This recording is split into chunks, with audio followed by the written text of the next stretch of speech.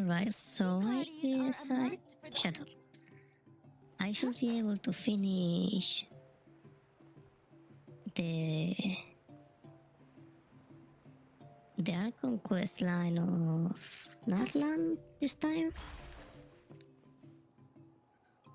I mean, I'm not sure, but it should be true, right? I mean, the final battle with the Abyss is at hand. That's what it says here, so it should be true.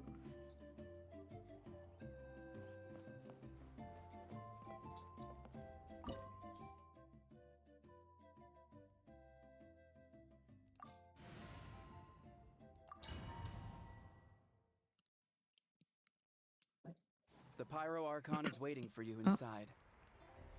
The sacred flame is even brighter than usual. Oh, Katina!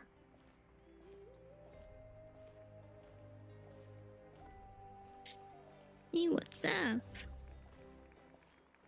Huh? I can talk with her. Damn it. Auroron? Oh. What's that? Sorry, I got a notification. This day.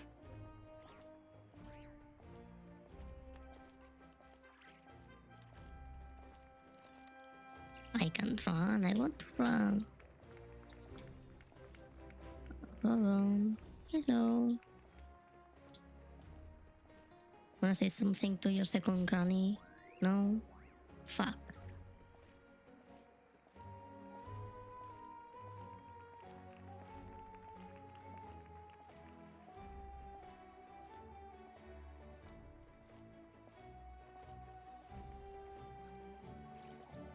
On behalf of all who never lived to see this moment.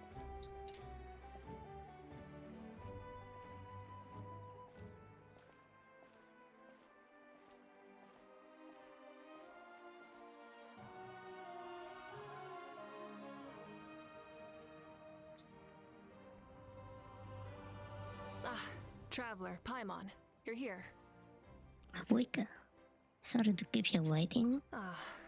Judging by the confident look on your Holy face, fuck. I assume your ancient name is complete? I was still surprised about the leader of the dudes of the Night Queen. The Night Queen. Yeah. I mean, look at him. He's a fucking giant. Yep, it's good to go. Shilonen specifically reminded us to show it to you. To Miney. Yes, that fits you perfectly. Is that an ancient name? I heard this is the first time we forged an ancient name for an Outlander. Seems like it was a success. What's engraved on it? Is that the leader of the collective of Plenty? I think I didn't see him yet. Looks like my people are just as curious about this name. Traveler, Paimon, join me over here. But I mean, it's the only leader I didn't see, so I guess it must be him.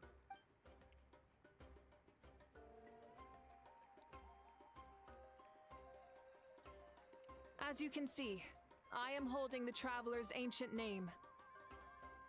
With this name, the Wyab entrusts to her a monumental task, and this land binds us as kin. To Miney. That is her name. Like starlight amid the darkness, flames amid the cold, it means hope. To Miney. Hope. After all these endless years of fighting, we finally found it, haven't we? Ever since the invasion of the Abyss and the decline of the ley lines, the Ode of Resurrection has protected us for thousands of years. For generations we have lived on this land, following in the footsteps of our forebears, taking their place on the front lines. We all carry that struggle with us. And now, thanks to your efforts, the end is in sight. We have a chance to defeat the Abyss once and for all. Those people just vibing down there. There's at least 3 dancing. This glory is one we share. It belongs to all of Natlan! For Natlan! For Natlan!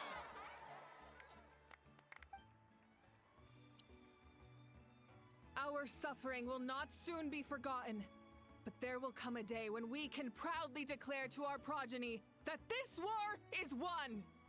For our fallen heroes, our lifelong comrades, and all who forge the path ahead through trial and tribulation. For our homeland, we will claim victory! In Natlan, no one fights alone! No one fights alone! To battle!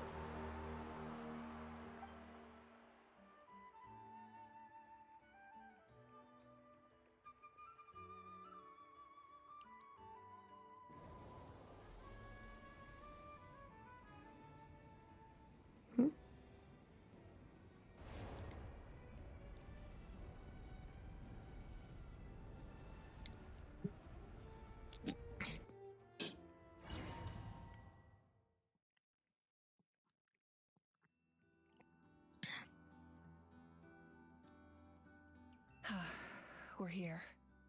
I'm sure you're familiar with the site of the Night Kingdom by now. The corrosion here is relatively mild, so this is our last pit stop.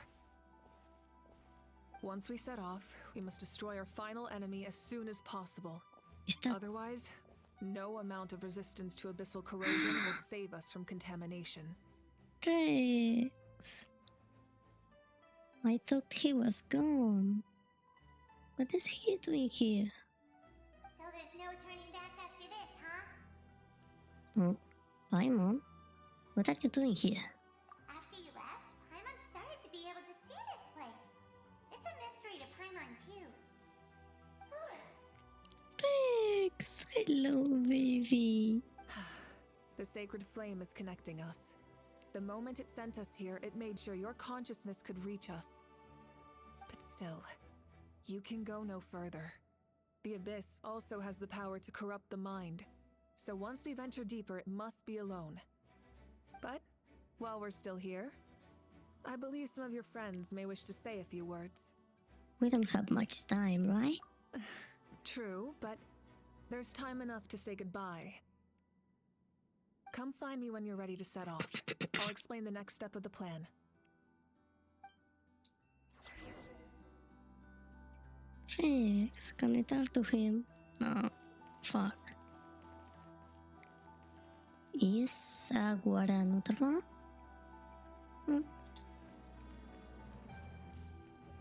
Hello. Can I say hi? You're about to set off, right? Your bravery is like an echo through the valley, calling on us to respond in kind. The children of Echoes offer you our blessing. Everyone is waiting for you back at the stadium. We'll be cheering the whole time. The Abyss is powerful, but there's no reason to fear. We've defeated it before, and you can do it again. Oh, and I brought Napika with me. She really wanted to see you. Hello, Miss Traveler. Hello. Not too long ago, you and Shalonen saved me and helped me recover my real name. And now, you're going somewhere super dangerous in the name of everyone in Natlan. Yeah, she's amazing! Shalonen says a name is like a blessing. So, I want to give you my blessing too. But, I don't know any fancy words, so just be safe and come visit us soon. We can celebrate your birthday next time. Oh, sounds good to me. Then it's a promise. That's right, a promise to meet again in the future. Our tribe is always open to you. Whenever you choose to return, we'll welcome you back with a huge feast of barbecue and wine. I have no doubt that victory will be ours.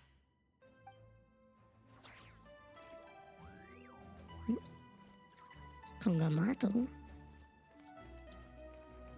On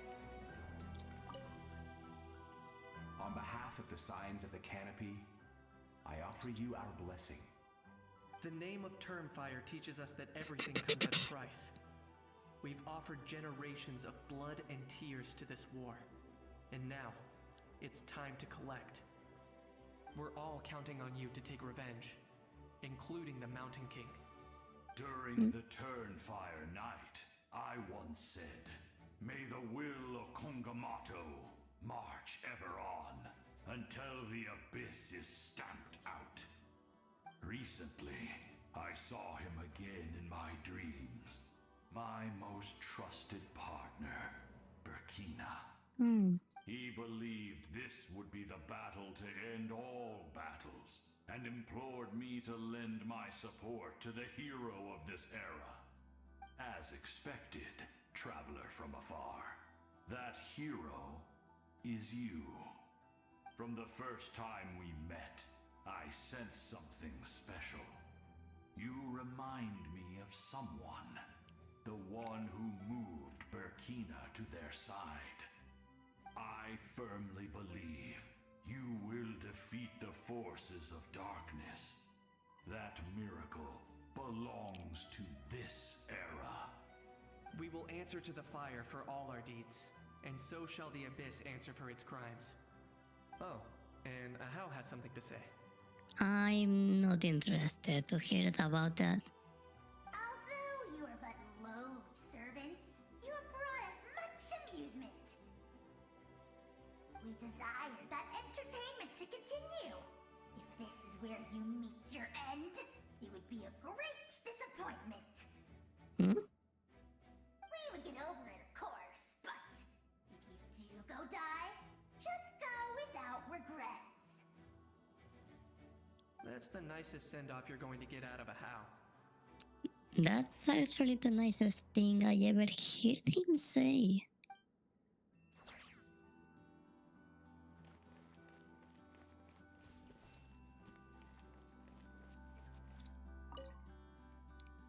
In this place where streams and waves converge, the people of the springs gather to honor your bravery. Uncle Noo's here to see you off too. You, young hero, are about to make history.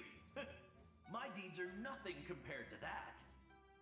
When our ancestors first set out on their adventure, they could never have known they were about to found a tribe that would last thousands of years into the future.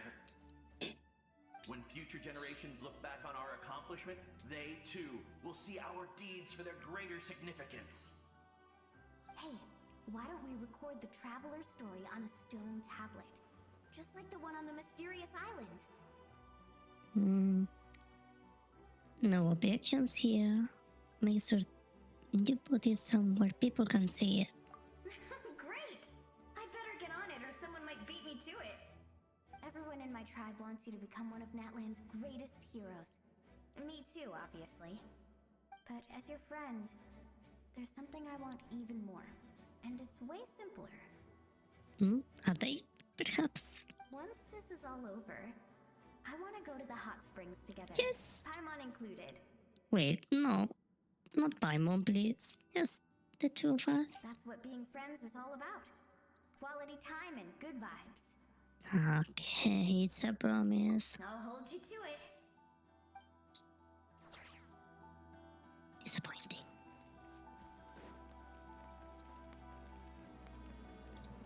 Oh?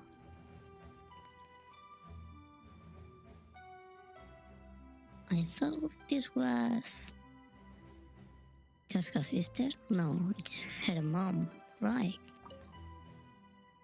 May the skies forever be clear and bright, and may we always be free to spread our wings and soar. For this wish, the Flower Feather Clan gathers here today. War is a heavy burden, and still, we never stopped moving forward. Long-awaited peace is now within reach. You have the opportunity to set that future in motion. Oh, wait, let me see the audio, please.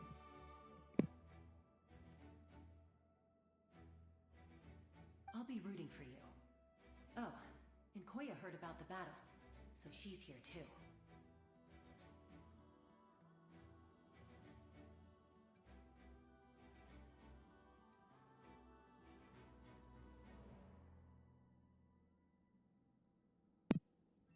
Maybe it's a bit low.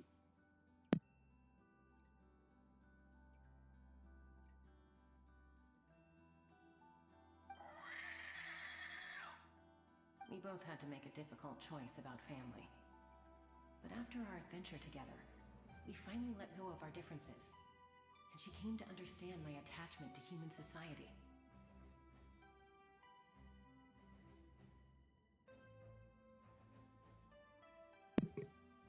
Within the tribe, I found new sources of love and happiness.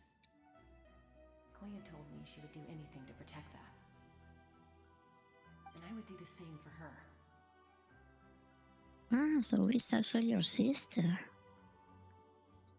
I didn't see any scars, so... The same goes for my human family. Ah, there's the scars.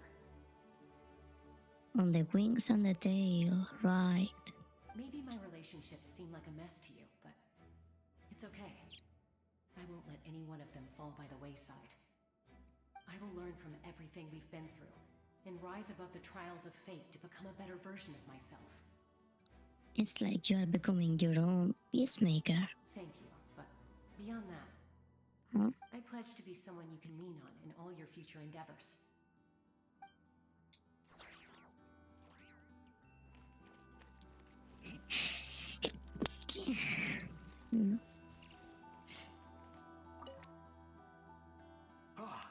A revelation came to me in a dream, and I shared it with my tribe. You are the star that will shine through the mist. Hey, tall guy. The spirits bless your journey. From this day forward, plants will sprout because of you. Insects will take flight after you, and all will turn to your will. That seems like overkill. I disagree. The land of Natlan nurtures life, but the Abyss knows only destruction. Natlan is also a land of memories and legends. I live longer than humans, and in all that time, I've learned what life and death mean to people. The dead draw solace from the living, and the living push forward in honor of the dead. In life and death, we all leave marks on this world. We cannot let them be reduced to nothing. I feel the same way. That's why I'm here. Yes. Thank you for joining this fight. I'll wait for your safe return.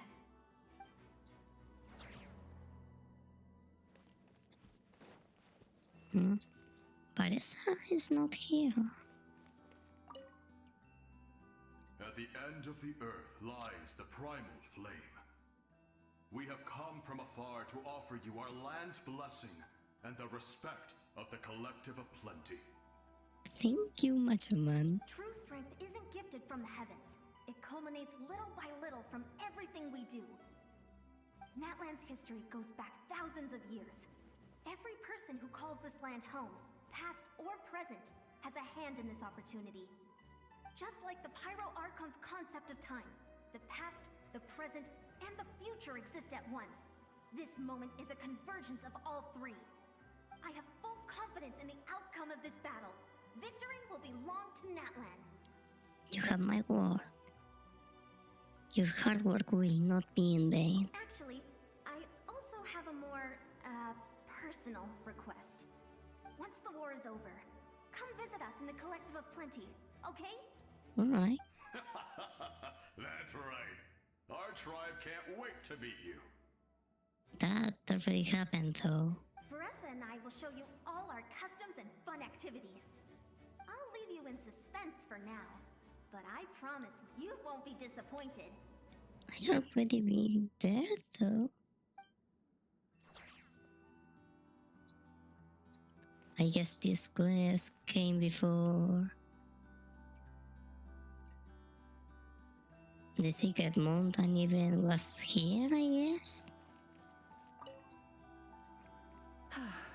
Are you ready, traveler? I'm ready. All right.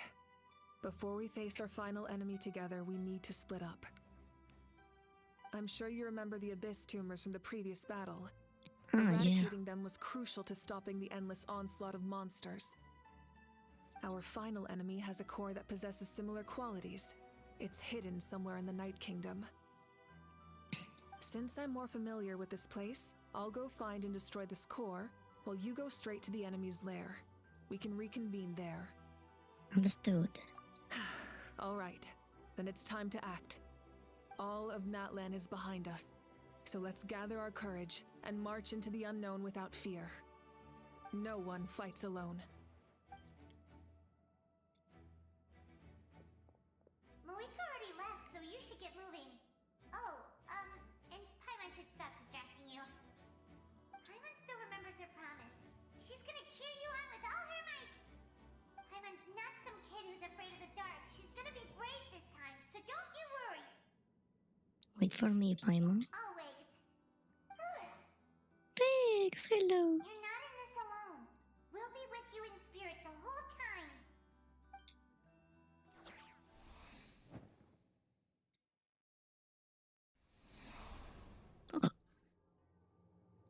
Nice.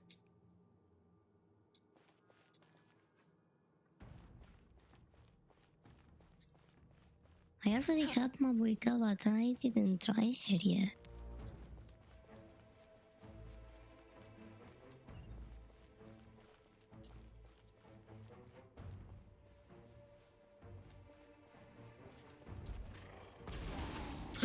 Nice.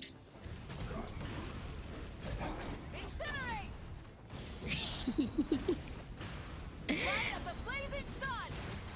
Nice.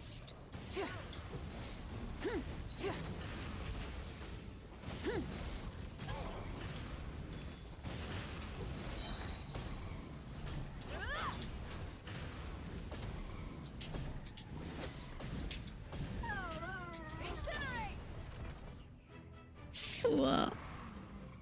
Full throttle! That's so cool.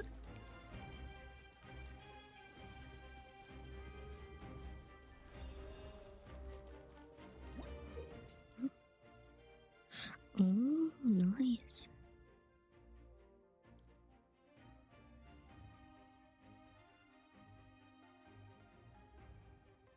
Hmm? Flame Strider? Is that how the bike... Is that the bike's name? Okay, let's see.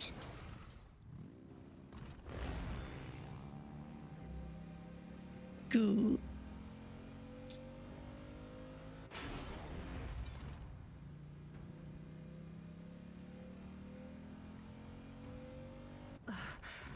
Something feels familiar. I love this so much.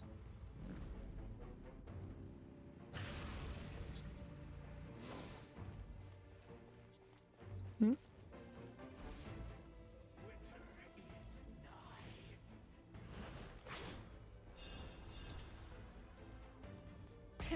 Rev the engine! Rev from the sky!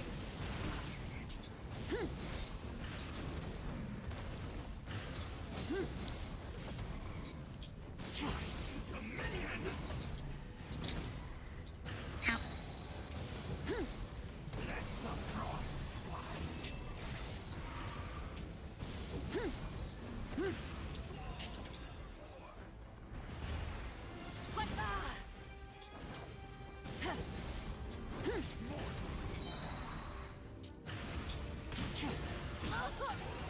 I see.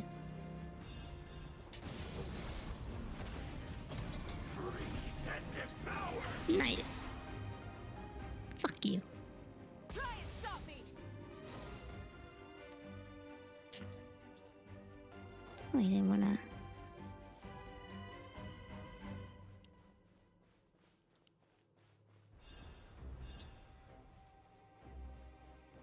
Pero.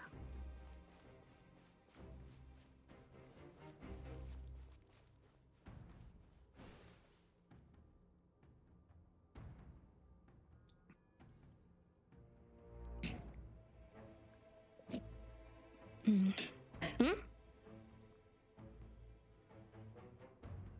Hey, sis. It's been a long time. This form is probably what I look like in your memories, right? Actually, we already met in one of your dreams, didn't we? But you never told anyone. Out of all the awakened souls, I was surprised you were one of them. After all, it's been 500 years. Yeah. I'm sure my soul has been reborn many times by now. But that doesn't mean Hine is gone. If the past, present, and future exist at once, then it's only fair we get to meet again. You're right. It's too bad we don't have more time to talk. Your plan is almost at the final stage, isn't it? I knew it. When you set your mind to something, there's nothing you can't do, no matter how difficult. Oh, I really wanted to help you in this era. But an ordinary person can't transcend time. Back then, I said I'd come find you one day. But... oh, I failed, time and time again. You didn't fail. Wait, then the paper frog I made? You got it? What? Paper frog? Yes. And your architecture manual as well. The family you left it with got it to me in one piece.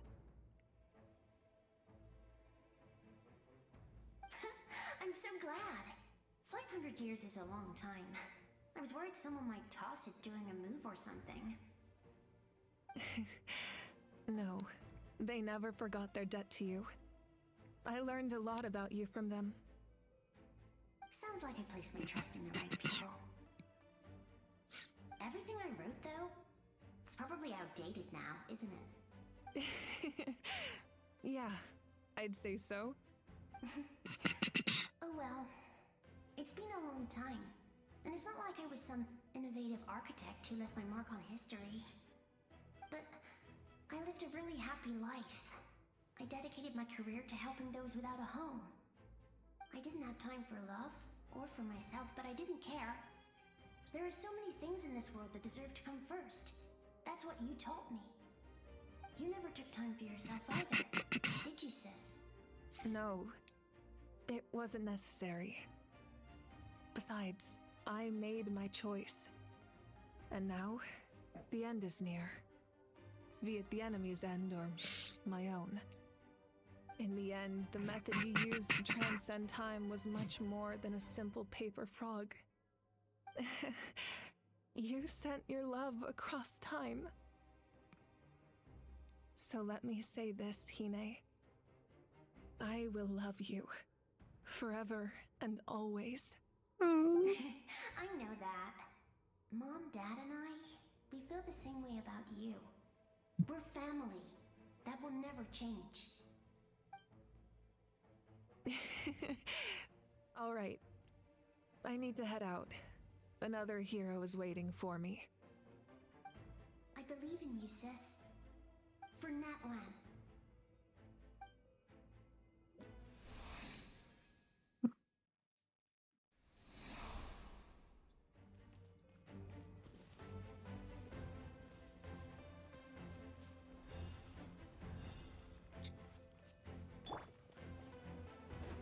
Don't worry, we're here to help.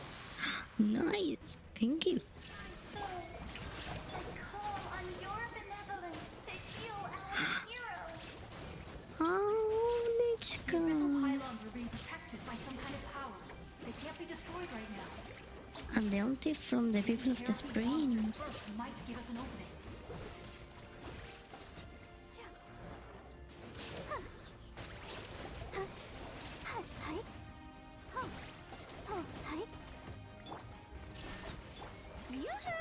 Let's dance.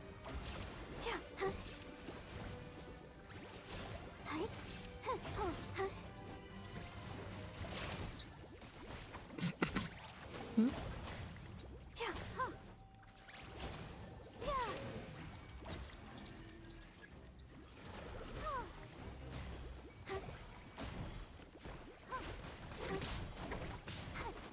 Illusion shot! Strike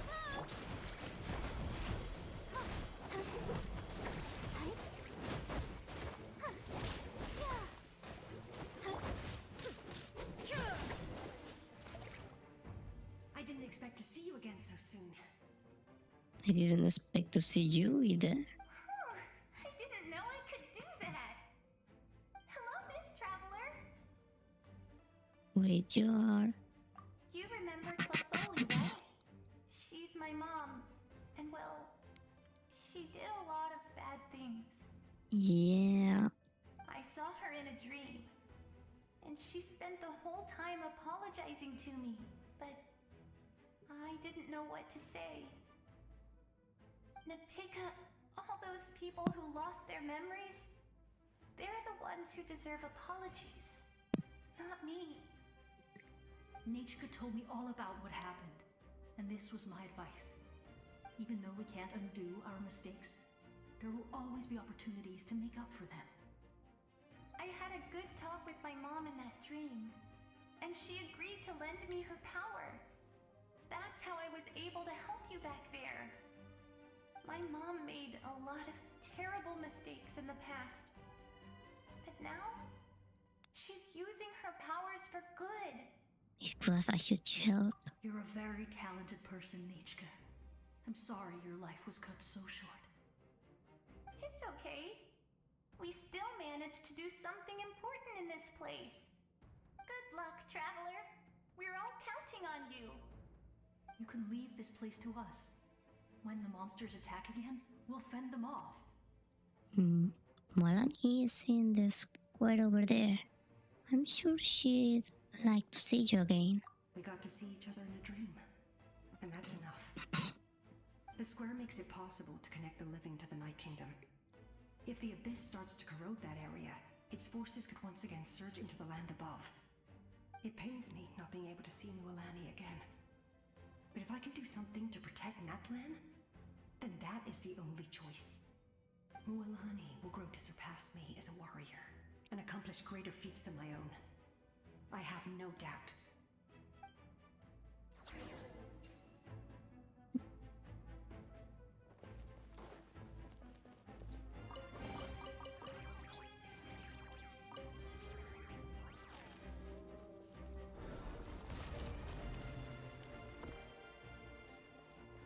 Oh, so foggy.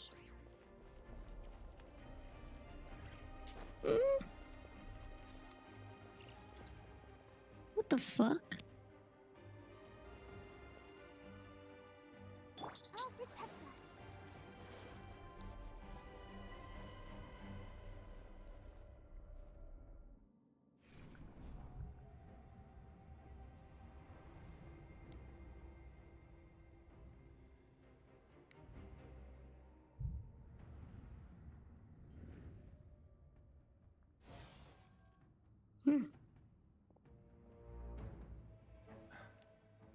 It's you. I knew you would come. You're together again. We meet again. Remember me? I'm Malco. We met when you came to rescue Kachina. I could barely hold on to my human form back then. I thought you were, perder. Vichama told me about the horrific battle on the surface, but now, the souls of the Night Kingdom have been revitalized. More importantly, after everything, we finally get to fight side by side again. It's all thanks to you and Siglali. Running into you here, it's a surprise for me too. The path ahead has been heavily corroded by the Abyss. Navigation will be tricky. I can help illuminate your way, just like before. I'll take care of recon and combat. I was in a bad place when you met me, but I was a capable warrior back in the day. Come on, follow me. Thanks, I appreciate it. Of course. It's dangerous out there, so stay close.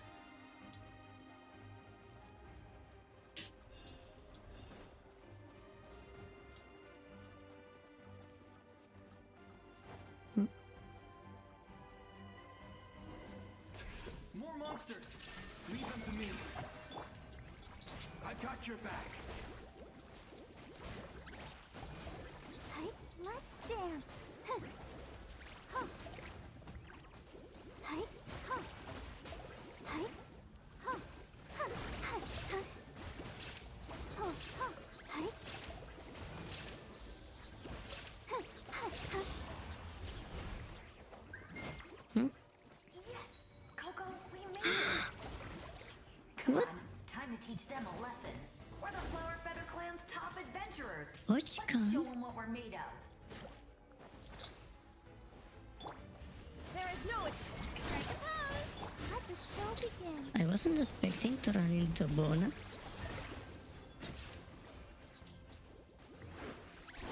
Go, Barbara, go!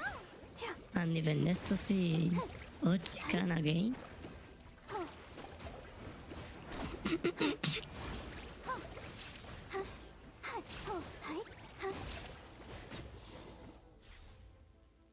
Whoa, you're as strong as ever. Hey Ochikan! Ah, who are these two? An amazing adventurer and her companion. My good friends. You said it, not me. Everyone here's amazing. So of course that includes me and Coco. We all have our own journey, and we need to see it through to the end. Not all adventurers go down in history. But right now, it's safe to say we're doing something extremely important. Definitely. Then let's go. We're all with you. I know your guide fairy and little one couldn't join you here, but I'm sure they're still with you in spirit.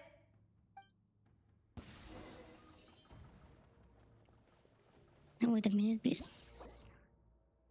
Wait. I'm gonna get rid of this bot. Done.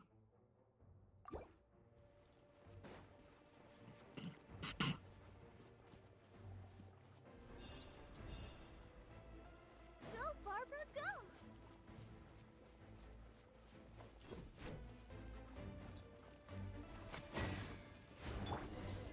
Shined up. I'll protect us. So strong. The power of the abyss is protecting it. It's That's right. Leave it to me. What? Time for the abyss to face its reckoning. You? Hey. Illusion shattered. That was amazing. Judging by your clothes, you're not from Natlan, are you? What the hell are you doing here? I've never seen a soul like you in the Night Kingdom. But the Night Kingdom doesn't accept Outlanders, right? You are Guthrie. Guthrie? Yes. Although, rather than a soul, it would be more accurate to say that I'm a story created by the people of Natlan. I was his most trusted second in command. 500 years ago, we fought against the Abyss together, and I sacrificed myself during battle. The shamans of the Masters of the Night Wind recorded my story on a woven scroll. Even now, many in Natlan know my name. So you're him, but also not him? That's right. What you see is the me from the story. I was remembered as a glorious hero, even though the truth is quite the opposite. I bet. It was in fragmented memories of my life that I finally began to understand the real me. Unlike my righteous and noble commander, I was obsessive and cruel. An approach I believe to be more efficient.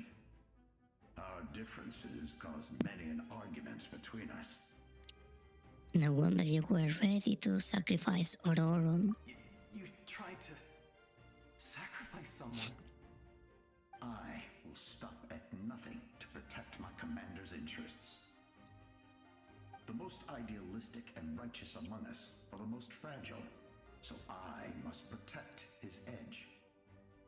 Strong hand is required to stand against a strong foe. That is what the glory of Conria means to me. So you still believe in him, even though he's a stranger to you now? I do. I have my reasons, as do all who believe in something. You will understand that soon enough. Well, I guess we are allies Due to the now. limitations of the ley lines, we can go no further. The enemy's lair is close at hand. But don't worry. All the souls of the Night Kingdom will lend you their aid. You will become the hero of a new era. You're a special one, Traveler. You proved that again just now. The light will continue to guide your way Oh. through the endless darkness. You can talk again. Hello, friend. Go now, for Natlan, and for all who lost their lives to the Abyss. This time, we shall prevail. Not for any single nation or faction, but for us all.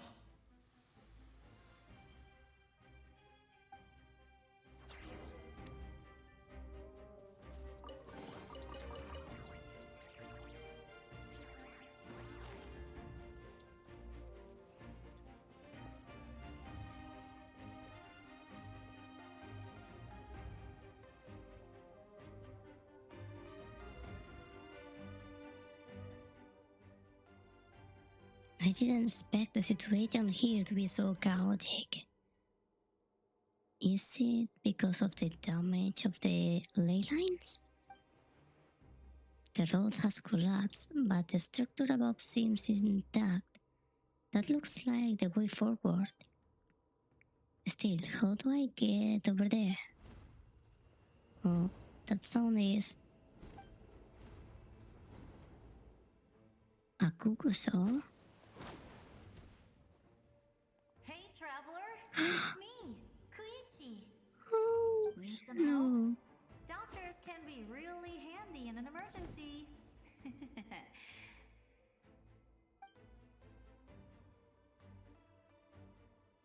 With your special powers, you should be able to make it through this place. So many Saurians. Go now! Go! Huh? What was that? I felt shaking all of a sudden. Could it be that Mabuika's grabbed up everything on her own? Oh, I was wondering where she went. Well, that just means we've got even less time to waste. I never liked causing trouble, and I definitely don't want to be the one who holds up the Pyro Archon's plan. Koichi, you want to see Jashka, didn't you? Yeah. I'm really glad she fulfilled her mission. She seemed a lot more mature than before. All those years of worrying, but better late than ever, right? Anyway, that was enough for me. I won't show up in her dreams anymore. Back to the natural order of things. Worrying is supposed to be the older sister's job. You're really strong, Koichi. All right, enough about that. All we can do is accept the past and continue to look forward. I would say our nation's future is looking very bright. Go now, Traveler.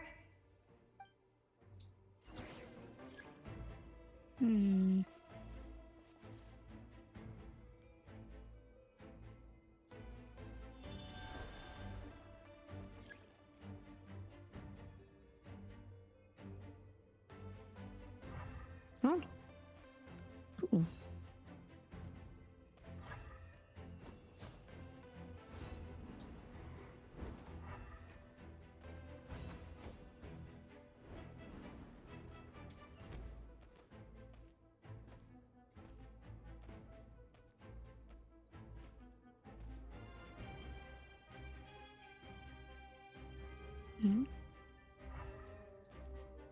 Oh. Just this one.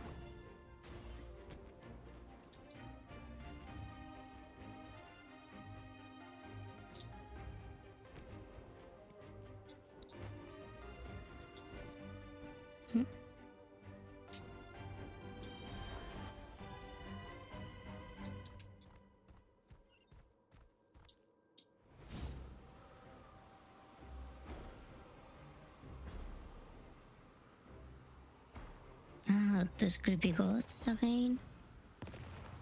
Whoa!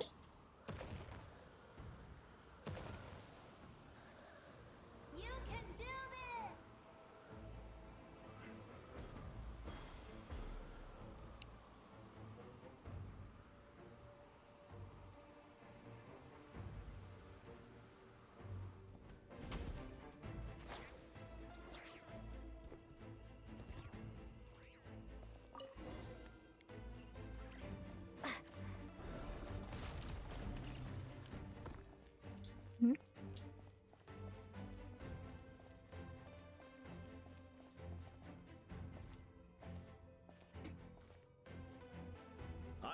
grace. I trust. I acknowledge. I welcome. I follow. I walk with. The heroes of the past. Tenoch, the one and many.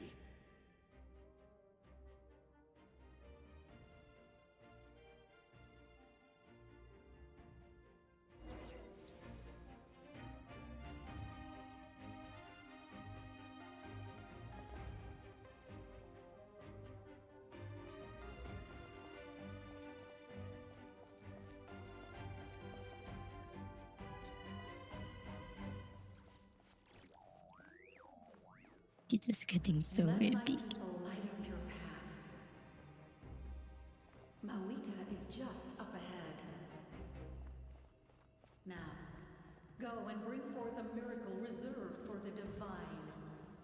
The goddess of the night? You, the kindling we know as humanity.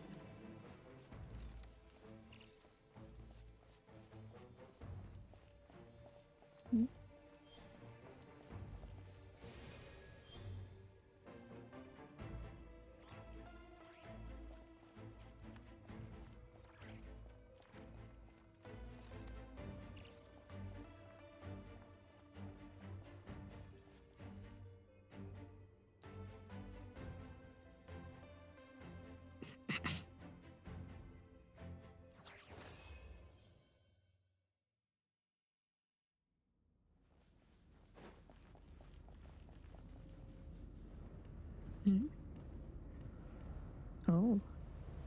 This kinda looks like the chasm. Ah, Mawika's there.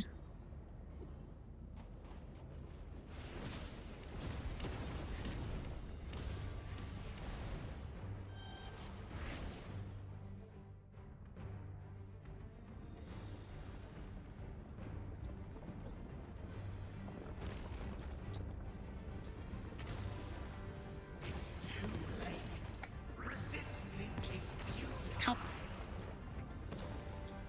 Who's that?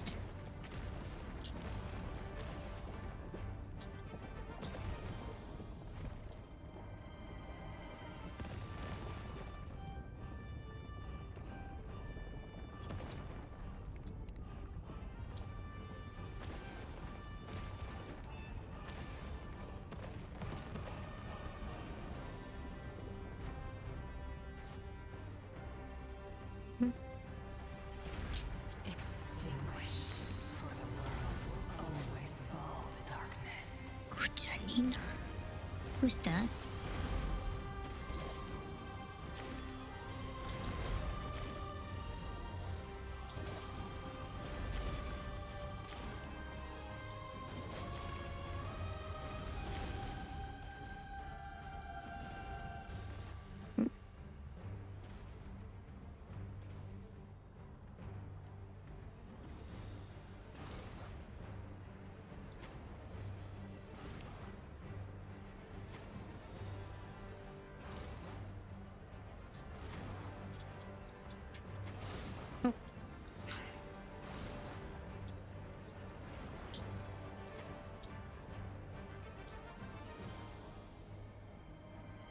Fire shall be this nation's tomb.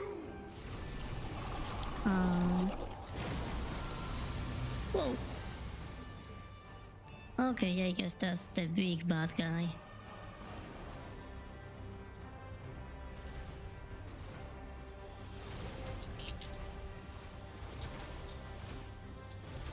Ow.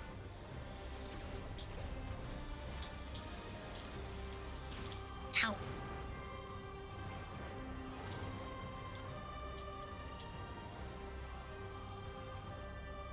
War is nothing but a hopeless struggle. Ah.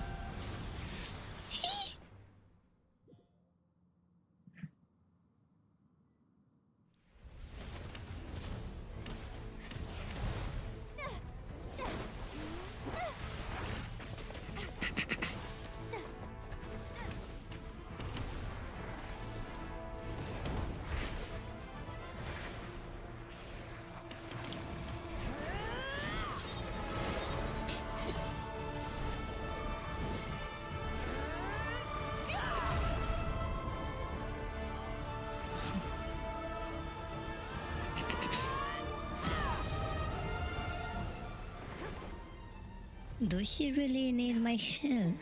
If you so yearn for the agony of death, then bow down to its true appearance!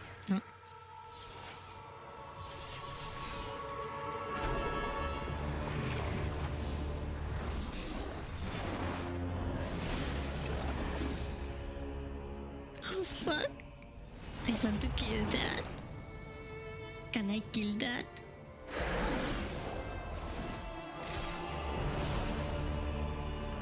Nice.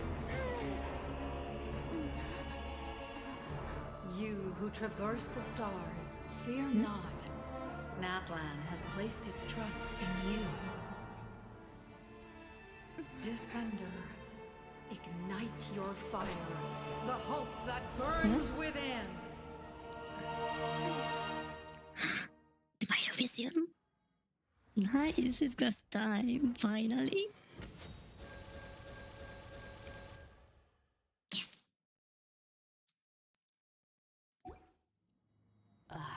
Ooh, nice. Light of this flame dozens of times.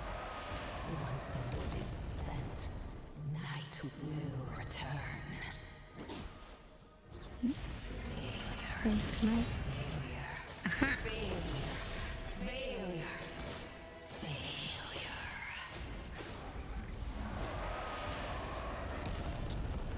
Wait, who do I touch there?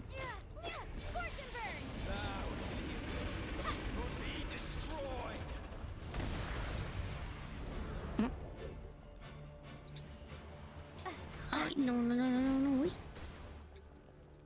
Oh, wait. You are loyal to the wrong master.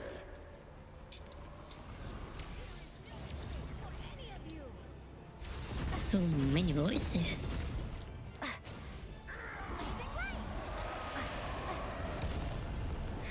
Oh, I may be a bit dead here. Second place. Nice! Oh.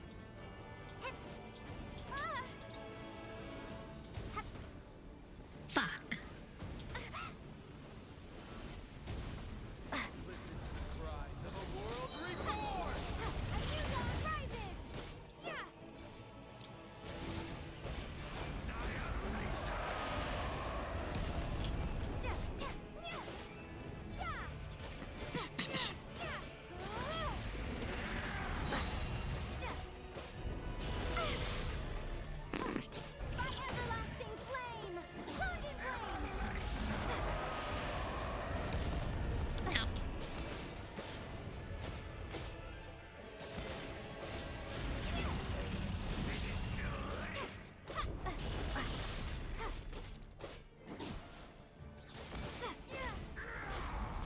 Okay, I think I get it now. How to use this vision now.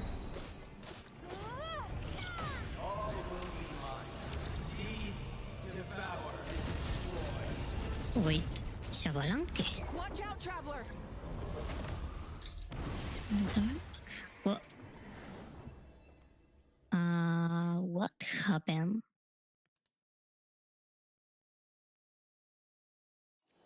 All will be mine to seize, devour, and destroy. But that was like the first or second Pyro Archon, right? The one that fought the dragons.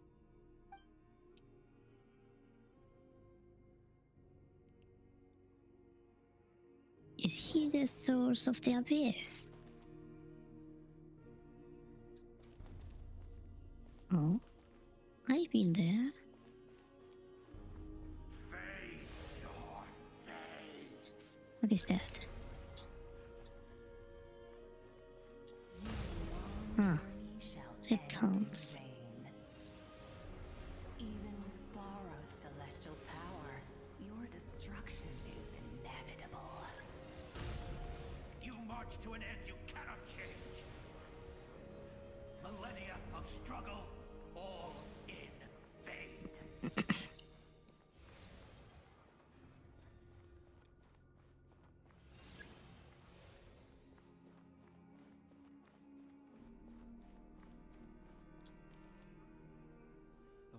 lives of the Descenders are more valuable than you can imagine. You will destroy this world's hope with your own hands! Huh? The Descenders. If I was fated to fail, then why do you fear?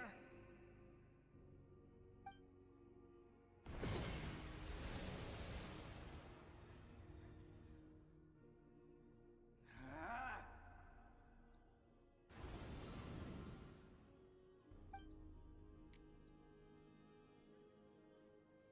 He wants the Descenders to destroy the world? We embark on a pilgrimage for the wishes of the people.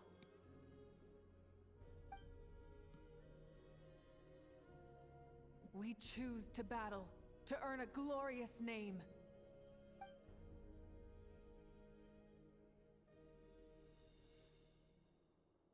And in the end, we burn to cinders for a dream.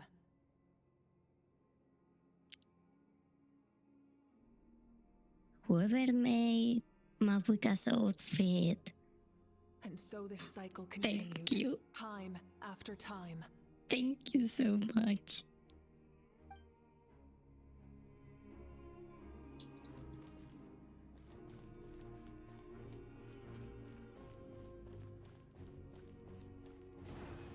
Hmm?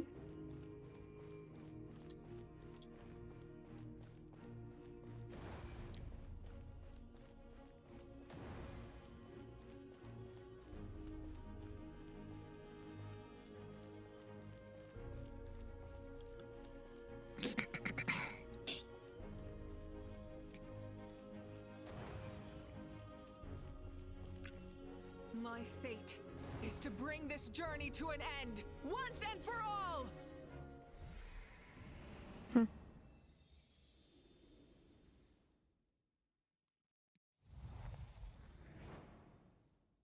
Oh.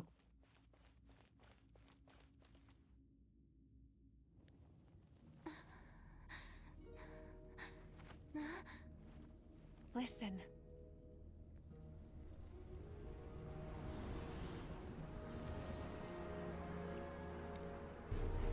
Did they lose? No, it can't be. No. Regina's gonna cry. We are the inheritors of memory and legend. Those who grew alongside sun and wind. Those who forged our own destiny and future. That is Natlan's fire, the lifeblood of our nation.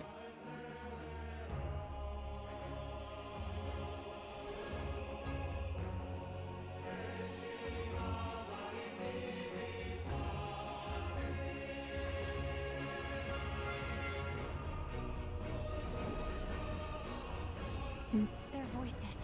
I hear them. In the beginning, there was darkness. Until someone set themselves aflame. Only then did the universe know light.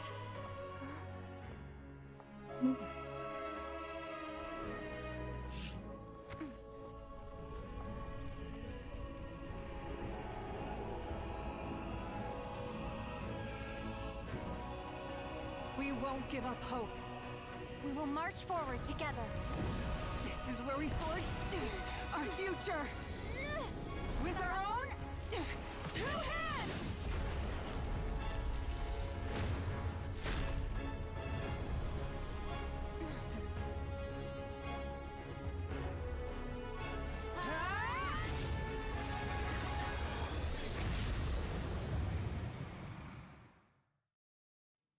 Why do this has to be so epic? The flames of hope still burn within you. But with fear comes darkness, and with darkness comes dominion. In darkness the world was born, and so it shall return.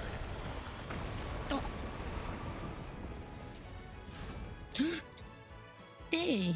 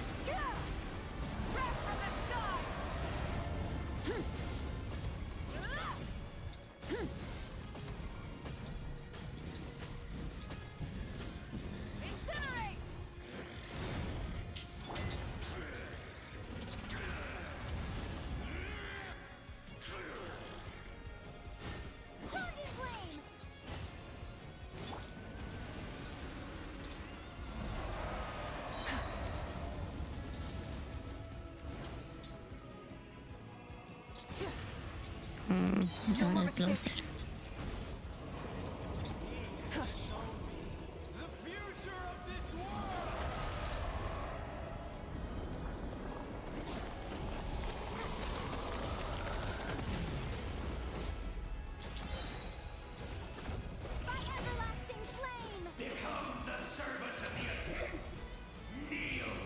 What?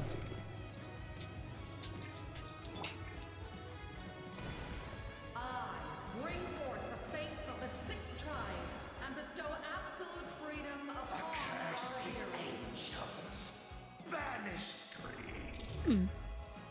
You should have long since been And just punish someone? We need to purify the totem poles.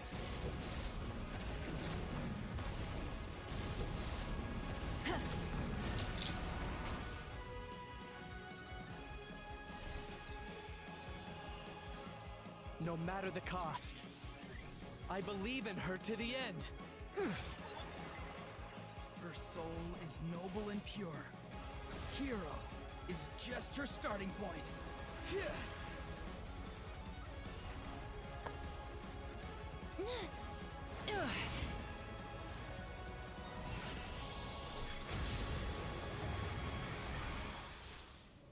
Why do you struggle when you are so weary? Why must you Special seek skill pain? center. I mean...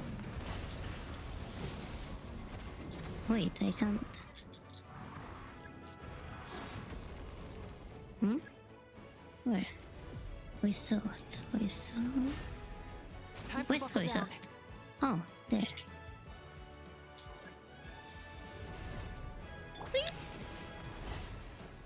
But I'm no one healed. Damn it.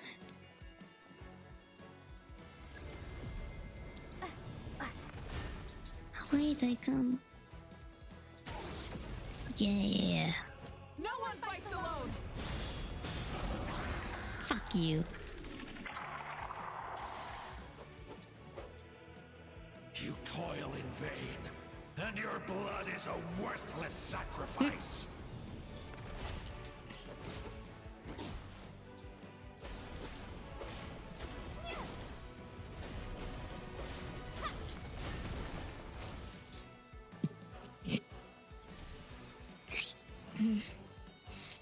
I wish to soar with her and see the world beyond the sky. Wherever she calls home, surely that land is a place of freedom and warmth.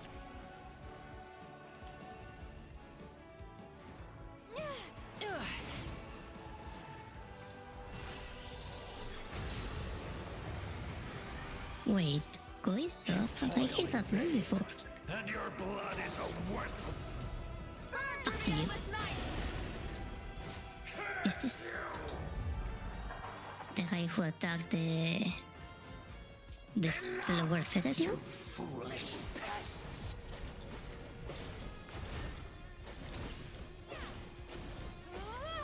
Come on, just a bit more.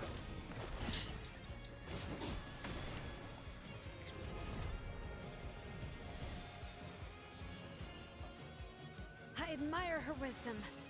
How she always lives in the moment. Being her friend makes me so happy.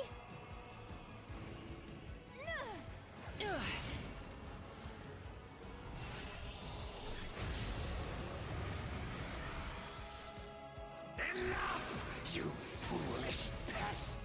Fuck you. We'll take back Natlan's future.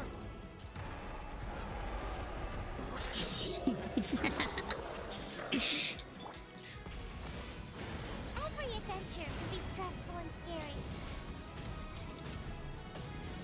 But with the Traveler around, there's always hope. There's no challenge too great. As long as we're together, we can do anything. We will never, ever, ever stop moving forward. Because that's what it means to be best friends.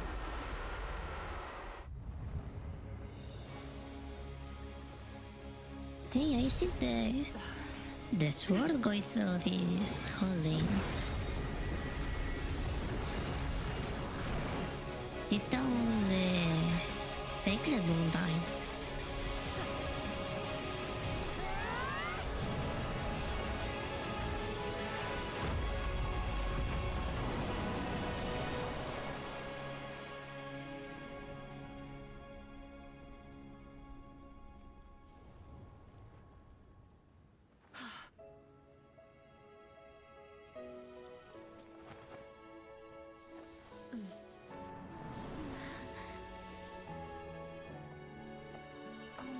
To get back, do we pray? There's a faster way. Ooh, you're right. Nice.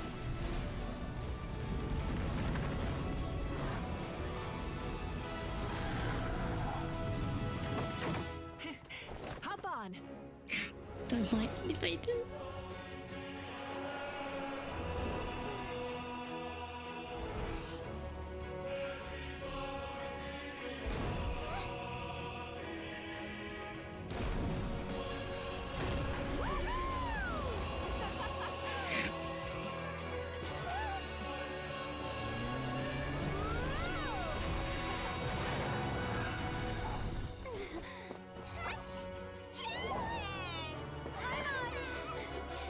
No, I'd rather keep calling Mabuiga.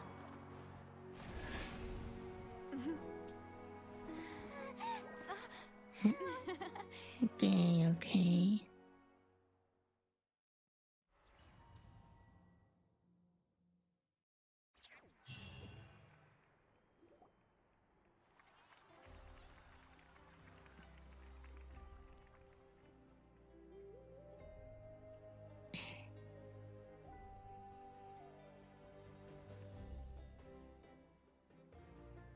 Unbelievable.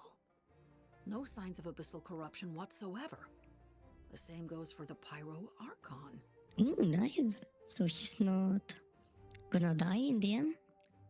Oh, in that case, just get some rest and enjoy your victory. That means there's officially nothing to worry about. You won! You actually won! Finally, it's time to relax. Finally, someone to speak for me. You know what? Never mind. You get a free pass on all Paimon teasing today. You did it again, Traveler. Your strength is remarkable. And now, Natlan is finally free from the threat of the abyss. Welcome back, great hero. I can't wait to tell your story to everyone. We should record it on a woven scroll, too. That way your story will be preserved in my tribe for generations to come. I'm sure the grannies and gramps back home are already on it. Amazing job, Traveler. Becoming the first Outlander with an ancient name definitely makes you a legend. The Lord of the Night was right to place her trust in you. She chose the perfect name. The most important thing is that you made it back safe. Now I don't have to worry about the rescue plan. Rescue plan? You came up with a rescue plan? Well, the Traveler already saved me once, so yeah. If things got risky down there, I was gonna charge in and rescue her. Oh. I don't think it would be quite so simple, Kachina. But still, if something like that really did happen, I'd come for you too, no matter what it took. Couldn't have said it better myself. Bravery aside, I try not to act on impulse. But I suppose there's an exception to every rule. Before you praise me too much, I have something to say. In the ley lines, I encountered many souls of the dead, and I could hear everyone rooting for me from above. Honestly, I was expecting Capitano to do something during the battle, you know? Like joining or something. Wait, really? Who did you see? I saw Atea, Vichama, Koichi, and all 6 heroes from 500 years ago. Not to mention, I heard the messages you left for me in my ancient name. I have to thank each and every one of you. Without your help, I could never have defeated an enemy as strong as the Abyss. So, you heard everything we said? Those messages became part of your name during the forging process. I just didn't expect them to come in handy at such a crucial moment. To think that you heard them, though, that's a little embarrassing. Hey, what's embarrassing about that? I'll say it again right now. Being your friend makes me so happy. Good one, Koichi. Things are looking lively over here. How you feeling, Traveler? I feel completely fine. Great. Just what I wanted to hear. The preparations for your celebration ceremony are almost complete. Celebration ceremony? According to tradition, we hold a celebration ceremony for our most outstanding warriors after their final pilgrimage. In most cases, outstanding means warriors who earned more than 20 victories in the Night Warden Wars. It's an exceedingly rare honor. You can think of it almost like a lifetime achievement award. We haven't held one of those ceremonies in a long time, though. True, but given the Traveler's exceptional contribution to this victory, I think she's more than worthy of the honor. Let's head to the center of the stadium, and I'll announce the honor to everyone. You deserve a formal round of applause for this achievement. Ooh, then I'm gonna grab the best seat in the house. Wait, I'm coming too! Camera! This calls for a camera! Slow down, there's no rush.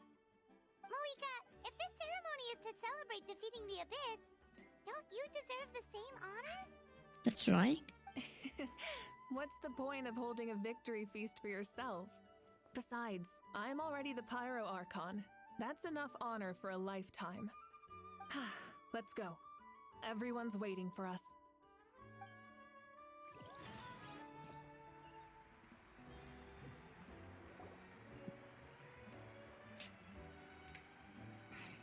Today, Natlan's long struggle against the Abyss has met its end. Many fought for this day and gave their lives for this cause.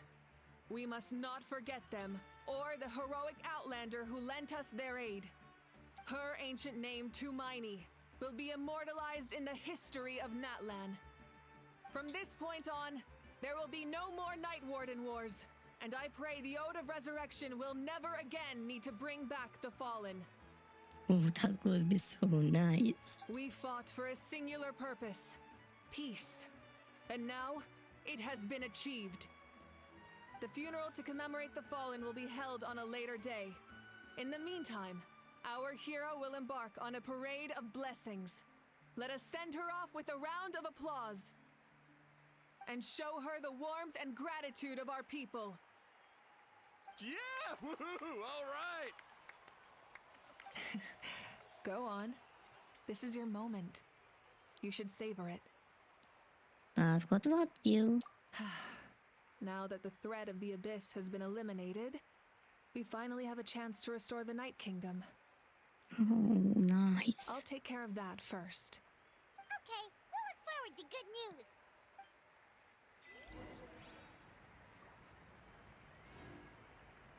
Wait. No, wait. Well, I'm gonna go to the bathroom in a moment. I'll be back soon.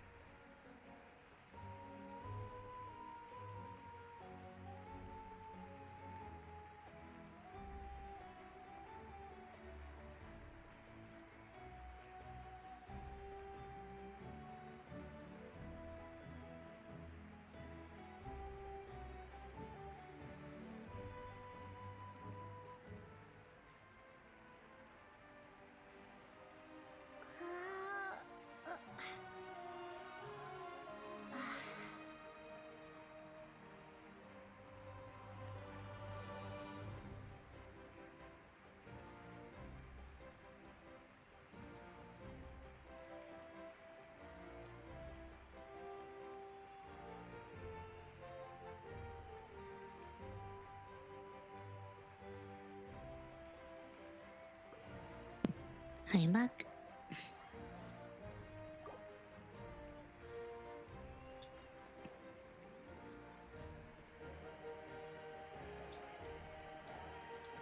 I can talk to anyone?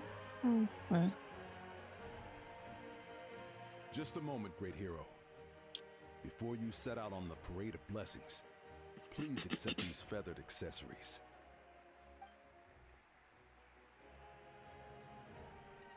We bestow these gifts to every hero who receives this honor.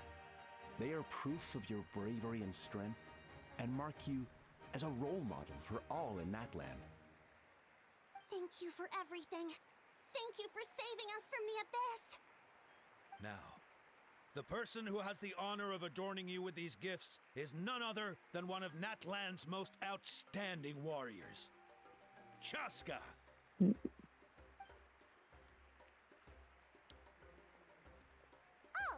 it's just someone we know. You sound disappointed. Mm.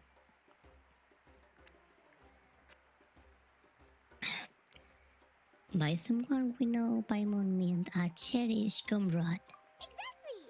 It makes this moment even more special because we're already friends. Well, both in a personal capacity and as a representative of all warriors in Natlan, I bestow upon you this blessing. May your flame forever burn, pure and bright. With us by your side, you'll never fight alone. Time to embark on your Parade of Blessings.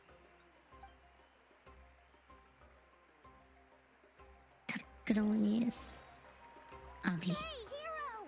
We're here to guide the way. Hmm? Great hero! Could you look this way for a sec? You are not Rex.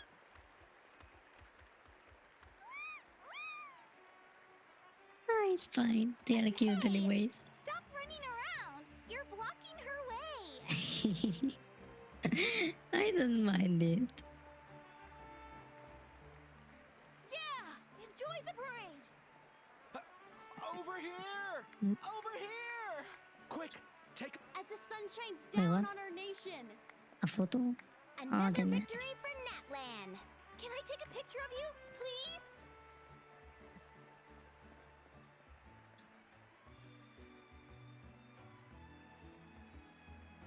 Great hero! Could I have a moment of your time? Yeah? A lot of people here really look up to you and would love to get a picture or an autograph. You don't mind indulging them for a little bit, do you? Oh. I guess. Wow, look at all the people. They must have been waiting here for a long time. That doesn't sound like too much to ask, right, Traveler? Alright. Just a few photos and autographs, right?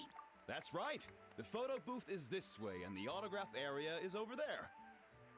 The Parade of Blessings will continue in that direction. So head to the next area whenever you're ready. We'll be cheering for you. Over here! Over here!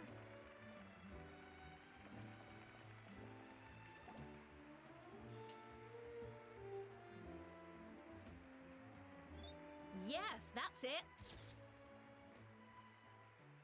Thank you.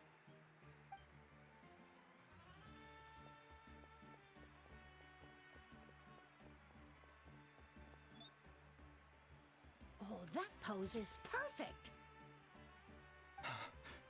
Such a precious memento. Wow, it looks great.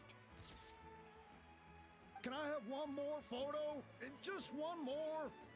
Sorry, only one photo per person. There's still a lot of people waiting. It's okay. One is enough. One is more than enough. Oh, look over here. Perfect. This is going straight into the next issue. Thank you, hero. Thank you so much for everything you've done for Natlan.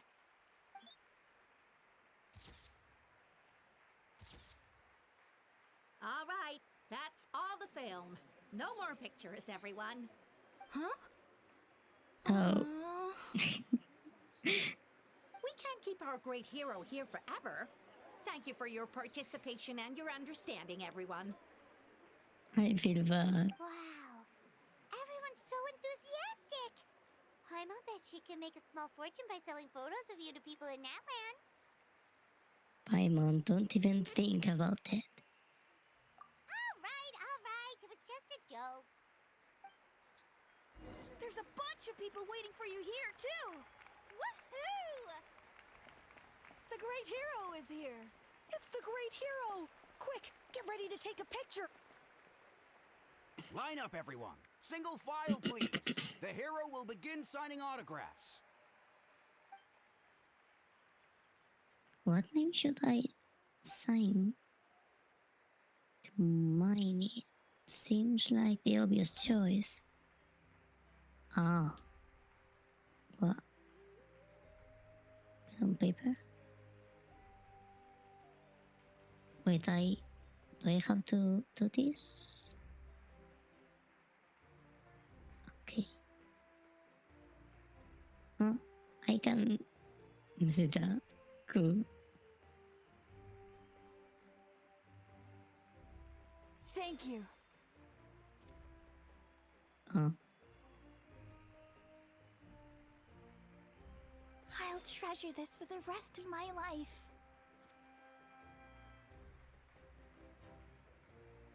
The hero's autograph? I actually got the hero's autograph?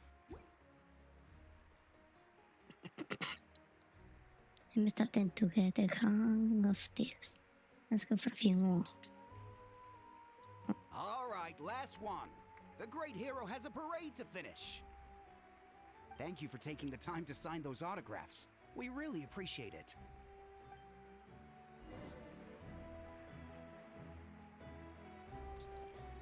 I can talk with friends. Why does no one ask for the autograph of the almighty Dragon Lord, Kahula How? Why would anyone want an autograph from a piece of trash?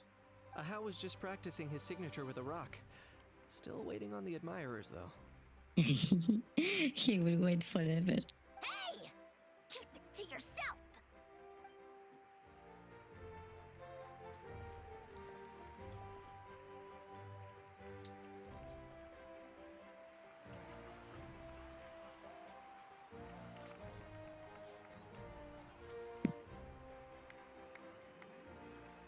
Sorry to bother you, great hero. I'm a messenger from the Scions of the Canopy. I know everyone's been curious about the hidden message behind Tumaini. Every ancient name has a story behind it and comes with a certain mantra. Usually, the Wayab reveal those mantras to our chiefs in a dream. But yours is still unknown to us. Oh, you mean like the lines the 6 heroes recited when they appeared? But, where do they come from? Is it something you have to decide, Traveler? In the beginning, there was darkness.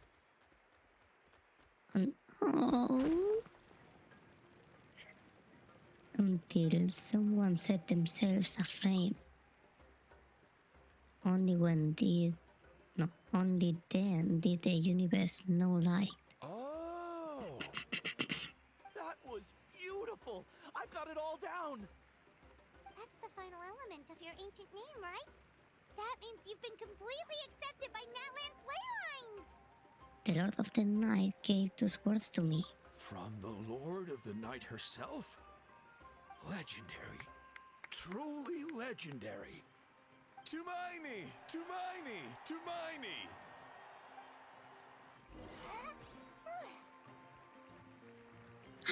Rex! And you brought a bunch of friends! Hello! Oh, I miss Rex so much.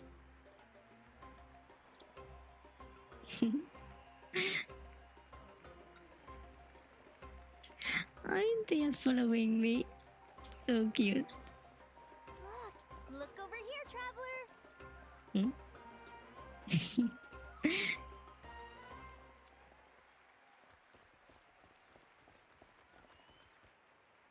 Huh? It's the Great Hero! Please, come dance with us! Whoa! What do you think, Traveler? Should we join them? Let's give it a whirl. Alright! Paimon's always willing to try something new!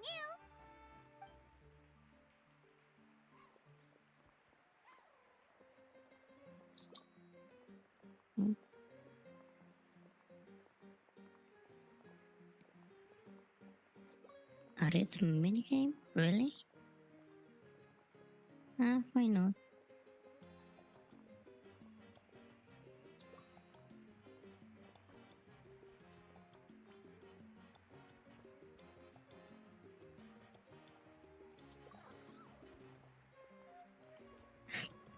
The little Saurians are so cute. Hey, not bad. You're a natural. Let's hear it for our hero.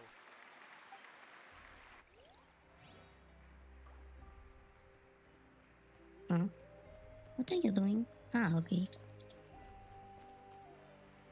We now arrive at the end of the Parade of Blessings. Let us offer the traveler our blessings one more time and give her a resounding round of applause. Woohoo! Yeah! All right! Woo! Thank you, everyone. That's a hero's welcome if Paimon ever saw one, Traveler! You deserve it, of course, considering the risk you took. Traveler, Paimon! Finally, I was looking everywhere for you. St. Molly! Why didn't you come to the parade? Never mind that.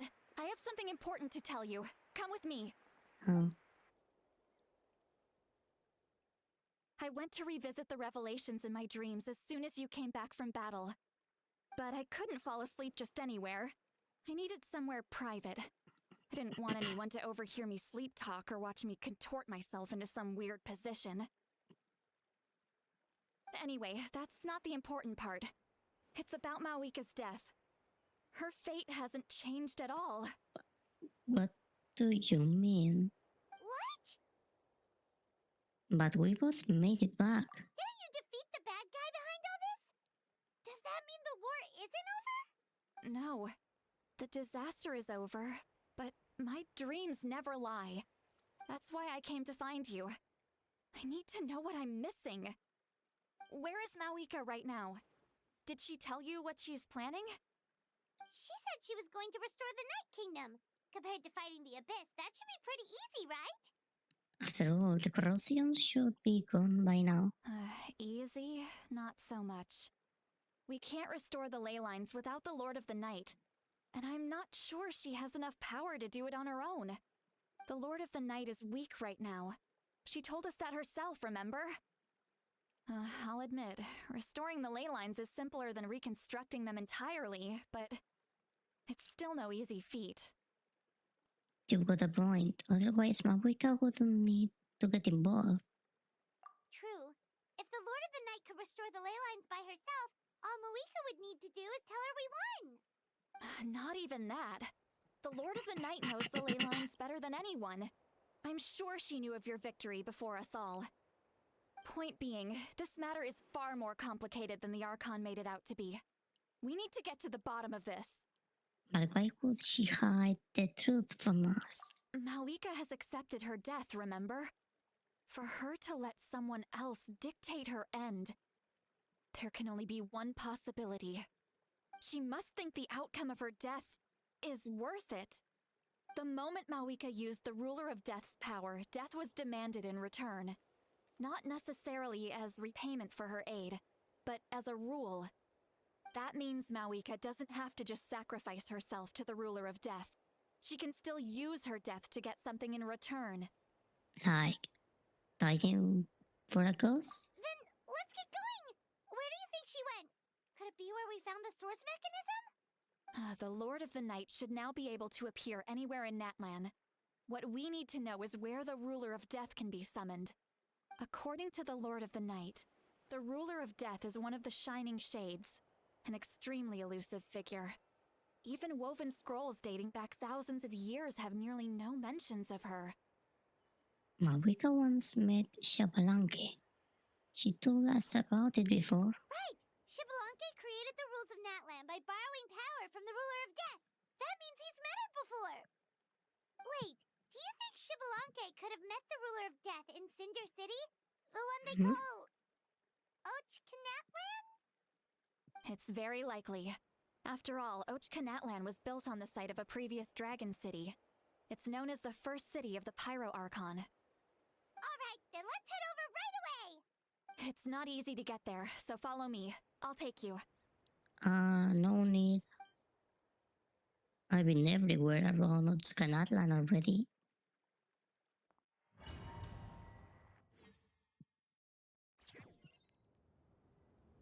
I got inside the domain again? Okay, what the fuck is that? Man, this place really is hard to get to.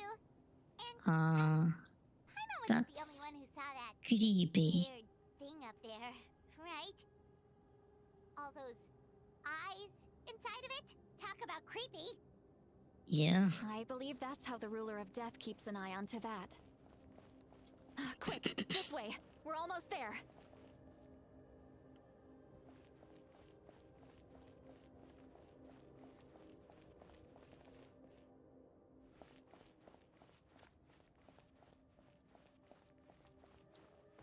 I can't run again. Fuck. Look, it's Moeka! Wait, this is Cinder City? I don't remember this being here. I have grown weary of the endless wait. The fate of this land is of no interest to me anymore.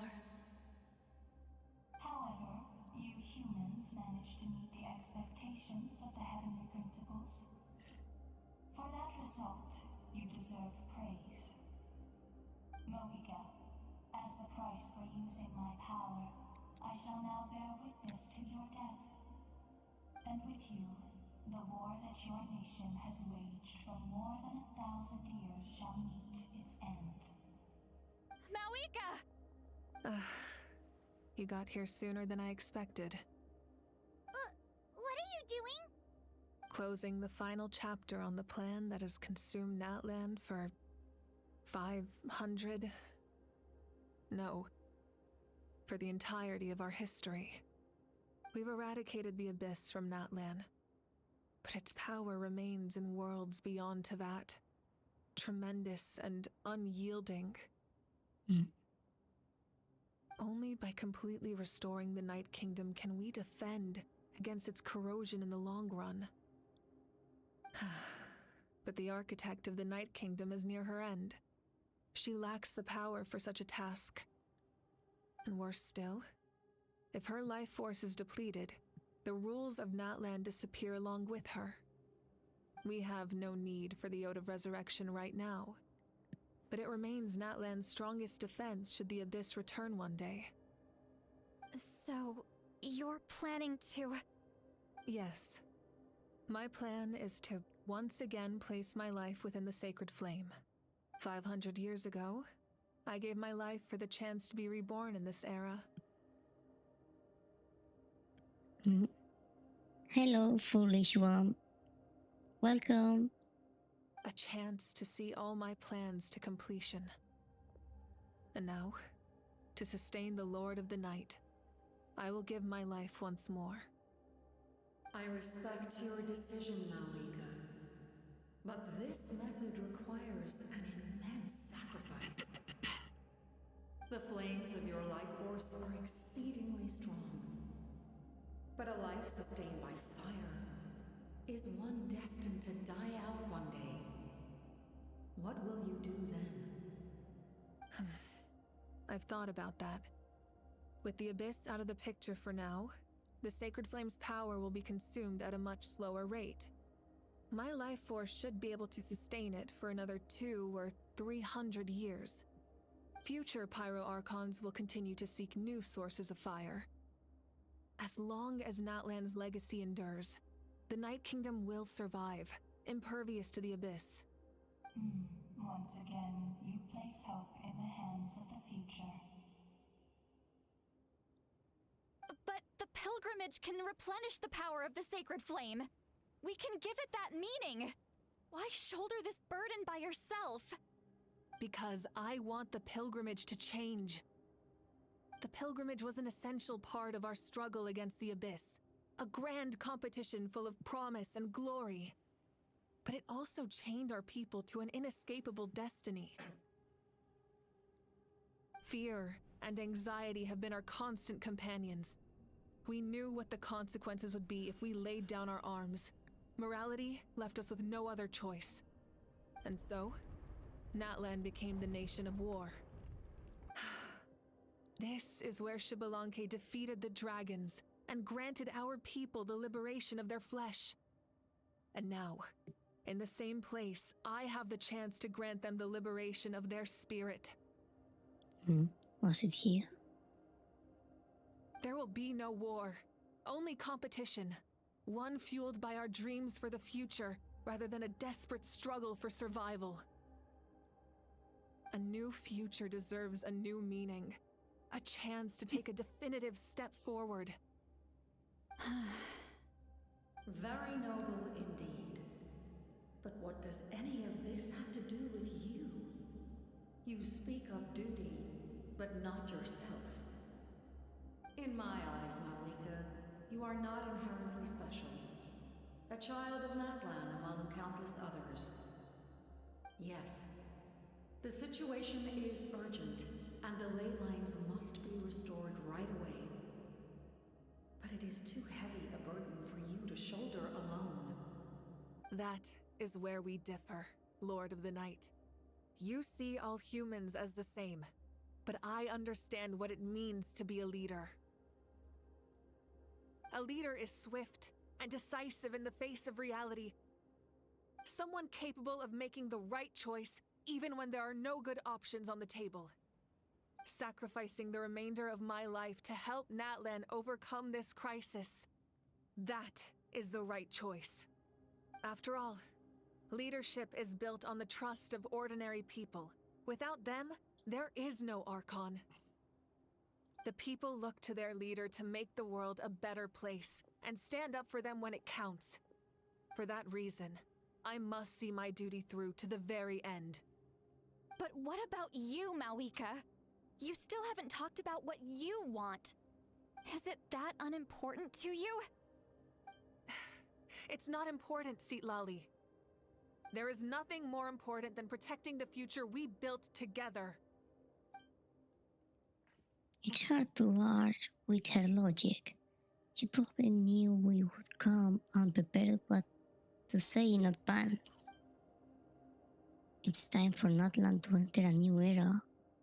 And I know she wants to fulfill her duty as a leader, but she deserves to have a place in the future she built with her people. I shall accept Malika's sacrifice for the Lord of the Night as her death, and I will bear witness to the very end. That thing is creepy. Can I kill her? Thus concludes the deal I made with Xbalanque several thousand years ago. Lord of the Night, you may now begin.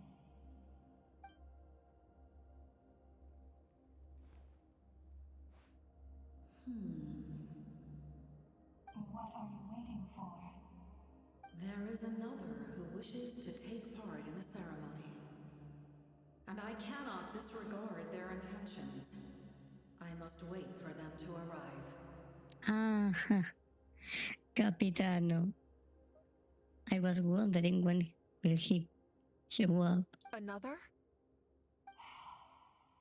I was to bear witness to a death, and now the situation is increasingly tenuous. If the life of this second individual fails to meet my requirements, I fear I may lose my patience. Ah, fuck you. Rest assured, his life will hold equal value. I am the helper of humanity, and I must always place their demands first, no matter who the human may be. Wait, then will Capitano die? Cumbersome. But there is nothing to be done. Such is the duty of an angel. was wondering when where I seen this thing.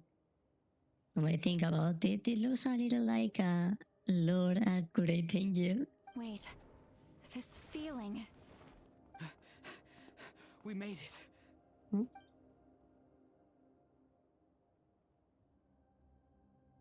Thank you for showing me the way. The captain? The other individual you mentioned. It was him? Indeed. Like you, he carries many lofty ideals. Malwika, I understand how you feel. And if I were an ordinary mortal, I would have no reason to stop you. But like you, I've been waiting for this day for too long, and I can offer a better solution. You created this new future, and you deserve to guide its direction. Your life should not end here. Right. But death is the end I have been trying to reach all along. I have come this far to use my death to open the gates of the ley lines to my people. Your people? Wait, the souls I saw in my dream. That's right. They have been with me for the past 500 years. Hmm. But how? Carrying that many souls within you? There's no way you could keep your consciousness intact. Besides, you weren't affected by the source mechanism like I was. Do you still remember the voice that you heard? It came from my heart. With the help of technology from Conria, my heart was modified to convert memories and souls from the ley lines into knowledge.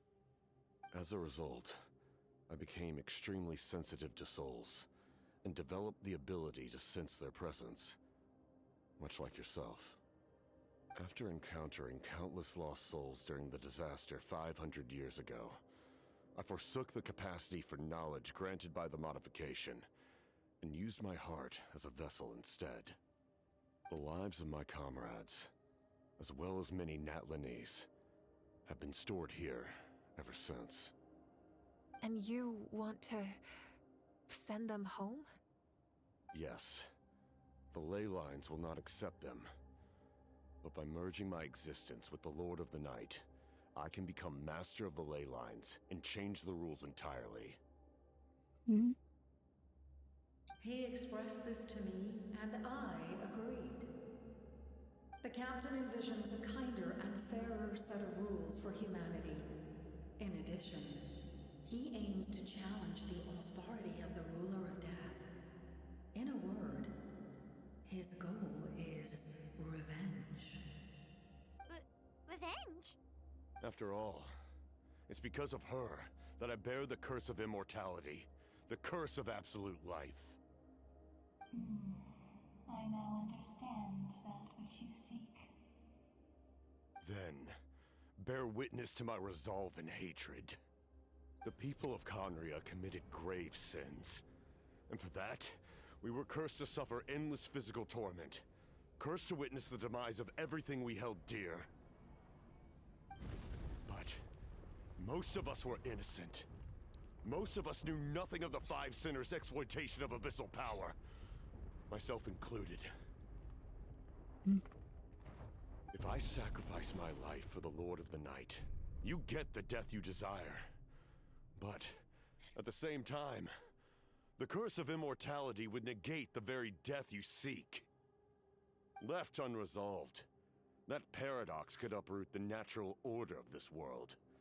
Even you, great ruler of death, lack the capacity to bear the consequences of that outcome. No, he is not. Your curse is now the tool with which I will overturn the oppression of the gods.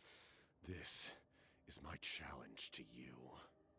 That sword is so sick. I want it. Was it... What is it made of? Souls? Forsake one of your rules. The choice is yours. Your new heart has limitless potential, and you have wielded it with bravery and honor. I grant you the title of Sentinel Knight. Like the four pillars of strength, you will continue to safeguard the glory of Conria. The glory of Conria. Our land, our dignity, and every comrade who fights alongside us. His face. Let me see. The Kingdom is almost destroyed. Our fallen soldiers, your comrades, they have nowhere to go. Huh? What are you doing? Are you taking all their souls with you? You're just an ordinary person. You can't bear that kind of burden. No hero should have to wander alone.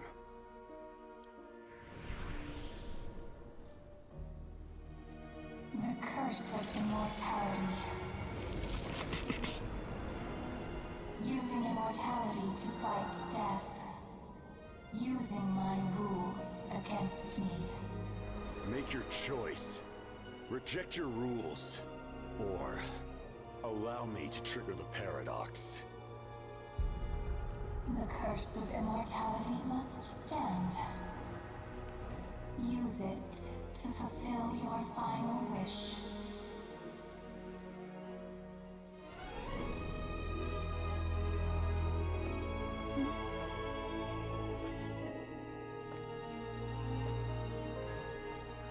Well fought, my lord.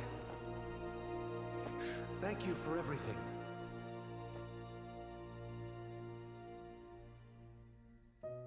This time, let's go together. Yes. Let's go together.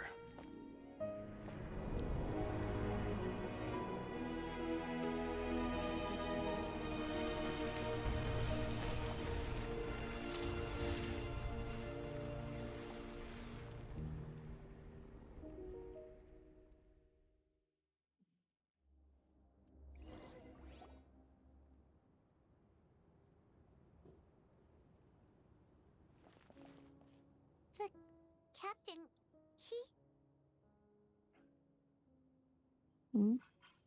Is he really dead? The curse of immortality still exists. Does that mean the captain will never move from this place? Lord of the Night, is the captain still with us? There is no need to pursue traces of him. For those cursed with immortality, release from the mortal coil is the greatest form of peace. Even so, please pass on my gratitude. Dang. His long journey has finally come to a close. I suppose this is a happy ending for him. I cannot imagine how much pain he endured over the past 500 years.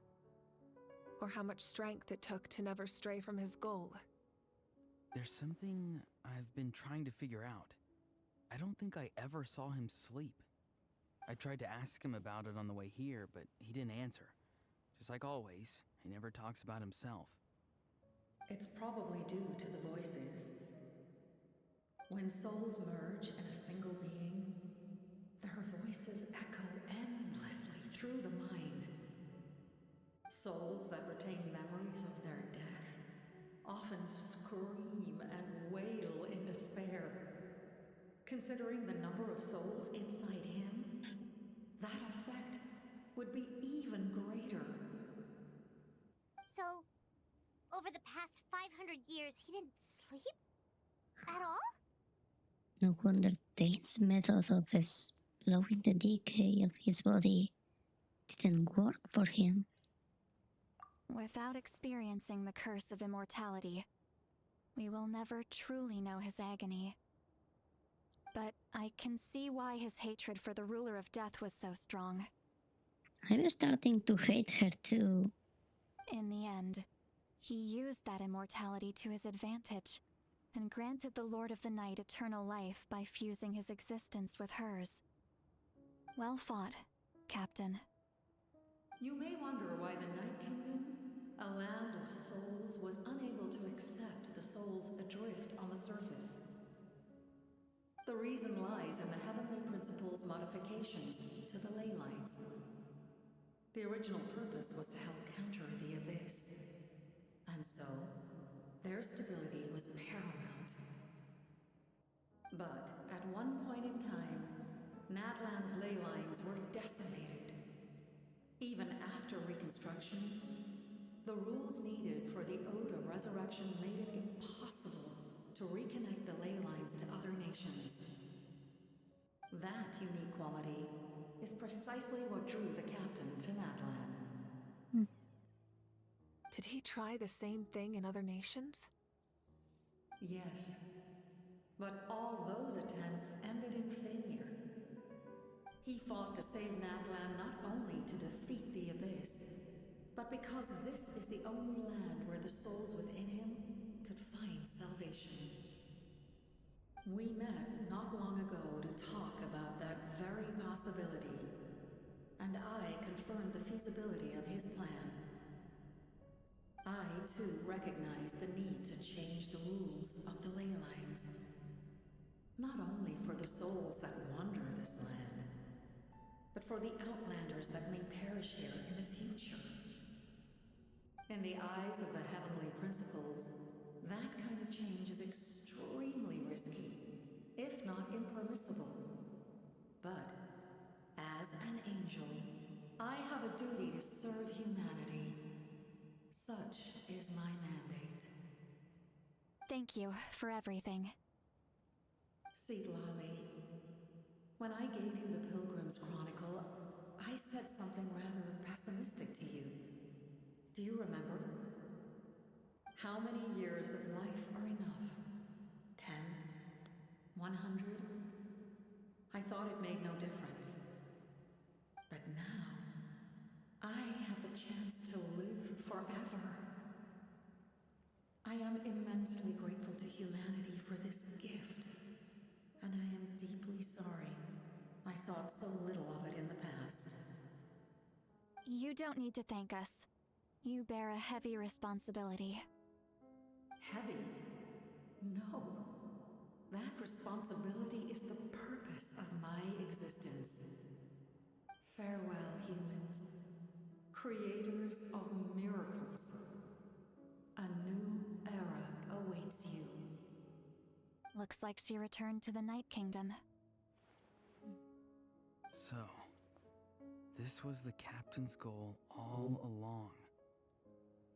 He fought to the end for all those souls and challenged the rules of the world in the process. He was an outstanding warrior. He took on a burden that was meant for me and even brought about a better outcome. It would seem I lost this duel. He was right. Natlan needs a leader to guide its future. If not a successor, then that responsibility will continue to be mine to bear. But for now, let us pay our final respects to this fallen hero.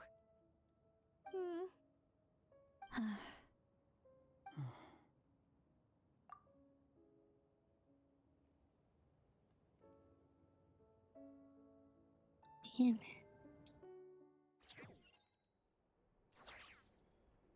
To my sister Hine. I know all that remains in the Night Kingdom is your memory. But I still wanted to write a short letter to tell you about the situation after the war. Is she still making that? After countless partings and farewells, Natlan has finally entered an era of peace. The pilgrimage is still a popular tournament, but now its only purpose is to showcase the thrill of competition, rather than select warriors for war. Our cultural legacy is not rooted in our suffering. In this era of peace, Natlan's fire will burn brighter than ever. With the restoration of the Night Kingdom, our people are now free to leave our borders, and many have set their sights on the wonders of Tibet. I'm sure many exciting and eye-opening adventures await them. And although our battle scars will fade, the stories of our heroes will never be forgotten. Is Roron trying to nick something? When a new you returns to this land one day, I know you'll recognize the significance of this war and all we lost. The land we love has not been destroyed, but grows stronger by the day. I will forever be grateful that I got to see you again. And when the flames deliver this letter to you, I hope you know how much I miss you. I actually got the chance to finish this painting. Oh, let me see. And not a moment too soon. It's time to bid farewell to all the fallen. So cute.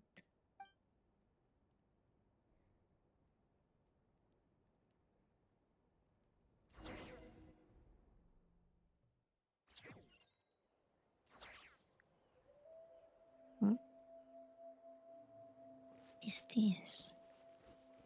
Hey, Huh? is that part new? Paimon's never seen it before.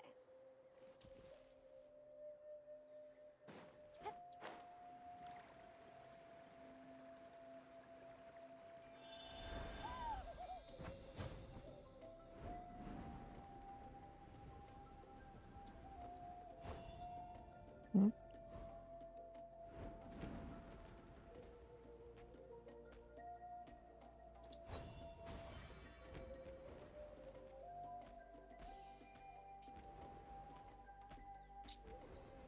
Hmm?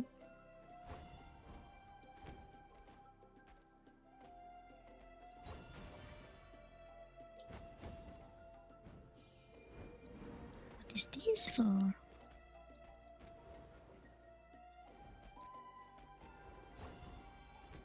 No, not that one. This one.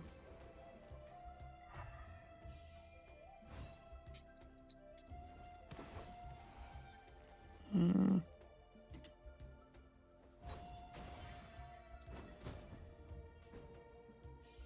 It does nothing. What the hell?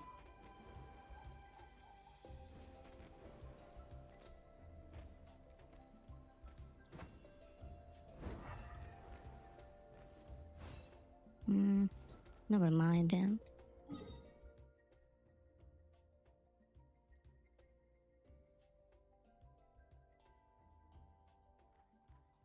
Hey, what is this?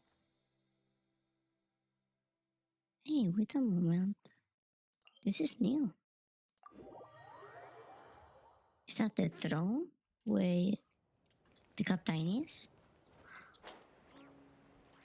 Yes, it is. Wait.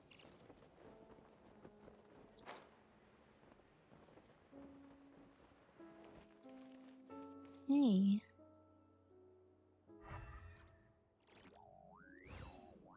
Damn it.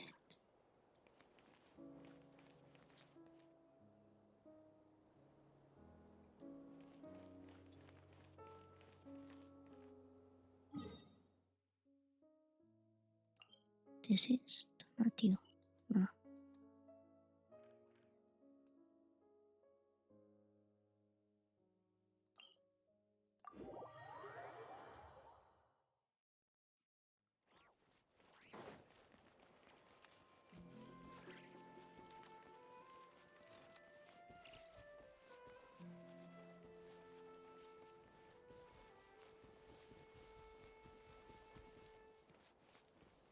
Was this here before? I don't remember this being here before. Oh, Capitano. We are gathered here today to bid farewell to all who lost their lives in this war. This struggle has caused us profound pain and brought us face to face with loneliness and loss. But through it all, our bravery and resolve never wavered, and we never lost sight of victory. Even the tiniest of sparks can unite to become a blazing fire. They lit our way forward and showed us the path to victory. When our homeland is revived and life blooms again, they will return to us with the first rain of spring. It is just as our poem describes. We are the inheritors of memory and legend. Those who grew alongside sun and wind. Those who forged our own destiny and future. That is Natlan's fire, the lifeblood of our nation. The fallen are never truly lost to us. We will be reunited one day. And as we create new legends and write new poems in honor of our beloved homeland, they will always be with us. Their deeds immortalized in our memory, and their names immortalized in stone. This epic will be remembered in the actions of every valiant warrior and brave Saurian, all equally important and indispensable. I would also like to take the time to recognize a Fatui Harbinger, who sacrificed his life for our cause. He was a warrior from Conria, who helped defend our nation 500 years ago, a man who used his own heart as refuge for the souls of the fallen. For the chance to offer them a final resting place, he chose to fight with us once again. In the end, he fulfilled his wish and returned the souls to the ley lines. By turning his curse into a weapon, he defeated his fated foe and protected me in the process. We have had our differences in the past, and I cannot say his character is representative of all in his organization. Oh, that's for sure. But on this occasion, we honor him as one of our own. In Natlan, all heroes are worthy of celebration.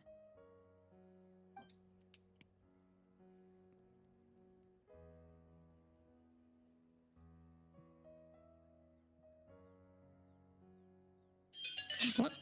Wait a minute, please.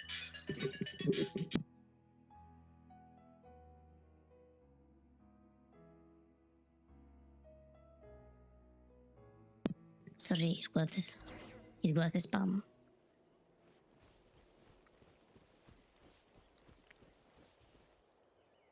Ah, our heroes here.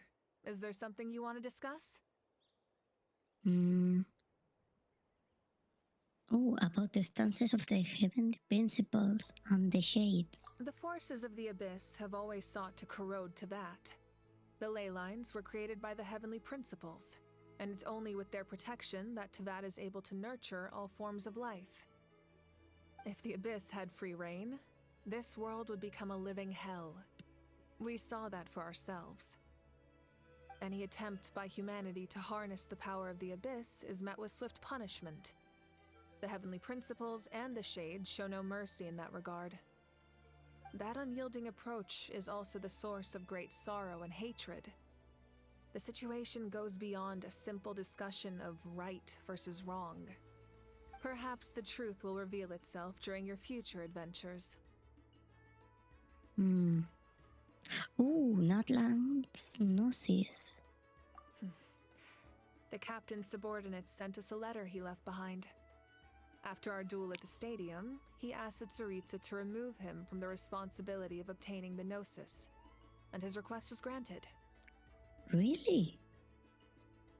That's nice, but no, let's say the Gnosis were something like a course, right? Oh wait, what is this? Another bot. Oh no. Deny.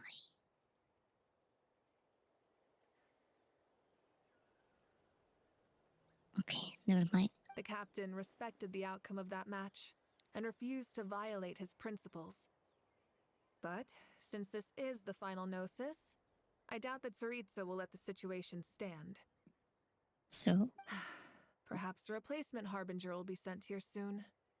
I'll make sure to be prepared.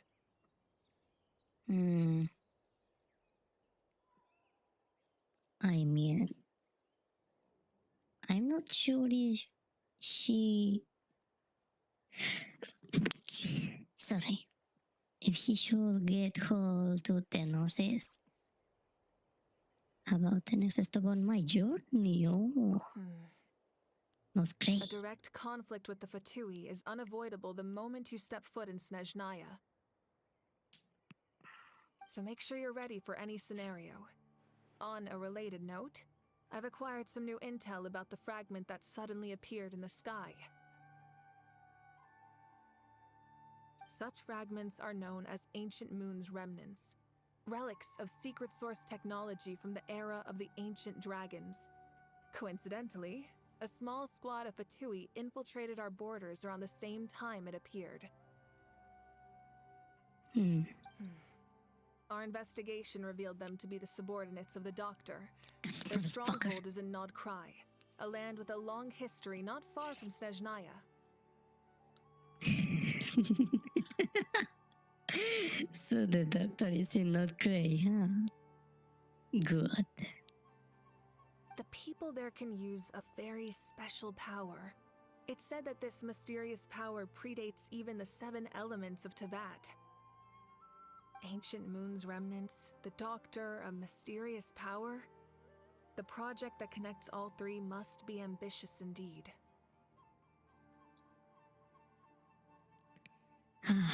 I wish to kill that fucker. Okay, how about it? Try. My ancient name will belong to. Oh, nice. Huh? Interesting.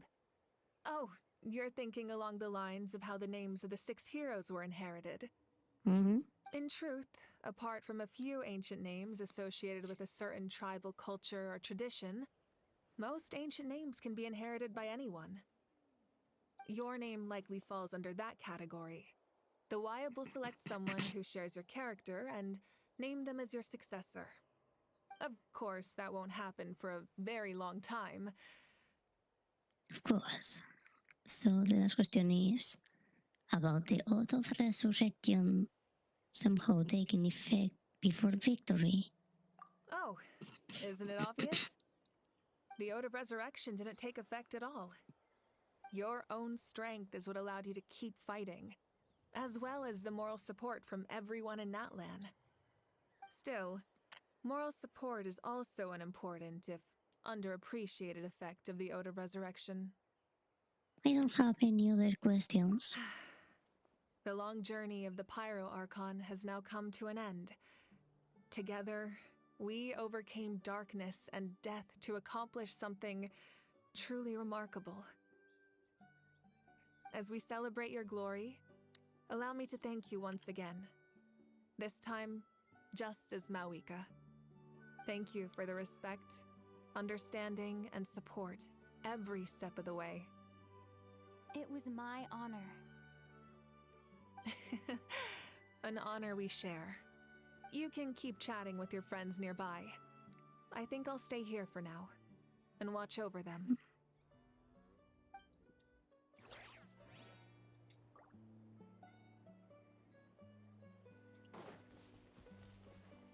Hello? Muscles grow stronger through periods of strain, and people work the same way.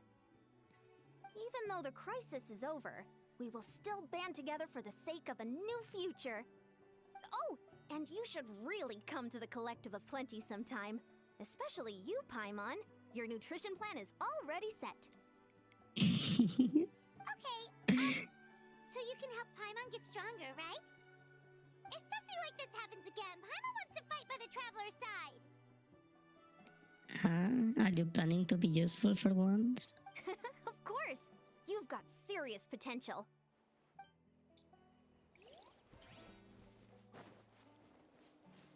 Strange. No, not you. Why does no one praise the deeds of the Almighty Dragon Lord? How? Because nobody cares. Fuck you. Does no one care about my heroism? A great hero such as myself, forced to remain nameless. Ignorant fools. Heroism, he says. Fine. I guess you helped out. Good job. He helped out. How exactly? Well. A compliment. After all these years, it's about time you knew your place, lowly servant. Why are you still crying? Hey! Hey,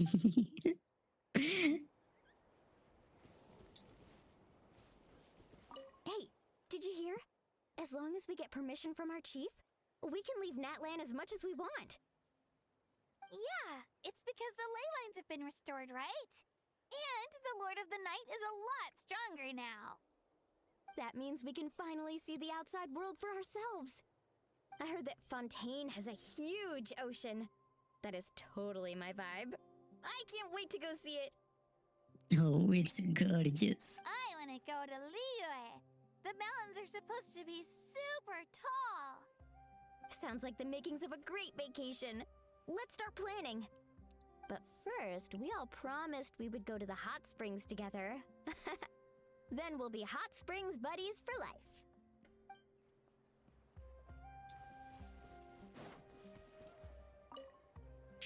After you got back, you mentioned you saw Koichi in the Night Kingdom. Mm.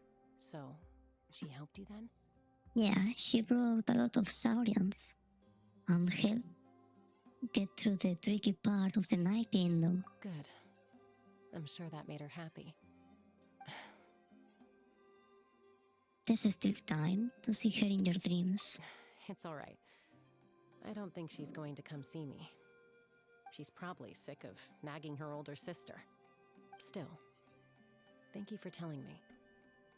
Natlan has a bright future because of you. And I have a chance to make up for my regrets.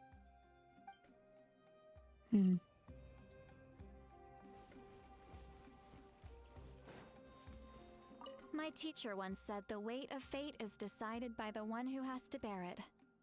You helped Natlan overcome a cruel fate.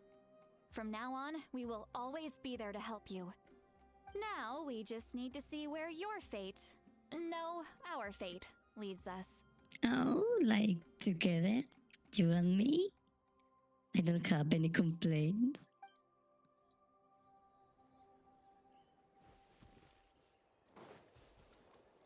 Who's this guy? A Fatui. When Guthred's soul possessed my body, all I saw was a dark abyss. The captain carried countless souls within him.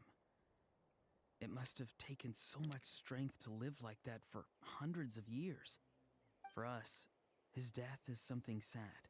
But for him, maybe it finally allowed him to be at peace.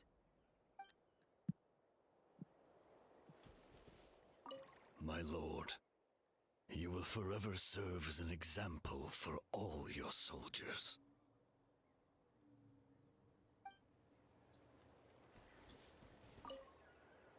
I knew about the captain's immense strength, but I never expected him to have such a strong sense of honor. No matter how prejudiced I may have been in the past, he now has my utmost respect.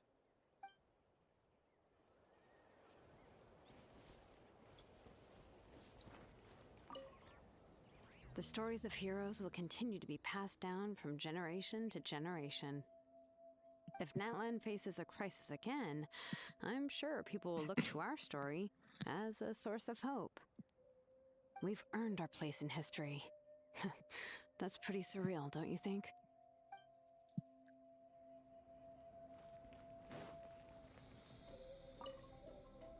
When I was little, my father told me about Thrain, the Sentinel Knight, an outlander who once fought alongside the warriors of Natlan.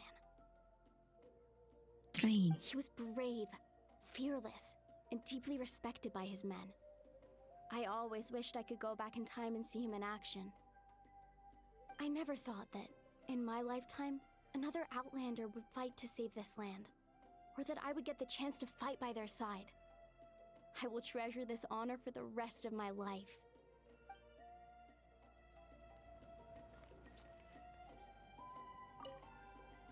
Just like the Archon said, we can now proudly tell our children that this war is a thing of the past. It's a new chapter for all of us. We will never forget your contribution, and Natlan will always be with you.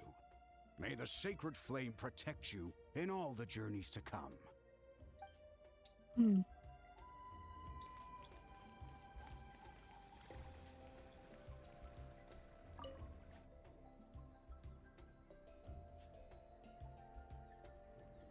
are you thinking about,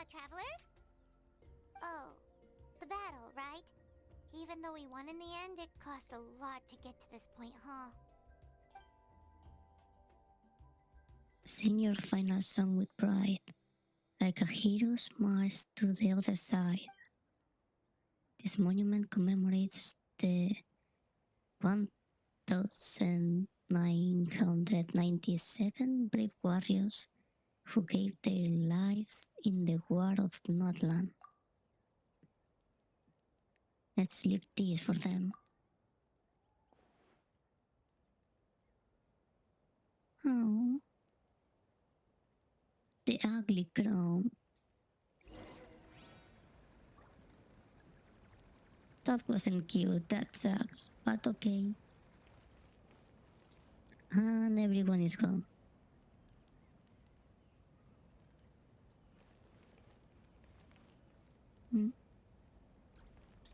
Embark on a new adventures. Okay. When all becomes a monument.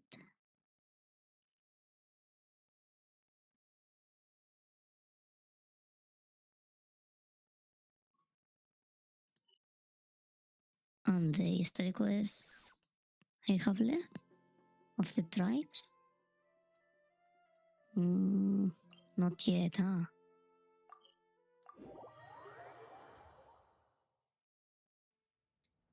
I wonder when will Dane's leaf appear? He's gonna appear, that's for sure.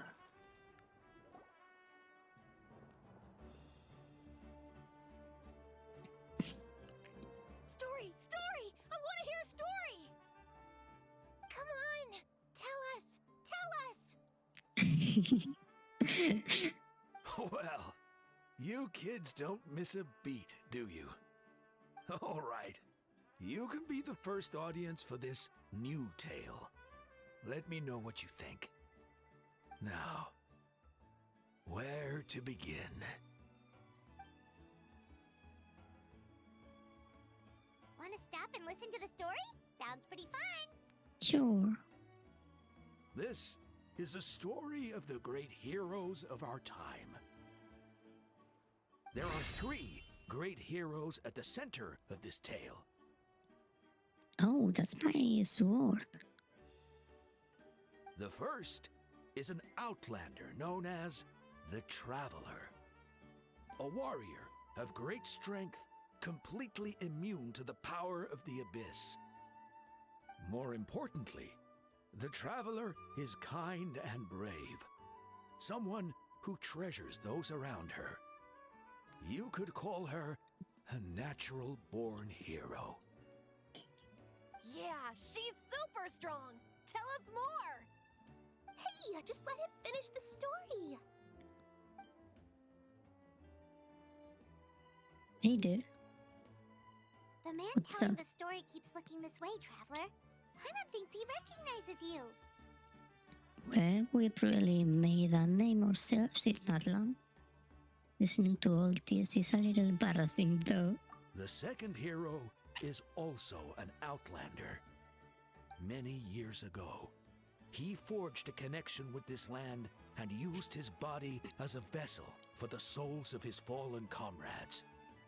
His goal was to give them a home and, with that, a chance to be reborn into this world. The third hero is none other than our current Archon, Mawika. Not only is she a powerful and respected figure, but she also commands the power of the Ode of Resurrection, which can bring people back from the dead. Oh, not anymore, I guess. With the support of 6 heroes from 500 years ago, she united Natlan against a dangerous foe. Now, this story truly begins with the arrival of the Traveler in Natlan. Why are you looking at me like that? Under her guidance, Kachina performed exceptionally well in the pilgrimage and earned her chance at the Night Warden Wars.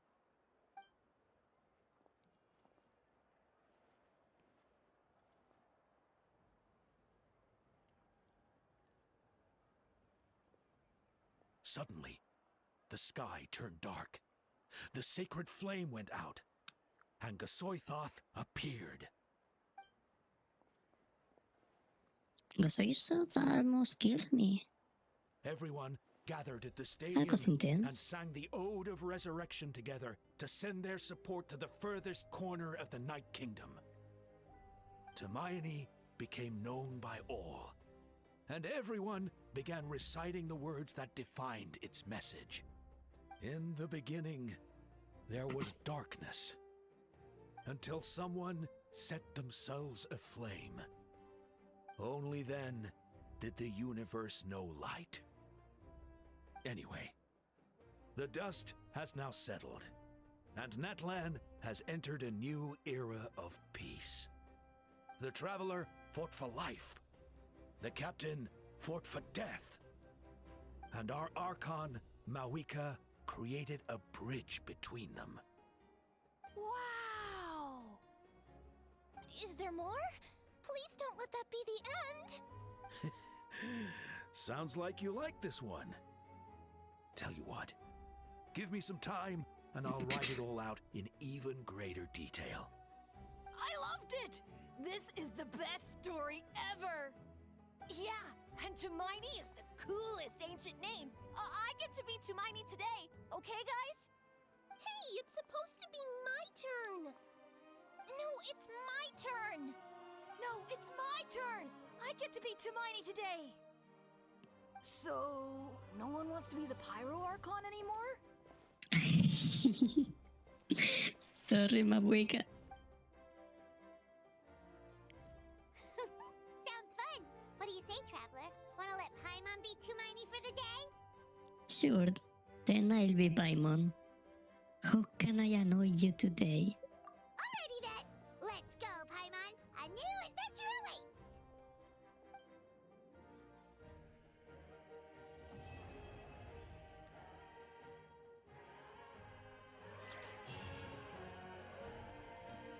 Huh? Oh, let me see.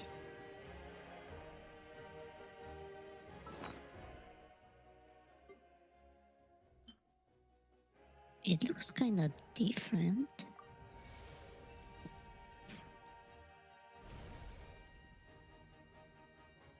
Oh, cool.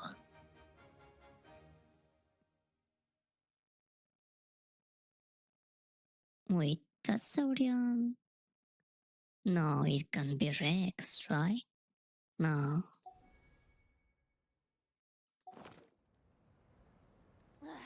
Wait, that is. Isn't there... Oh! Ah, finally! I can finally finish these quests. Wait, where's the. anything else more in... The next main objective, though? Head to the Collective of Plenty. Oh, but I already did that. Helpian Sun. Interesting to do. Ah, here. I didn't see it. But I'm gonna do this first.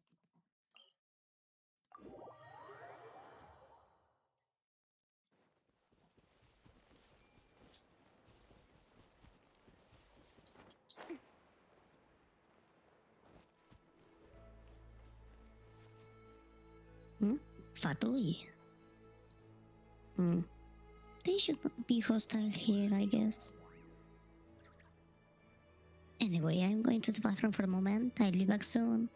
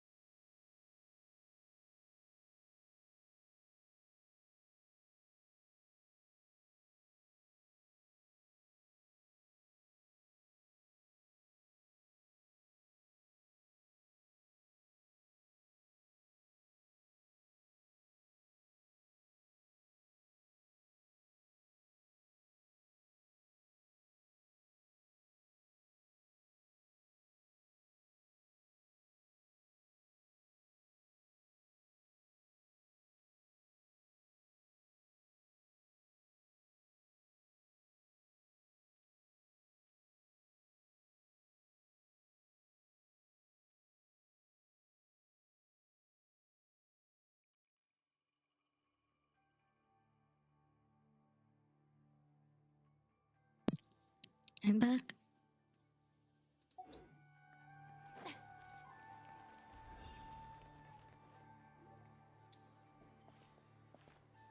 Huh? What are the Fatui doing here? That's a little concerning. Let's go over there and see what they're up to. Also, how did they get this close to a tribal settlement? Well, considering what the captain did for Natlan, maybe they've been given a bit more leeway. Huh. All the Fatui left in Natlan are probably the captain's subordinates. That basically makes them followers of one of Natlan's heroes. Still, once a Fatus, always a Fatus. Something seems off seeing them here. Let's go check it out.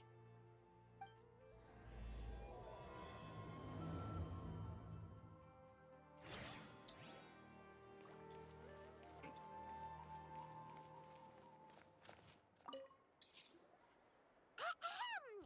What are you guys doing here? Following orders. If you have a problem, take it up with our employer. Hey, what's with the attitude? Can the Fatui even work for a private employer? I mean, just started with a bad attitude this time. This is Grudok. I hired him to be my bodyguard in Natlan. As you can see, he's not the sociable type. I'm sorry for any offense. My original plan was to hire someone from the local tribes, but a priest recommended Grudok and his squad. I was told they were capable fighters and had the time to spare, so they fit the bill. It seems like the Fatui's reputation in Natlan is quite positive. So that's what happened. Then you must be from Fontaine? Precisely! Montluçon, at your service. I work in the publication business. And you two... Wait. You must be the traveler and her fairy companion. Oh, you know us? A golden-haired traveler with a floating companion. There's no mistake. Your exploits in Fontaine have all the makings of a best-selling series. I'd be a failure of a book merchant if I couldn't recognize you. Wow! We're really famous at this point, traveler! It's truly my lucky day. I know this is sudden, but I was actually looking for you two. You see, I have a favor to ask. So, you chased us all the way to Natlan? That's a little creepy. You'll be generously rewarded, I promise you. Well, at least he got straight to the point. Should we hear what he has to say? Something tells me we can't escape this one. And if the pay is good. Alright, we'll hear your request. You know the great shaman Sitlali, right? I need her help with something. Oh, of course I know her. I'm kind of in love with her. Yeah, but the chances of her helping a random stranger just because we asked? With her personality, pretty slim. Yeah, see, Lolly really doesn't like dealing with strangers. I heard about that from other members of her tribe. But they told me if one person could convince her, it would be the golden-haired traveler. If you manage it, I'll even double your pay. Well, money is money. Why do you need her help? Oh yeah, we should definitely get to the bottom of that first. It's kind of a long story, and there's tribal history involved, so you should hear it from an expert. Allier, if you could. Of course. I don't often have an eager audience for this kind of thing. Nice to meet you. The name's Allier. I'm a researcher from the Fontaine Research Institute. Unlike most researchers, I have a keen interest in ancient ruins. That's why I was invited to join Monsieur Montluçon's team. Have you heard of the legend of the great shaman Huitzilin? It sounds familiar. She's the one that worked with colors, right? Yes. According to local records, she was a color mystic who lived over 200 years ago, and the most adept in her tribe at using that particular technique. Out of all of her exploits, her most celebrated is the Battle of Seven Colors.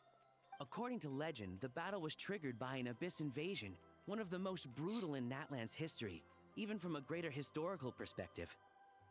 Amazingly, Natlan was able to turn the tide despite being at an extreme disadvantage. The key to victory was none other than a color Huitziling created on the battlefield. The color was extraordinary, illusory in appearance while also seeming to possess physical form. Legend has it that Huitziling used the color to construct a magnificent maze on the battlefield. A maze? And trap all the enemies inside. This allowed her allies to launch a counterattack and ultimately secure victory. Anyway, that's the gist of it. We don't want to take up too much of your time.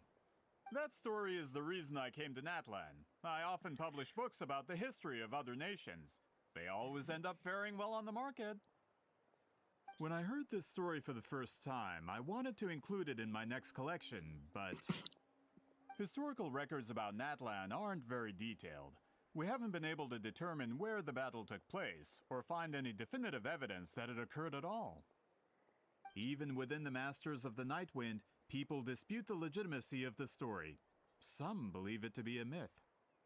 If that were the case, the story would not be fit for publication. But if you're just including it in a story collection, why does it matter if it never happened? Well, you see, the slogan for the collection is Restoring the Truth of History. Naturally, I needed to be factual. That's why I'm here. The Masters of the Nightwind are said to have a tradition of recording past events, so I wanted to consult their records. But I was refused access to the Obsidian Altar. Application after application, and all I received were a few ordinary woven scrolls with nothing to offer. Honestly, I'm just trying to promote their history, and they make such a fuss. According to my research, their scrolls are considered sacred relics in addition to historical records. Naturally, outsiders are rarely granted access. Not to mention, the scrolls we did get to review actually contain a huge amount of information. I just need more time, and I could... We've been over this, Allier. There's no need to waste time on those scrolls when we have a better way. Citlali, you mean? Exactly. You're well aware, I'm sure, that Citlali has been alive for more than 200 years. That means she lived during the era of the Battle of Seven Colors. If she agrees to be my consultant, then no other historical records are necessary. Oh, that's what you want. So, what do you say? I'll quadruple the pay if it helps sweeten the deal. Well, it's not that we don't want to help you. We actually should go ask her, Paimon. We still have a duty to fulfill after all. Oh, right. The duty the chief gave us has a lot to do with Huitziling. Who knows? The Battle of Seven Colors might lead us in the right direction. All right, we'll help you convince Citlali. Just let us do the talking, okay? Of course. I'm sure they'll show up soon. This way.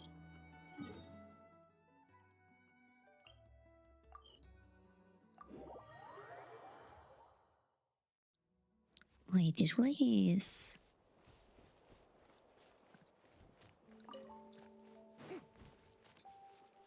I seen a door before while I was exploring. Is here where she lives?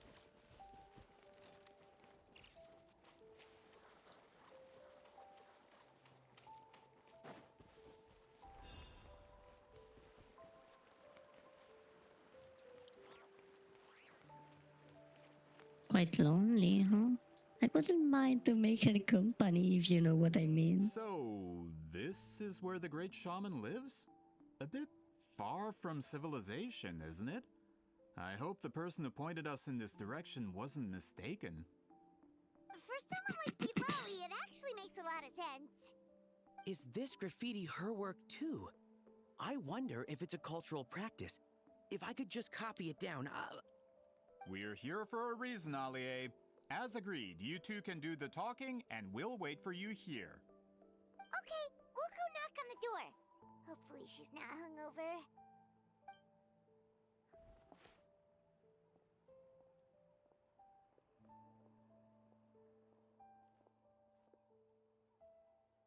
Citlali? Are you there? We need your help with something! Oh, no response. Maybe she's not home. Let's try her other name. Oh,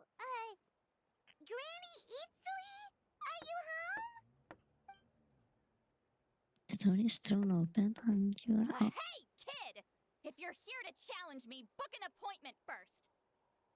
She's so cute. Oh, her house is a mess. That's cute too. So she's Ladley's a real hermit, huh? Traveler! Hello.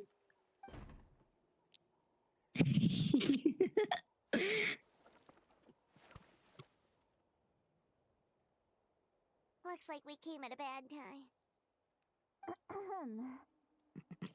Are you still there? Just come in. We can talk inside. Well, at least we didn't get turned away. I love her so much.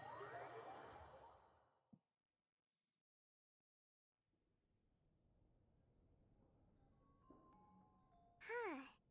So this is where Seat Lolly lives. It was a mess before. I, didn't have time to fully clean up the place. Complain if you want. Menial housework means nothing to a great shaman like myself. Besides, in light novels, people who keep everything neat and tidy are always too boring to be the protagonists. Also, I'm not a hermit. I'm just above superficial rules of societal etiquette.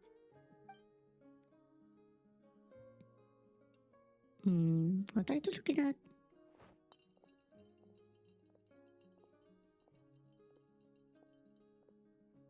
She sure does care a lot about what we think of her.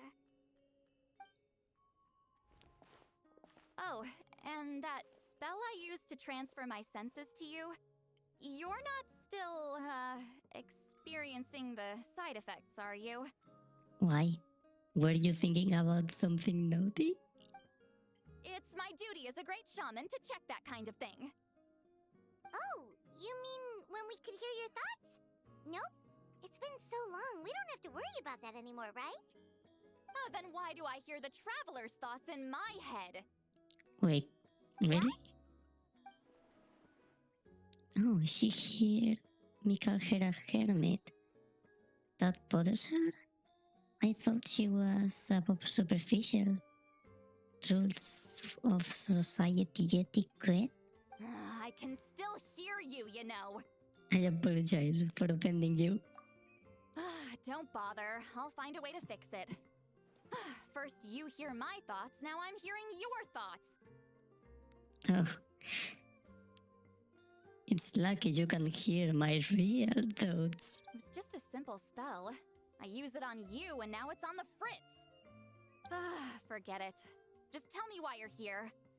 Well, someone asked us to ask you to be their consultant. They have questions about the history of Natlan. So they asked the hero of Natlan to put in a good word? Sounds like they know I don't usually trouble myself with other people's problems. The pay is really good. Doesn't matter. I'm busy. She sure doesn't look busy. Paimon knew this wouldn't get us anywhere. What if the request comes from me? From you? Yeah, we were given a sacred duty to help your tribe weave a special scroll. Huh? So, you're the appointed ones this time? We were surprised too! After all, we have no idea how to weave a scroll like that. But with Chef Biram's help, we were able to make some progress. Why are pillows everywhere? We still haven't succeeded, but we learned that the key to weaving the scroll is a special kind of color. The historical event those men want to ask about also involves color. If you help them, you might end up helping us too.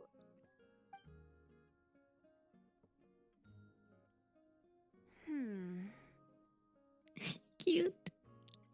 She's giving us that face again. Did Paimon not explain things clearly? Who cares? It's cute. I can't decide whether this twist is completely out of the blue or if it was foreshadowed all along. Does that mean you won't help us? I need to think about it. And there's still hope. Hey, what's Huh? hold up? Just give us an answer already. Can I kill him? You agreed to let us do the talking. Oh no. See, Lolly? Wait. Let her cook.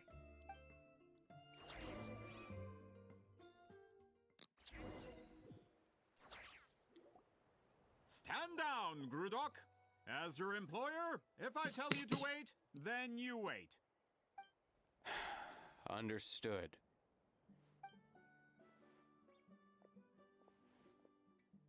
You're the great shaman who's been alive for centuries? But you're so... Beautiful. Apologies for the I know. disturbance. Grudok is a recent hire. So difficult to restrain sometimes. He's lucky he didn't force Seat Lolly's hand. It's too early to say that yet. Well, since you're here, how about a discussion? Do you have any idea who I am? Did you think Granny Eatsley would be fooled by your little performance? I have no intention of speaking to you. Your recent hire interrupted me right as I was about to make an important decision. Pull a trick like that again, and I'll make your lives a living horror novel, except 10 times worse. That's all I came out here to say. I love her. I definitely love her. Whoa. Traveler, we have a discussion to finish.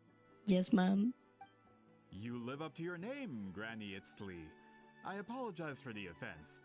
I'm just surprised the Battle of Seven Colors didn't pique your interest. You're investigating the Battle of Seven Colors? Ah, the Traveler didn't get to that part? Yes, I thought the Traveler could help me convince you. But, if I'm not mistaken, you have a personal interest in this matter, don't you? I heard that the great shaman Huitzilin was a friend of yours. You two must have been close. If I can resolve the controversy and prove the battle took place, I'll include it in my next collection. Then, all of Tevat will learn the truth. With your support, your friend's heroic deeds will once again be known throughout the land. Inspiring, don't you think? You'll be helping me fulfill my duty, and it will mean a lot to your tribe. If this is really about that duty, then... fine. I'll help you. I'm honored. Save it. I agreed to help the Traveler, not you. You'll just have to leech what you can. I love you. Well, at least she agreed to help. Looks like my friendship with Sitlali came in handy after all. I never took her to be the heartless type anyway. Can she still hear our thoughts? Yup, she can. Who are you calling heartless? Not a problem. I always plan to work with the Traveler. So, did you directly experience any events of the battle? Do you have any idea where it took place? Can you think of any relics we could use to prove it? Talk at me, why don't you? I'd like to know too. Fine. No, no, and no. Oh. I did live during the same era as her, but that doesn't mean we experienced the same events. I've lived a long time, but I'm not a walking encyclopedia. You decide the angle of your investigation, and I'll provide answers if I'm familiar with the subject. All right. Even if you didn't witness the battle yourself, you still lived through that era. Your insights are very valuable. Allier, you had an idea about where to start, yes? Oh, well, my plan was to consult the members of the tribe in charge of recording history. Then, let's start there. Traveler, what do you say to officially working together? After all, it appears I can only get Miss Sitlali's help through you. As long as I can spend some time with her. Sounds good.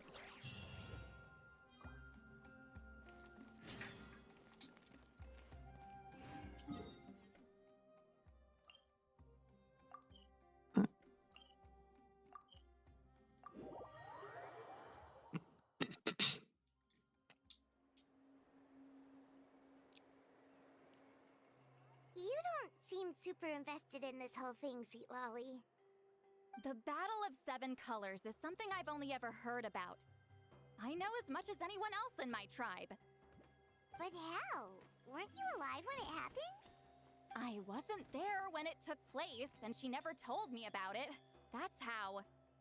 But Molo-san said the two of you were close friends. The battle was legendary. Why wouldn't Huitziling tell you about it? Close friends? More like arch rivals. Something Montluçon would know if he actually did his research. Did you see the graffiti outside my house? That's not my doing. Oh, it was hers? All students from Huitziling's School of Shamanism must pass an extremely difficult trial before graduation, defeating me in battle. Oh. Those graffiti drawings are how they challenge me.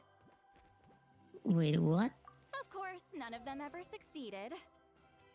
So, after Huitziling's death, her students had no choice but to modify the requirement. Instead of defeating me, all they have to do now is last long enough. Yeah, that sounds like a necessary change. As my rival, Huitziling only had one achievement that surpassed my own, and that was the Battle of Seven Colors. I can only assume she had some kind of secret technique at her disposal. It makes perfect sense that she kept it from me. I'm a fast learner. Telling me about the technique is no different than handing it to me on a silver platter. As if she would give away her one advantage. Oh, that makes sense. Anyway, all of that is secondary. Like I said, I'm only here to help you fulfill your duty. So Citlali is doing all this for me. Please tell me she heard that. Don't misunderstand. Yes! This duty is important for my tribe, too. A great shaman should do her part to see it done. You're doing this for me. Wait. I received a message. Let me check on it. Well, never mind. A great shaman should also be a bit more organized at home. Excuse you? I fail to see what housekeeping has to do with my duty as a shaman. Why is it that you're the one whose thoughts are exposed, but I'm still the one suffering? I need to get to the bottom of this. Excuse me, great shaman, but we have a situation over here. We could really use your help. Please, great shaman. Okay.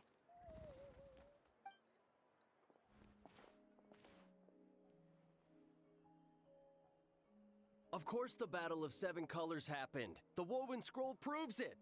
Huitziling used a mysterious color to construct a maze and trap the enemies inside. That's just your interpretation. There's more than one way to understand that scroll. Besides, constructing a maze out of color is ridiculous. Huitziling was one of the most powerful shamans of her time. She definitely could have pulled it off. That's the biggest problem. She had students. Why not pass it down? A technique that powerful, and no shaman since has ever used it? Her students are keeping it a secret, of course. If you knew a technique like that, you'd be a fool to show it to just anyone. Oh, I didn't mean to cause an argument. I just wanted to ask, is there anything we can use to prove the battle took place? Of course it took place. Why would you need to prove it? You'll have to excuse him. Some people in our tribe insist on clinging to outdated views of history. I'd give up now if I were you. It only gets more ridiculous from here. Please don't fight. Wow, so the battle really is controversial. Am I the outdated one? Kids these days can't find anything better to argue about? These arguments are precisely why I hesitate to include this story in my collection. Neither side was able to offer anything useful. What should we do? Huitziling was a passionate teacher. We were opposites in that sense. The technique she used in the battle must have been her masterpiece. There's every reason to pass it on. Still, if the technique is powerful enough to single-handedly stop an invasion, it also makes sense that her disciples would keep it a secret. We should check with the students from her school.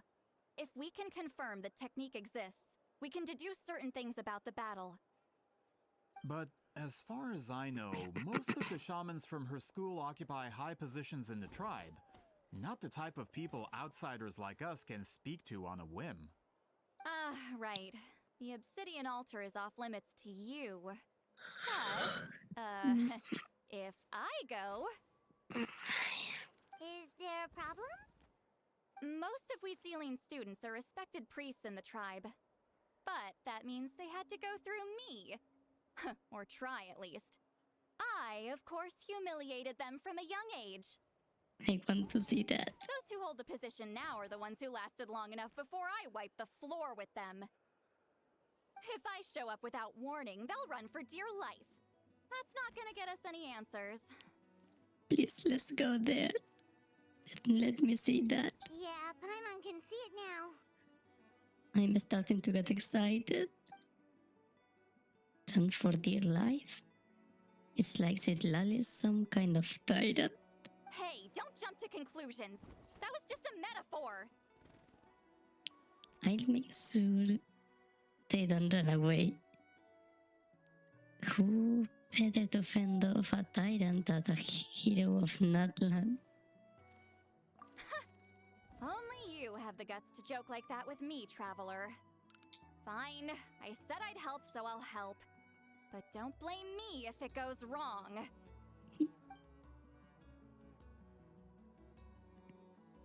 Alright, the rest of you can wait for us here. We appreciate the help.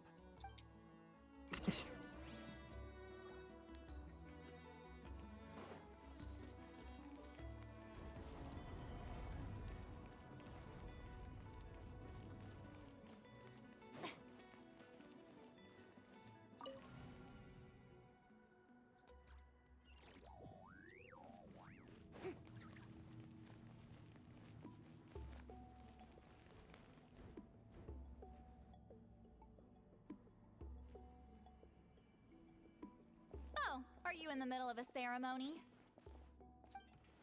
Granny Eatsley? Run, worms, run. What is she doing here? Did some coward not show up after challenging her to a fight? Or is she here to officially take over the tribe? Whoa. It's like they really do see her as some kind of tyrant. I love this vibe. No matter what, we'll defend our dignity as priests to the end. You talk a big game for someone who lost to me the most out of the entire priesthood. What? All I want is to ask some questions. So, you're here to interrogate us? Someone didn't sit pretty for their beating? Is that it? You want their name, don't you? What? We should just run! Don't be afraid. No, I want them to be afraid. Yeah, with the hero of Natlan here, Granny Eatsley will be on her best behavior. Screw that hero bullshit. Sure, whatever you say. Oh, it's the Traveler and her companion. That does make me feel better. How can we help you? We wanted to ask about the technique you inherited from Wheatsealing. Huh. So you can eradicate our school once and for all? Disciples of our school have challenged her year after year, just as our master instructed. Sounds like she's finally had enough. Well, you're not wrong. If we want to protect our legacy, one of us needs to run. So does that mean the others can die? Not this again. Just how much did you traumatize them, Seatlali? I want all the details. She beat them in a duel, so what? There's no reason to be this terrified. Zitlali is someone worthy of love and respect. Hey! You can't just say whatever you want just because it's in your head. Can't you get a little bit closer? I'm Granny Eatsley. A mere mention of my name and kids burst into tears. Love and respect? Huh, no one has the guts for that. She's so close. Well, I do. You know what? Forget about your duty. We really need to fix this mind reading situation. No, why? It's so funny. Sorry to disappoint, but if you're here to question whether we're qualified to inherit our master's legacy, we're not going down without a fight. We're not getting anywhere. What should we do, Traveler? Let me think. Huh? Huh? Oh, it's you. Friends? Elder Tlapo! Oh, we must have disturbed your meditation. Our deepest apologies. Please forgive us. Hello. Did Elder Tlapo just issue a declaration? From what I can tell, in a single word, the message was... Oh. Friend? So we are friends. Cute. Is Elder Tlapo telling us to treat Granny Eatsley as a friend? That's not possible, is it? Oh, you forget yourselves, my friends. You are esteemed priests of our tribe. Where are your manners? But Chief! I didn't expect to see you here, great shaman. My sincere apologies for the lack of hospitality. Well, I wasn't exactly planning to come to this crowded place. So you can save the pleasantries, Chief. I'd rather get this over with. Understood. Now, as successors of Huitzilin, I understand your friction with Granny Eatsley. However, Elder Tlapo's declarations have always showed us the correct path. You would do well to respect his counsel. So, mind your manners and allow Granny Eatsley to ask her questions. Good thing Elder Tlapo and Chief Biram are on our side. Mm-hmm.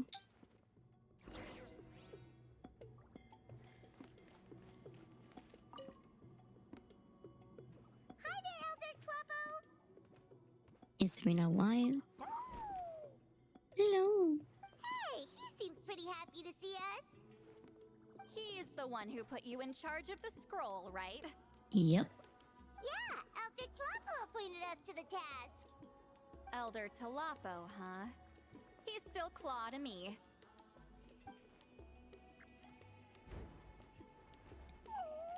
Oh, cute. Hey, don't pull that cutesy stuff with me. You're an Iktomi-Sor elder now. You occupy an eminent and important position within the tribe. Hi.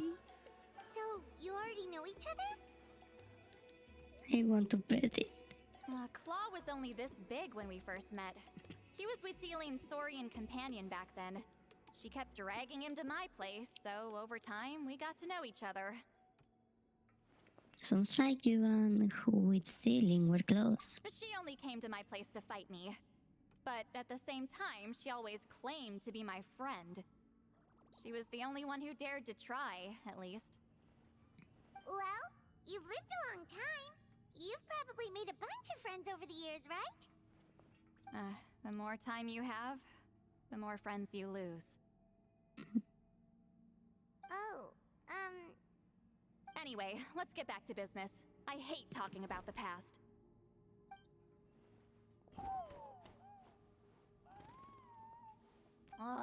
200 years and you still haven't given up, Claw? I still haven't made up my mind, so you should head back. Traveler, Paimon, let's go. Yes, ma'am.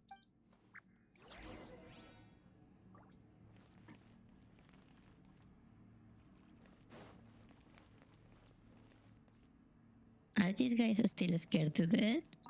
Why does Granny Eatsley want to question us all of a sudden? Should we plan our answers in advance? That brutal graduation exam. It's all coming back to me. Ooh, trauma. You heard the chief. There's no running away.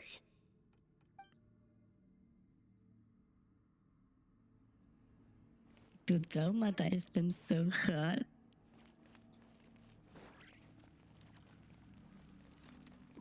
I really love Sidlali.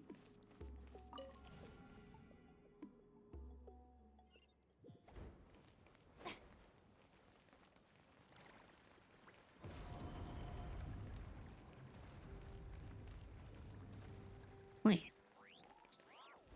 He's not here.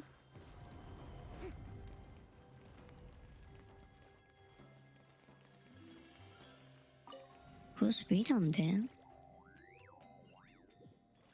The chief.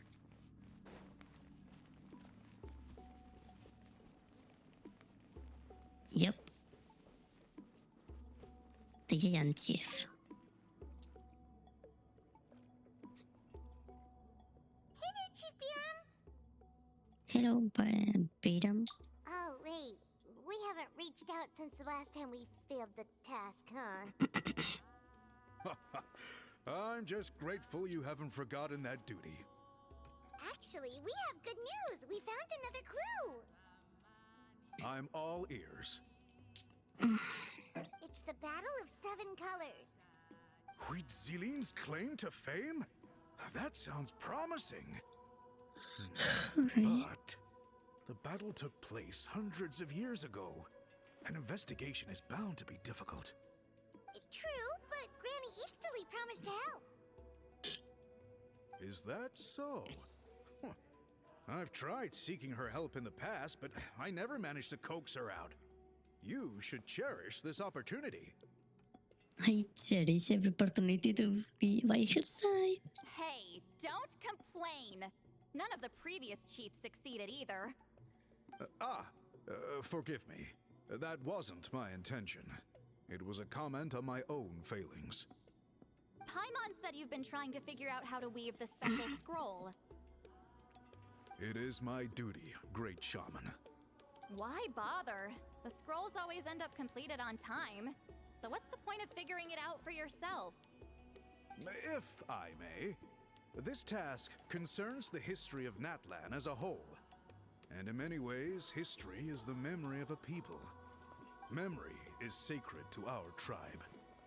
I'm sure a great shaman understands that better than a humble junior like myself. Something this important cannot be left to baseless rumors.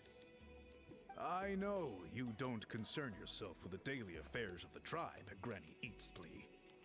Even so, as a priestess, I trust you wouldn't leave something like that to chance. I get your point. Something on your mind, Sitlali? Of course, the one time I wish you could read my mind, it doesn't work. Oh, what a shame. The chief referred to himself as a humble junior. Maybe Sitlali is worried he looks old. No, that's not it. Huh? It's not important. Rest assured, Biram, with my help, the Traveler and Paimon will definitely be able to complete the task. You have my thanks then.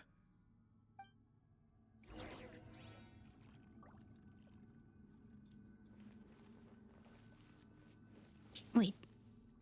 I need to take this off.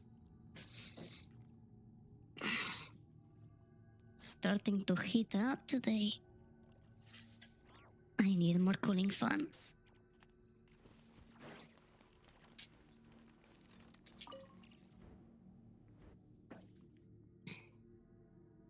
Huh.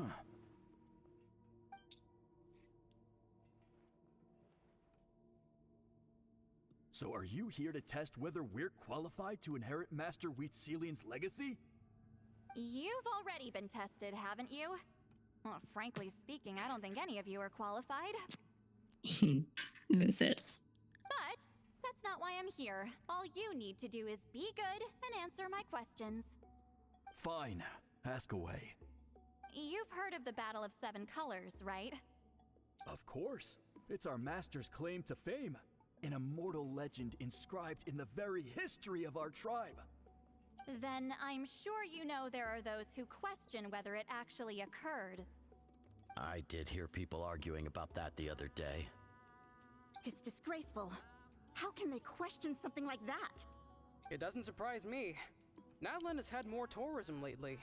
A lot of people have started getting strange ideas after interacting with Outlanders. After all, everyone who took part in the battle has returned to the ley lines. Without witnesses, it's hard to refute detractors. Well, it just so happens the questions I want to ask are directly related to the legitimacy of this battle. Listen, we know you were rivals, but do you really have to question her legacy? You think she's like you?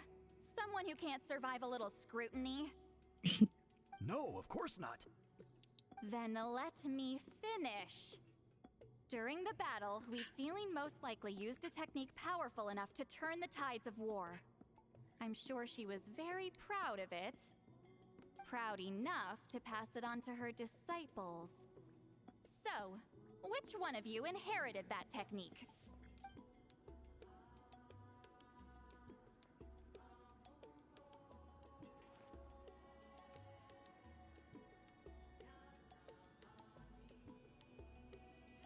None of them? I don't think any of us have heard of it. Listen, I'm not trying to take it for myself, so be honest. With or without it, I can wipe the floor with any of you.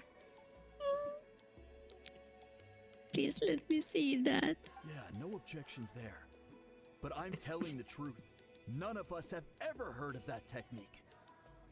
What if the Big Tom is so inherited that technique? What's wrong with her? Why would she let it go extinct? Master's body of work is massive. No one student could hope to learn all her techniques. Mastering just a few already takes a lot of effort. Master had no choice but to recruit many students, split up what she knew into different portions, and pass it down through various individuals.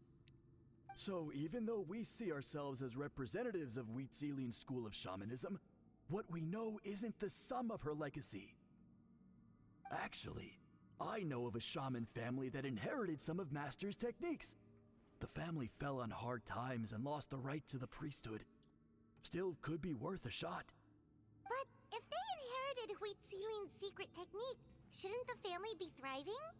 Well, it's the only thing I can think of. All right, give me their address. I'll mark it out on your map.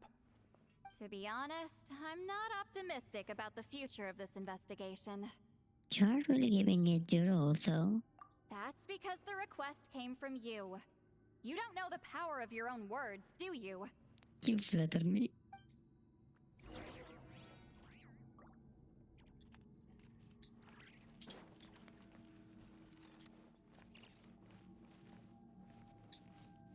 Are they still scared? Yes, they You are. scared me. I was just about to run some errands. If you have questions, feel free to ask the other priests.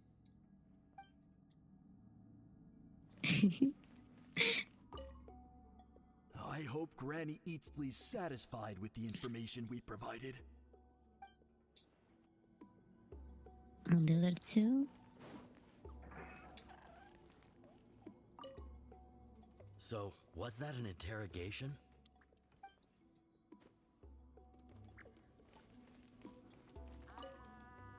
That poor coward.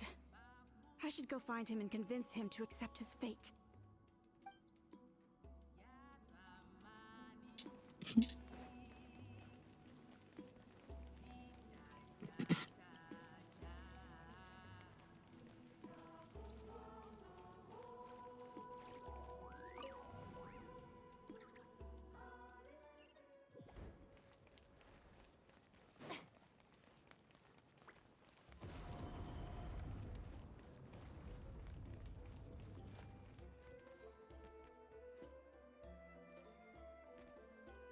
Proving the legitimacy of this battle seems more hopeless by the second.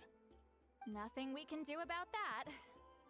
Well, even if our investigation ultimately proves the legend to be false, that's still a worthwhile result. Although I'm here for business purposes, I have a personal interest in this as well. I'm drawn to matters of historical truth. That's exactly why I chose to follow you, Monsieur Montluçon. Listen, I'm just updating you on the situation, not asking for your opinion. I don't really care whether you continue your investigation. And Traveler, you came to me for help with your scroll weaving duty, right? Yep. You thought looking into the Battle of Seven Colors could give you answers. That's understandable. But based on our progress, I'd say this is a dead end. Instead of wasting time, you might consider taking a different approach. I'll try to think of another way to help you. Respected traveler, let's not forget about the compensation I promised. You shall have it in full. Extra, if that's what it takes. Money, money, money, money, money. I think this investigation could help you too, Citlali, What makes you say that? because it has to do with Celine's past. Yeah, based on what you've told us so far, it kinda seems like there's unresolved tension between you two. You think so? She claimed to be your friend, but picked fights with you non-stop, and never told you about her biggest accomplishment. By figuring out the truth behind the battle, maybe we can finally help you get closure. Closure? I'd say we're 200 years too late. But fine, if you want to keep investigating, be my guest. Ah, that's wonderful news. Alright, let's go visit the shaman family!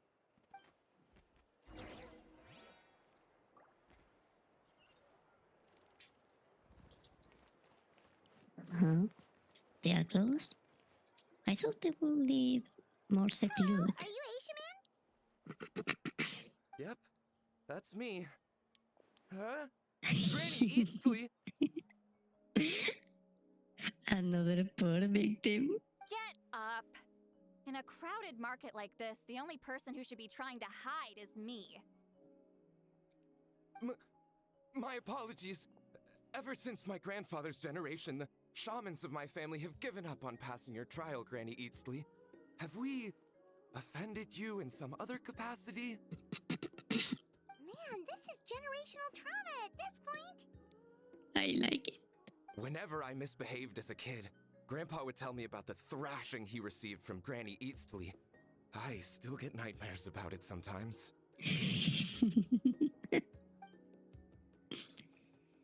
I wonder what Citlali looks like in those nightmares. Hey, don't get any funny ideas. This was your idea, remember? Keep asking your questions. I'm going to find somewhere quiet to wait.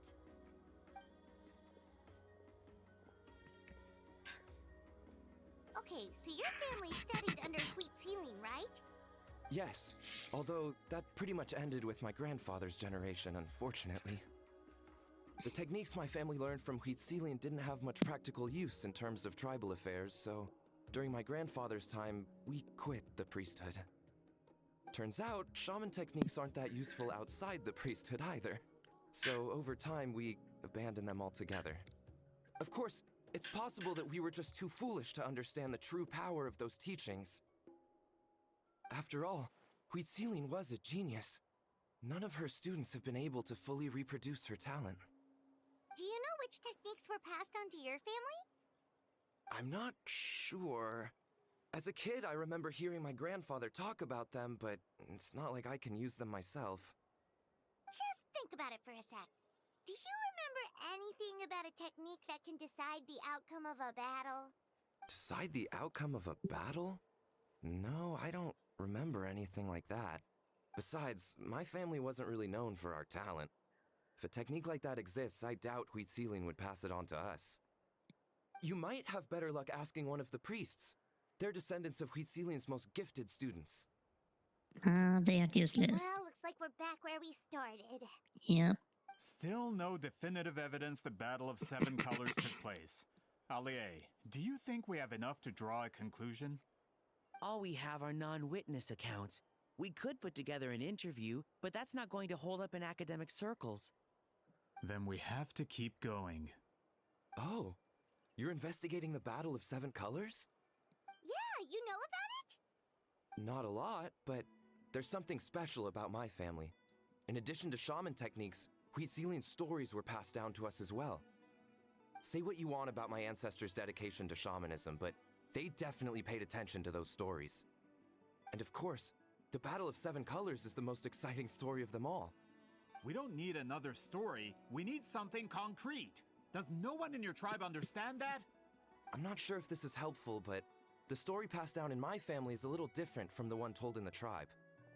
Really? How so? Well, it's Huitzilin's personal account of the event, so it's a lot more detailed. For example, in the version I heard, the battle took place in a location known as Chico Mostuk Cave. Do you know about it? That means you can tell us where to find it.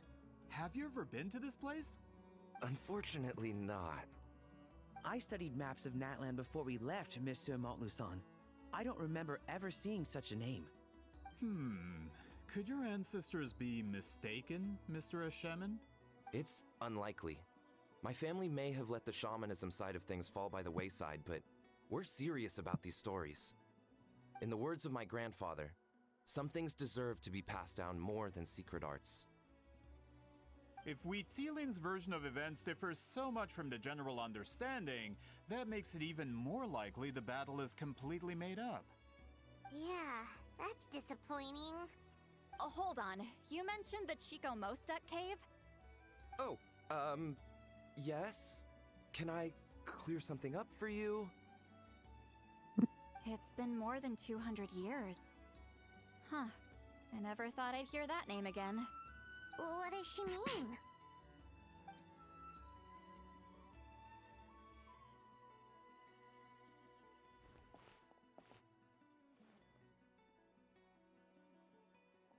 That location is now known as the Valley of Fog. The Chico Mostuk cave is what it was called 200 years ago. Precisely when Huitzilin was alive. That means, Monsieur Montluçon, we can confirm the original site of the battle. Once we get there, the evidence we need should be at our fingertips. Just when we thought all hope was lost. I never doubted you, great shaman. Allow me to present you with a gift as thanks. Save it. Flattery won't get you anywhere with me. Just accept the gifts, Lolly. You'll earn it. Wait, Mr. Montluçon works in publishing. You're a huge fan of light novels, right, Sweet Lolly? Maybe he could get you some that are out of print. Really? Out of print, huh? Sure. Do you have any in mind? Well, if we're talking collectibles, then the first edition of Shogun Almighty reborn as Raiden with unlimited power is a must. Huh? An isekai? It's the first major hit of the isekai genre. Several editions have gone to print, but copies of the first edition are exceedingly rare and valuable. I mean, I kind of like the genre, but I see.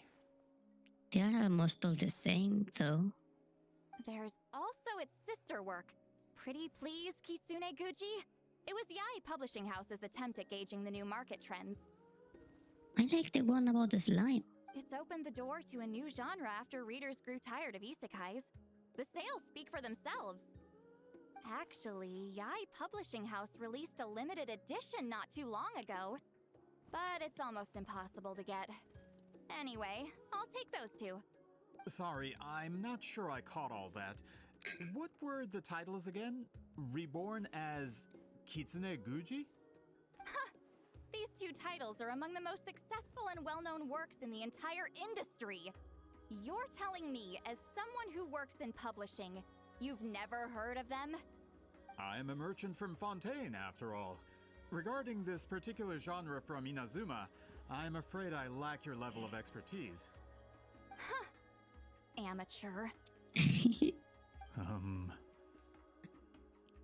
Just leave the books to me. Don't forget about our pay, though. Of course. Sounds like a perfect arrangement. Now, there's no time to waste. We should head to the site of the battle right away. Are the fatui there just there for looking? They are kinda useless. Once we get there, it'll take a bit more work to determine the actual location. Right now, all we have is a general idea. Well, I'm sure Miss Sitlali can help us with that. Have you even looked at the time? It's already evening, and I have important plans tonight. You expect me to work through the night? Well, What do you think, traveler? Let's break for the day and meet back up tomorrow. The battlefield is not going anywhere. Okay, we'll find a place to rest for the night. When should we meet tomorrow? He's persistent, huh? What do you think, Citlali? How about noon? Do we have to wait that long? Great shamans have important matters to attend to in the morning. Yeah, it's not tan early, ¿verdad? My guess is that she just wants to sleep in. Yep. That's only because I have important tasks to complete at night.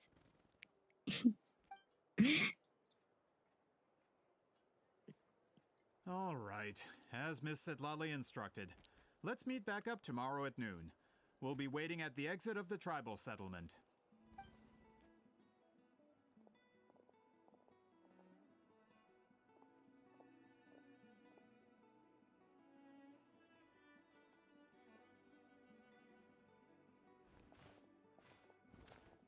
Sorry.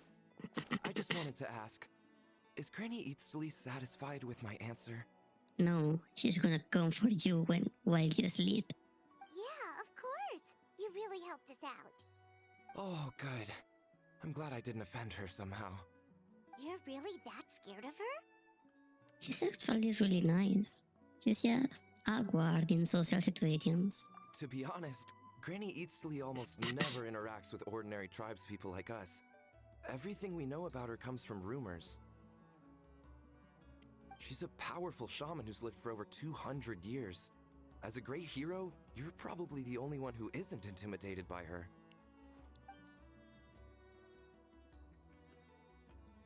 Intimidated. I love her. Wanna grab a meal? My treat. Think of it, thank you for today. That's quite considerate of you. All right, let's grab a few drinks. Just like last time. Ooh, she's gonna get blasted. Nice. Wait, didn't you say you had important plans tonight? What did you think I meant? Does that mean you've gone drinking every night for the past 200 years? Now Paimon's worried about your health. Same place? No, I've had enough socializing for one day. I know somewhere quiet. We can just buy some drinks and head over.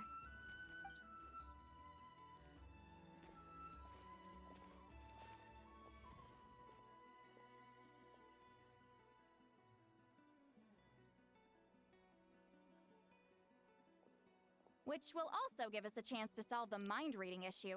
Considering the necessary spell work, I'd rather do it in private.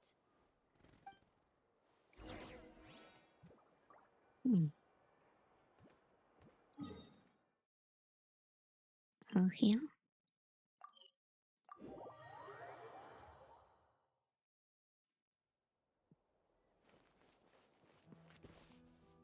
Oh.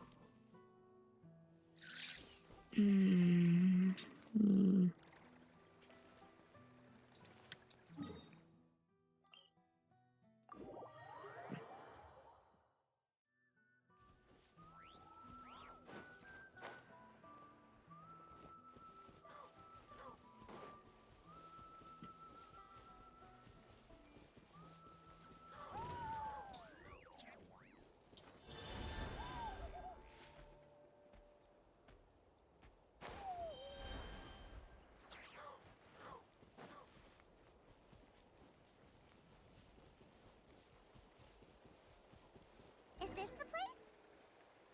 Oh, damn it. Oh. Further up?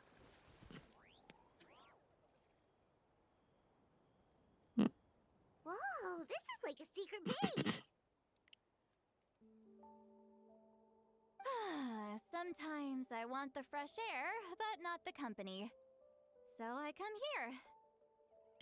Let's see if my stash is still here. Ah, great! The halberd crest birds didn't eat my snacks.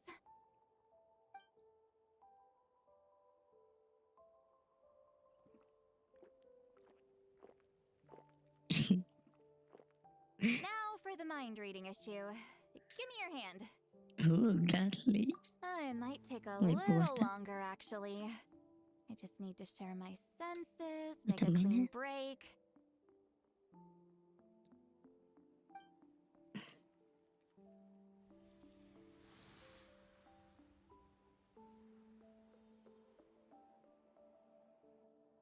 And that should do it, right?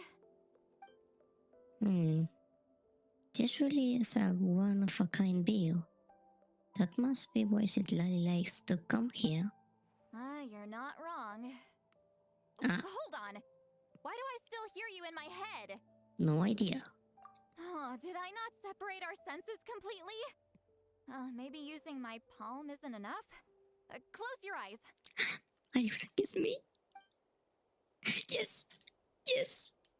Oh, please work, please work. A great shaman should be able to handle this. Don't mess this up, Paimon. I'll kill you. Okay, what about now? I think I heard something. It sounded like your thoughts. Huh? And now? It's gone. Huh. Whenever I try to remove the effect, it just flips direction and gets worse. Should we keep trying? Was that Citlali's forehead just now? It was really warm.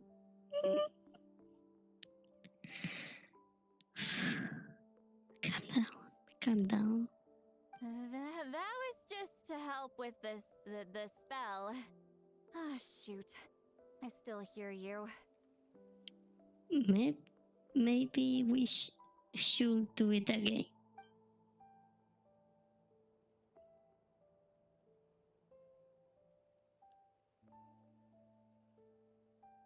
For a human soul, to lose the boundaries of the mind is to drown in the sea of consciousness without a concept of self. Wait, that sounds bad. I read that in a light novel. When it comes to the real world, I think it's pretty accurate. I love drunk Citlali. Is Citlali drunk? She's not making much sense. Anyway, we'll just have to leave it for now. Hearing the traveler's thoughts isn't that bad, right? You should just tease her. That's what Paimon would do. It's just... I'm not good at this. I'm not used to being close to people. Gonna practice? Sorry, I said we could be friends, but I guess I'm not ready. I'm used to being Granny Eatsley. Someone intimidating, someone people are scared to approach. I don't have to deal with people that way.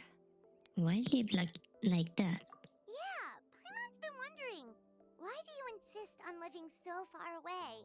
You could easily become a leader of your tribe. Someone everyone loves and respects. When you live as long as me, a person is like a flower.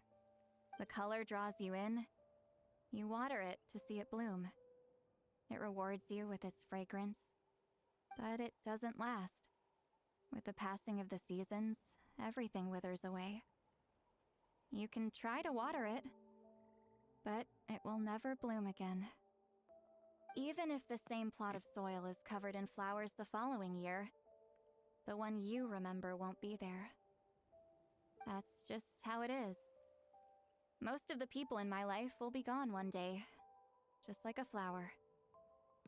Getting close means losing friend after friend for hundreds of years, until the weight of their memories crushes my soul. If people don't care about me, then I don't have to care about them. It's better if the people in my memories are nothing more than fleeting strangers. Citlali. My approach is different. I choose to remember everyone. You won't live as long as me, so you don't have to worry about that. Actually, I might have a long lifespan. I have some truly ancient memories. Really? Then you should understand. Nearly everyone you know will be gone one day. all the more reason to remember them. Traveler?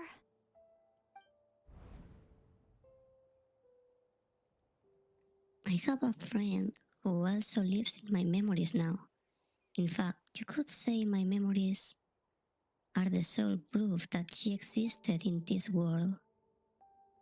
Bona. So sometimes I tell myself, as long as I remember every single friend, they will never truly die. Instead, they will live on in the world of my memories. When friends create memories together, there's always something to hold on to. So if you still need time, let me choose to remember you first. Is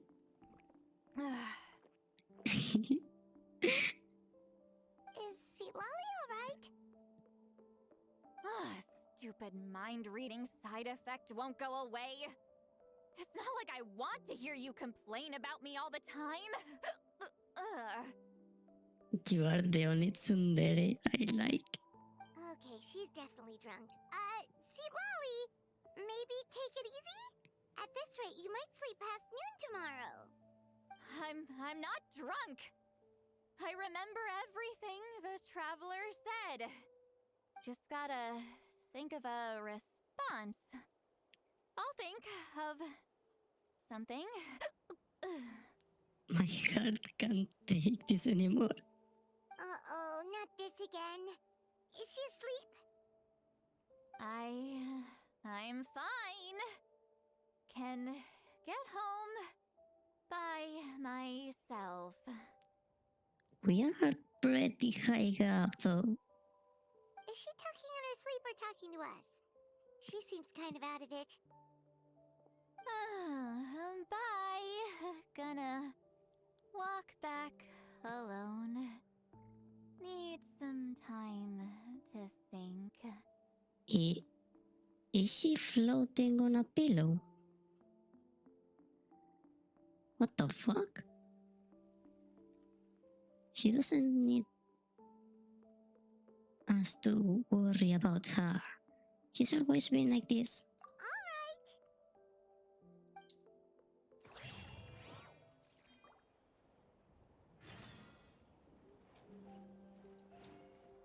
Hmm.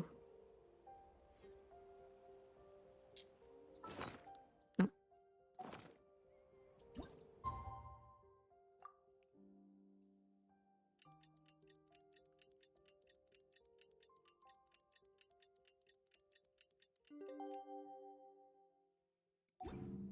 What time is it? I can still go for an hour.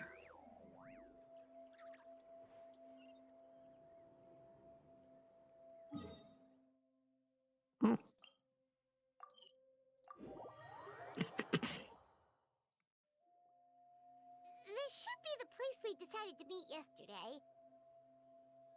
Who knows if Seatlali will show up on time? She drank so much last night, she might not even be up yet. Ahem. Seatlali! No need to sound so surprised. Drinking is just a way to pass the time. I mastered the art of moderation long ago. That's not true. Last night doesn't count. It was a minor slip-up, that's all. Anyway, I gave everything a lot of thought, and I think you're right about something. The Battle of Seven Colors holds the key to a lot of the answers I've been searching for. So that's why you're here so early. Traveler, great shaman. Sorry to keep you waiting. Shall we head out? The fatui behind you are different.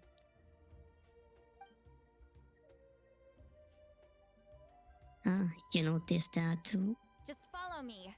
I'll confirm the location myself. Of course.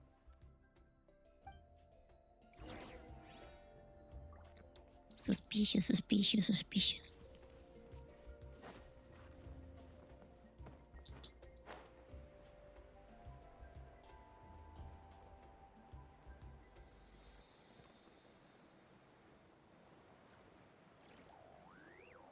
Hmm. It's not here, right?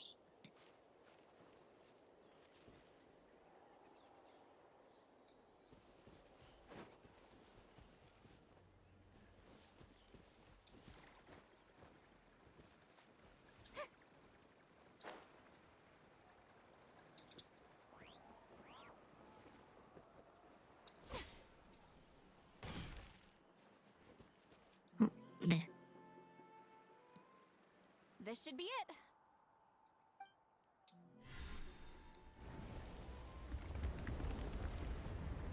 Oh, nice. So the battlefield is inside this place. That could explain a lot of our academic questions. Don't lose focus. Once we get to the actual site of the battle, all the evidence needed for publication will be at our fingertips. Everyone ready? Let's go.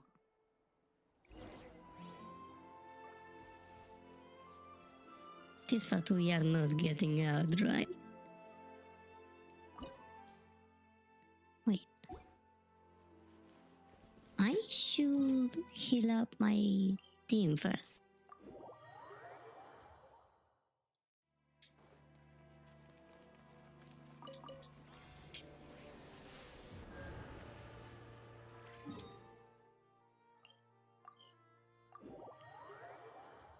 Ready?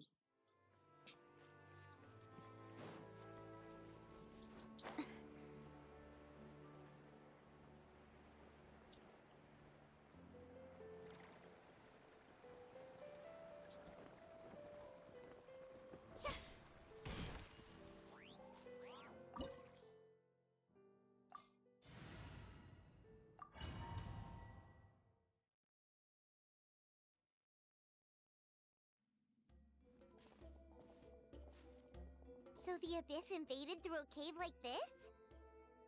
The Abyss? Is it still roaming around here in Natlan? When the Abyss first began to corrode the ley lines, they took every opening they could get. All the items here should be useful for our research. You're not to touch a single one without my nod of approval. I don't support invasive excavation techniques either. Ah, of course. I'll defer to the experts on this matter. Well, shall we continue? Yes!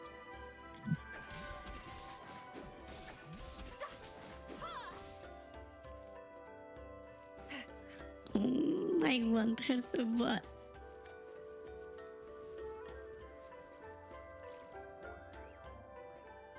There are weapons here from every tribe in Natlan. The battle must have encompassed the entire nation. Sounds like we're getting closer to what the legend describes. But all we can really say is that a battle took place here. There's still no evidence of any colors or some elaborate maze. Wow, you're really invested in the Battle of Seven Colors. Well, it's the reason I came to Natlan in the first place. Grudok, send some of your men to search the area. We might miss something all grouped together like this. I'd like to cover all our bases. All the bases. You got it. Don't jump to conclusions. Of course this isn't the site of the actual battle. We have to keep going.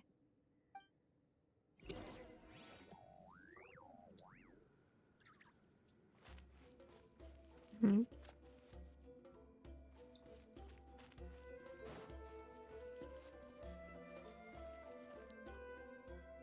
Wait, the mark of jump is different? Oh, I see. Alright. She has the power of the Ictomisaurus. I might have an idea. Traveler, try removing that sphere. Hmm?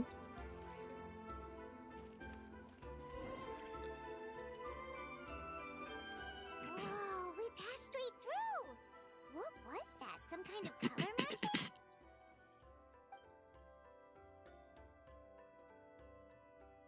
It's very close to the technique Wheatsealing might have used.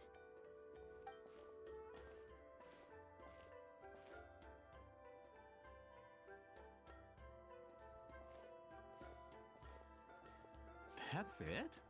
Doesn't quite compare to the scale described in the legend. Still, what a terrific archaeological find. Enough chit-chat. We should keep going. The Ooh, deeper we go, the treasure. more we'll find. Mine.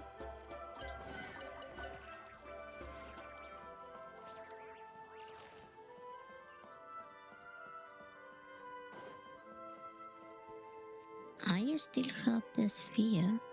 Should I do something with it?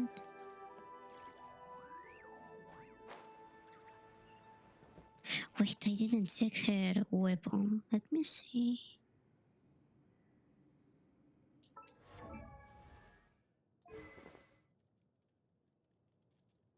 Star Color's watch.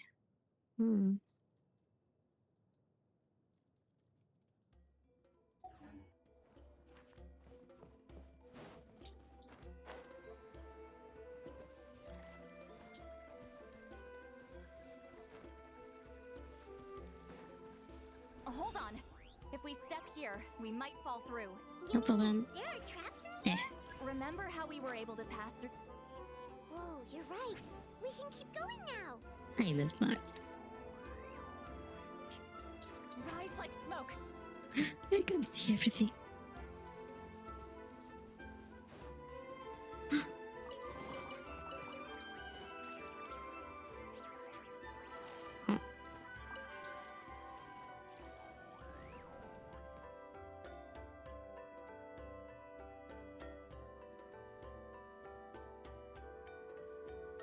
Oh, you cannot land? No. It's kind of similar though. What was that? What is this place? Look! A maze made of colors. It's real. I can't believe it. Hold on. The quality of this space. This isn't reality. It's a realm of memory. Huh? It's the... Is this the Night Kingdom? No. This is a space constructed using memories as a medium. The principle is similar, but the two are not the same. Correct? Wheat ceiling? What? No. It's just a trace of her consciousness left behind after creating this space. Friends, this is my question to you. What is our strongest weapon against the Abyss? In my opinion, it's memory. After all, is it not after losing the capacity for memory, love, and compassion that our enemies fell to the Abyss? That is why, with our memories, we possess a power the Abyss cannot hope to match. I have discovered the perfect medium for us to wield that weapon. You know it as color. The more cherished the memory, the more vivid its color. As memories disappear, their color fades first. That is why color is the best vehicle to wield the power of memory.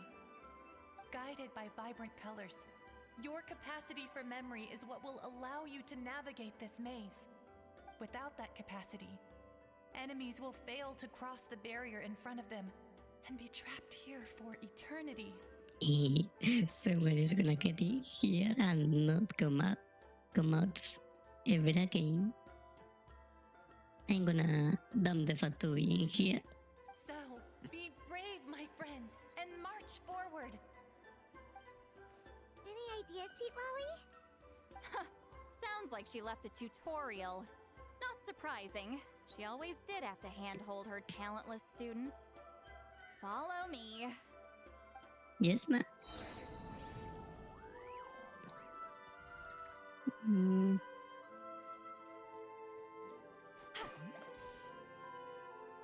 I'm going to the bathroom for a moment. I'll be back soon.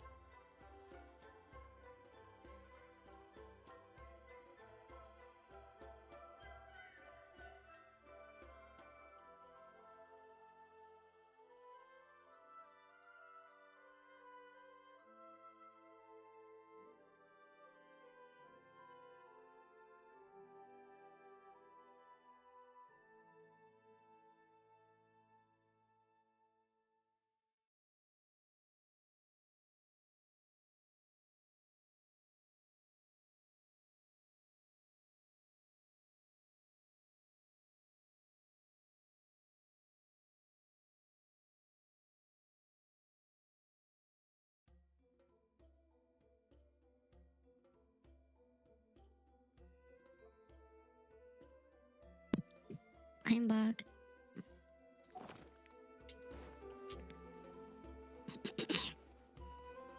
Hmm?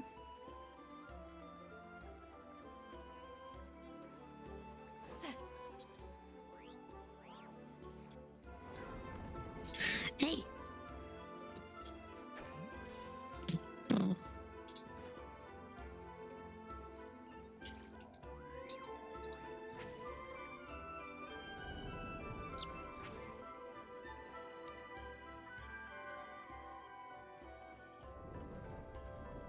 There are monsters here too?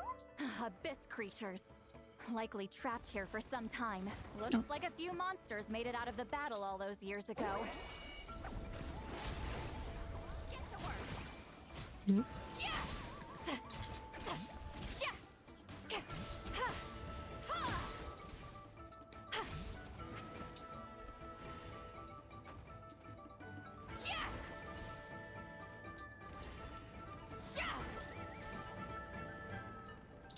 Incoming! Show no mercy!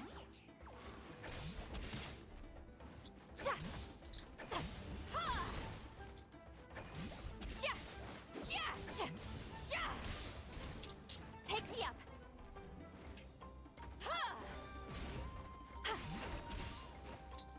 Fulfill our pact! You two! Time to end them!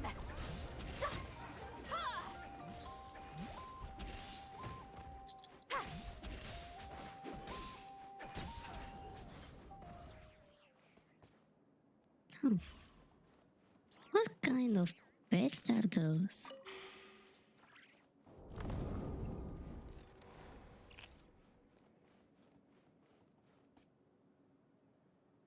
Hmm.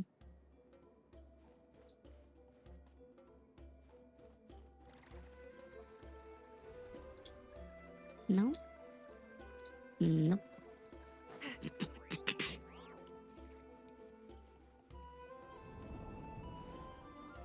What's with these color-changing blocks?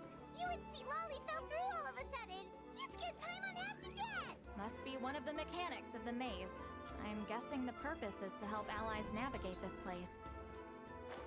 Oh no, more monsters? Ah, shoot. They're blocking the way forward. Oh, wait. Let's get rid of them.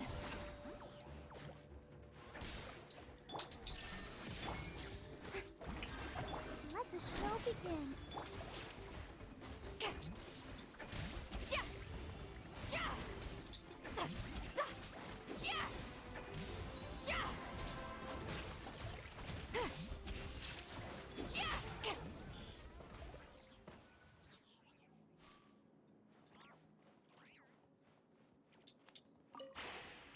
Hmm?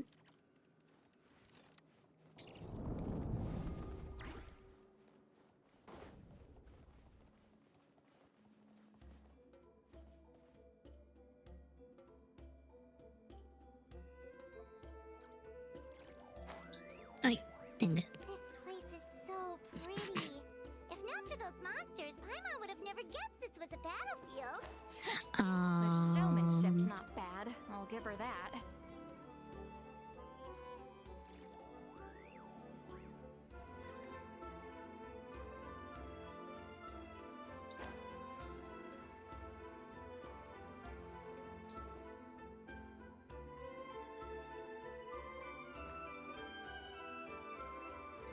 Oh, come on. Watch out!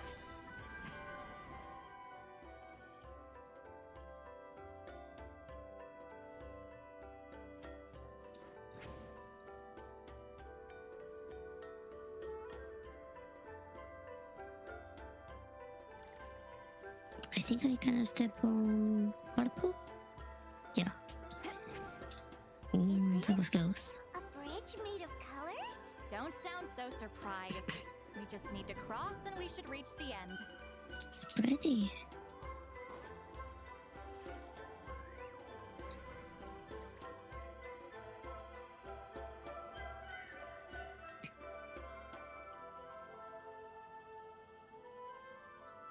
We're out! Looks like we made it through the maze. Hold on. This is Whoa, so pretty! The thing inside the sphere looks exactly like the maze! It's like a miniature blueprint made from a special dye. That color. The dye was modified using a secret technique to harness the power of memories and create mazes like the one we just witnessed. Without that power, it's just a normal dye. But the color it produces is still quite rare. I would say this is the most direct evidence that the Battle of Seven Colors actually took place. The expert has spoken! Perhaps I could take a closer look? It's an important piece of physical evidence, after all. Nope. No, you may not.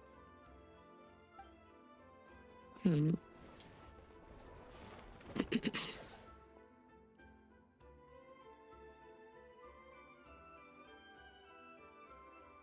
are you doing?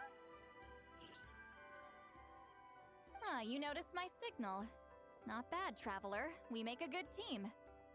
Right? Huh. So, you've been watching me.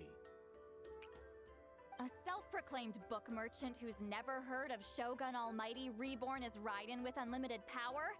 Please, that work was a commercial success across Teyvat. I knew you were fishy, but I didn't expect you to pull something like this. Monsieur Montluçon, we just need a few pictures for our research, not the artifact itself. What if it gets damaged or destroyed? Shut it! I couldn't care less about preserving this piece of trash. I would destroy it right now if I could. Just so fucking death. But then there would be no evidence to prove the battle took place! What if that was my goal all along? What? Huh. Pretending to be a book merchant, pretending to promote the history of Natlan and its heroes, was the only way to get information out of the people in this tribe! But, make no mistake, I'm no lowly merchant. I am the future owner of the largest printing company in all of Teyvat! But the dye in that sphere ruined all my plans before they could even get off the ground! We've received a report that your advertisement in the paper makes false claims. Fontaine Law demands it be taken down immediately. False claims? The dye I advertised is an unprecedented innovation. It produces colors of unmatched radiance. Unfortunately, its qualities are neither unprecedented nor unmatched. According to the lady who made the report, she saw a woven scroll in Natlan made with a similar dye. Even more miraculous, that substance dates back hundreds of years. How? Creating this dye is the culmination of my entire life's work! You're telling me I'm hundreds of years too late? And B, huh? Calm down, sir. Agreed. Sorry, it's just... I know this product will be a hit. The economic boost to Fontaine will be huge! We just need to advertise it as written. Fontaine's publishing industry is one of the best in the world. All we need to do is publish something in the paper, and all of Teyvat will think it was our invention first. We don't need to worry about more reports. Fontaine is far more advanced than Natlan. No one will believe such an innovative product could come from a place like that. Whoa. That goes against all of Fontaine's advertisement regulations. We can't do that. What if I give you a portion of the profits? All you have to do is let the advertisement stay. Melusine doesn't like money, though. You're trying to bribe me? Careful. I'm dangerously close to reporting this to Monsieur Novelette. Ooh. I like that look. I knew if I was just allowed to market my product, it would be a hit. A bestseller, even. I would be a giant in the printing industry. But now, no one will see it as anything more than a poor imitation marketed centuries too late. No matter how good the product actually is, not a single one will sell. I will never accept that someone from this backwoods, ignorant nation could come up with that dye. Not 200 years before me! Even when the truth is right in front of you? Ha! Truth is in the eye of the beholder. I'm already in the printing industry. I can go into publishing, no problem. All I have to do is destroy this sphere, write a detailed report about my findings, and publish it around the world. Then, the so-called truth becomes your word against mine. Once my report is accepted as fact, No one can accuse me of making false claims. That's awful. What happened to restoring the truth of history? No, you're so stupid. That plan hasn't changed. I will continue to spread my truth for all of Teyvat to see. You talk a big game, but did you forget who you are talking to? Ah, you mean a hero of Natlan who's not actually from Natlan? And a great shaman who, according to rumor, abandoned her tribe long ago? From a practical perspective, there's no reason for either of you to stand against me. Shows what you know. Oh, since you like rumors so much, have you heard the one about what happens to people who get on my bad side? Oh, those are my favorite ones. Ah, the wrath of Granny Itzli. Like I said, our interests aren't at odds. I knew from the beginning that you would accept my invitation, considering Huitzilin was your rival. You've lived longer than her, you're far stronger than her, and yet she has always been more revered than you. Now, that can change. With the backing of the printing industry, I can take any book and send it to all four corners of Teyvat. This part of Natlan's history will be mine to tell. And in my version, I can erase the Battle of Seven Colors. You can be the one to have all the glory. That's not real history. That's a no then? Your history means nothing to me. But it's not allowed to stand in the way of my Mora. Done running your mouth? Good. Before handing you over to the tribe, I think I'll have my way with you first. Teach him a lesson and make it stick. If this comes to a fight, per my contract, you're gonna have to go through me. Like if I didn't kill thousands of you. That's right. I didn't pay all that Mora for nothing. Wait, aren't you subordinates of the captain? Why are you helping someone who wants to erase Natlan's history? The captain. You actually bought that? United in the pursuit of Mora, we travel the land to collect debts. Our loyalty is to Regrader, his interests, and his wealth. Regrader? Who is Regrader? The captain means nothing to them. They serve a different harbinger altogether. Regrader! This man has the potential to become a giant in the printing industry and disrupt Fontaine's economic system. This aligns with Regrader's interests. It's all been a lie from the very beginning. This doesn't change anything, Paimon. Just one more guy to beat up. I don't care who you serve. When it comes to punishment, I don't discriminate. Shine down. I'll protect us. Sha! Get to work. Right. Ha! Sha! Let's not waste Yeah! time.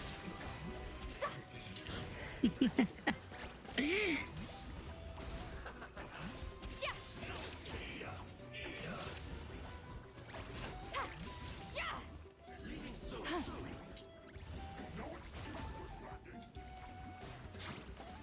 Lolling! Eat Papa! Get him! Ha!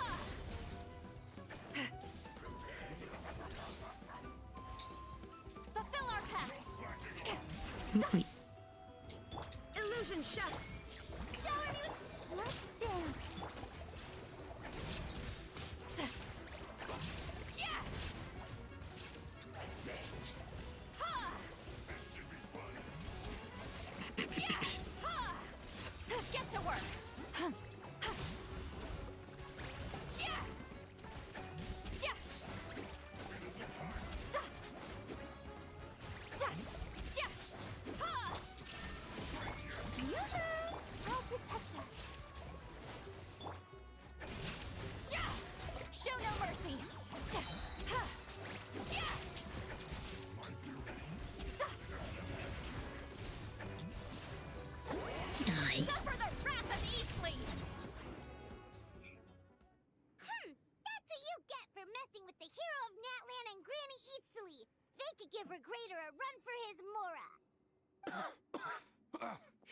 When did this person get so strong?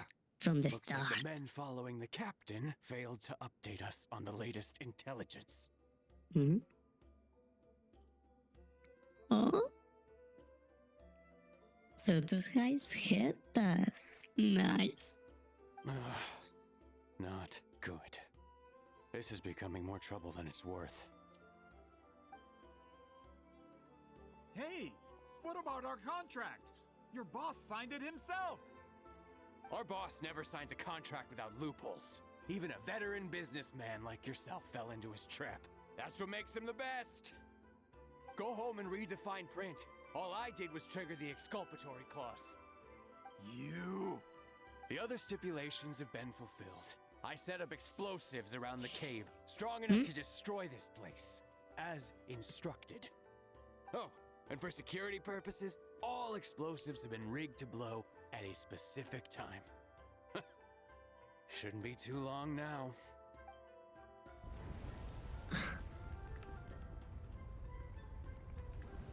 What? This whole place is gonna collapse? You were supposed to wait until I made it out. Are you trying to kill me?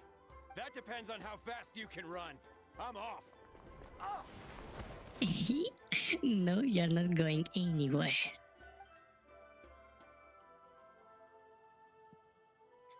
You think you can just waltz out of here?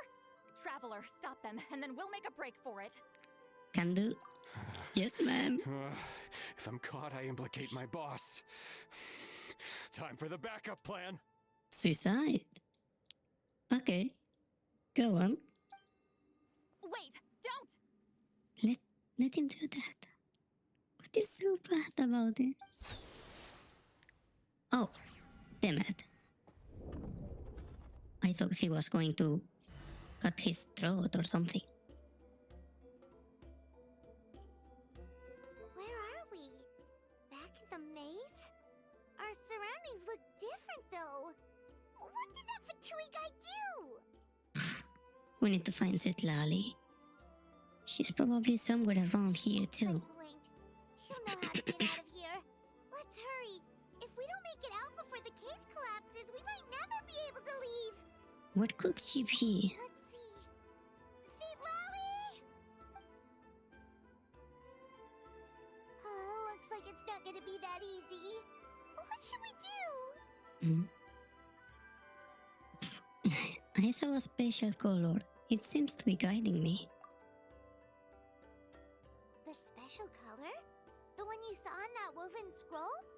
Why would it appear around here? There's no time to think about that. You're right. Lead the way, traveler.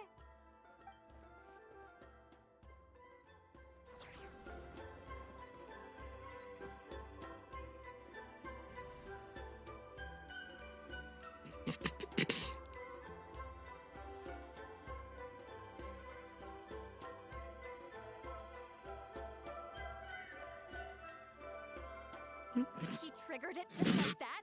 If the technique isn't activated correctly... Instead of a realm of memory, the subjects in question will be trapped in a temporary space like this. If you cannot escape in time, it's mutually assured destruction. But I can't fault someone for using it as a last resort. I knew it! Someone of your skill wouldn't leave behind memory fragments just to parrot instructions. You must have the capacity for conscious thought. I appreciate the compliment. It's been a long time, my friend. This is no time for a reunion. The cave outside is about to collapse. I know time flows differently in this place, but that still doesn't leave us much time. Can you help me get out? You misunderstand, Zitlali. I'm nothing more than a fragment of memory. There's not much I can do. What do you mean? This space can be manipulated, right? The exit of your maze. I remember its structure. If I create an exit here, I can leave. You just need to tell me how to manipulate this space. The maze you saw earlier was constructed using the memories of many warriors of Natlan. When people leave deep impressions on each other, their memories form connections. These connections are particularly strong between comrades in arms. That is how I created my maze. The connections between the memories were my needle and thread, and the special color was my fabric. But if that color is crudely combined with an isolated memory, one without connections, you get a place like this.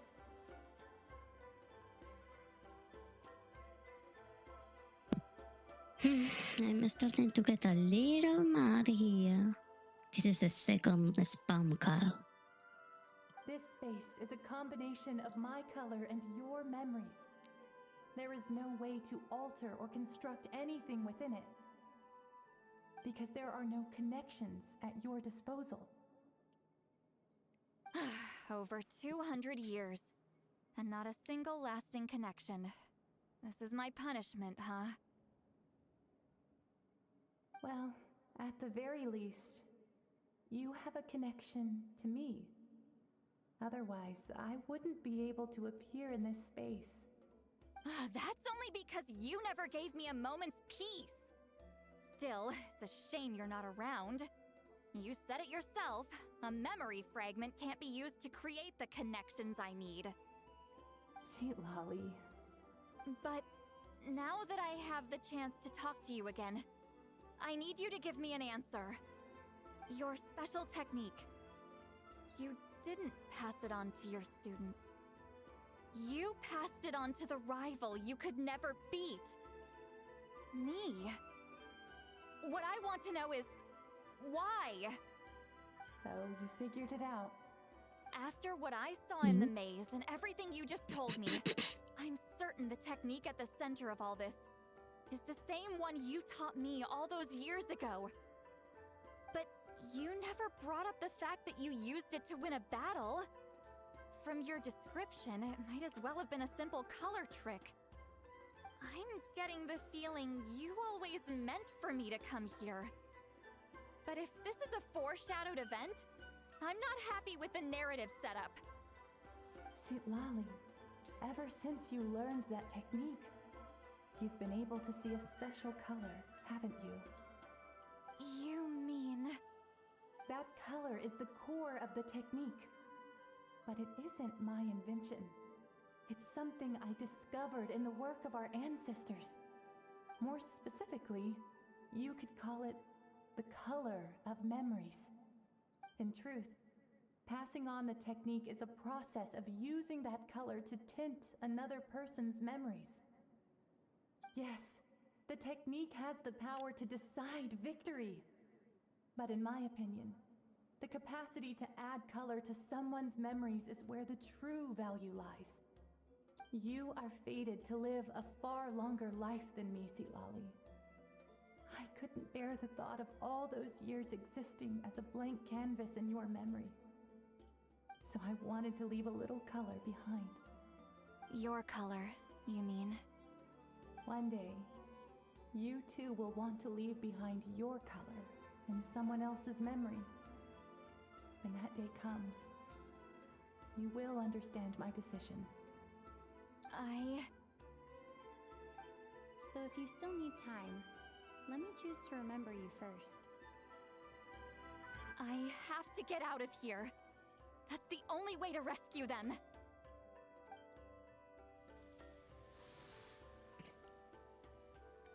See, Lolly, what are you... I understand the true principle of this technique now.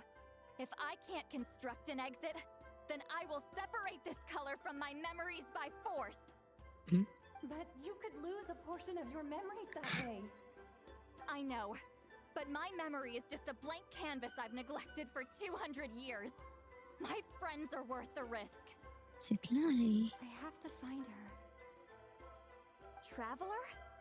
When you entered the realm of memory I constructed, I used your memories to learn about your recent experiences. I have a feeling you're the one who will be saved this time. After 200 years, someone has appeared by your side. The kind of person I could have never anticipated. The Night Kingdom harbors Natlan's memories, and the Traveler's connection to that realm is incredibly strong, surpassing even the shamans who worship the Lord of the Night. This means that even without your tutelage, she can see the color of memories. What did you say? Although she doesn't know how to wield it, she unknowingly left behind a trace of color in your memories. That was enough to guide her to this space. You now have a connection at your disposal. Well, Silali, it looks like part of this was foreshadowed, but the rest is a surprise. Traveler? Traveler! That's Lolly's voice! She's just up ahead! This is goodbye, my friend. Your memories over the past 200 years are much more than a blank canvas. Cherish them. Wheat Celine. Lolly! Paimon! Traveler!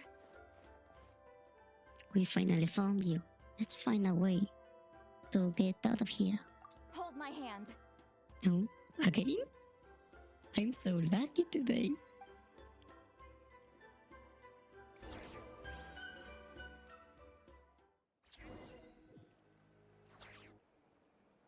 Did we teleport out? Man, that place was so... Whoa! We made it out just Goodbye. in time!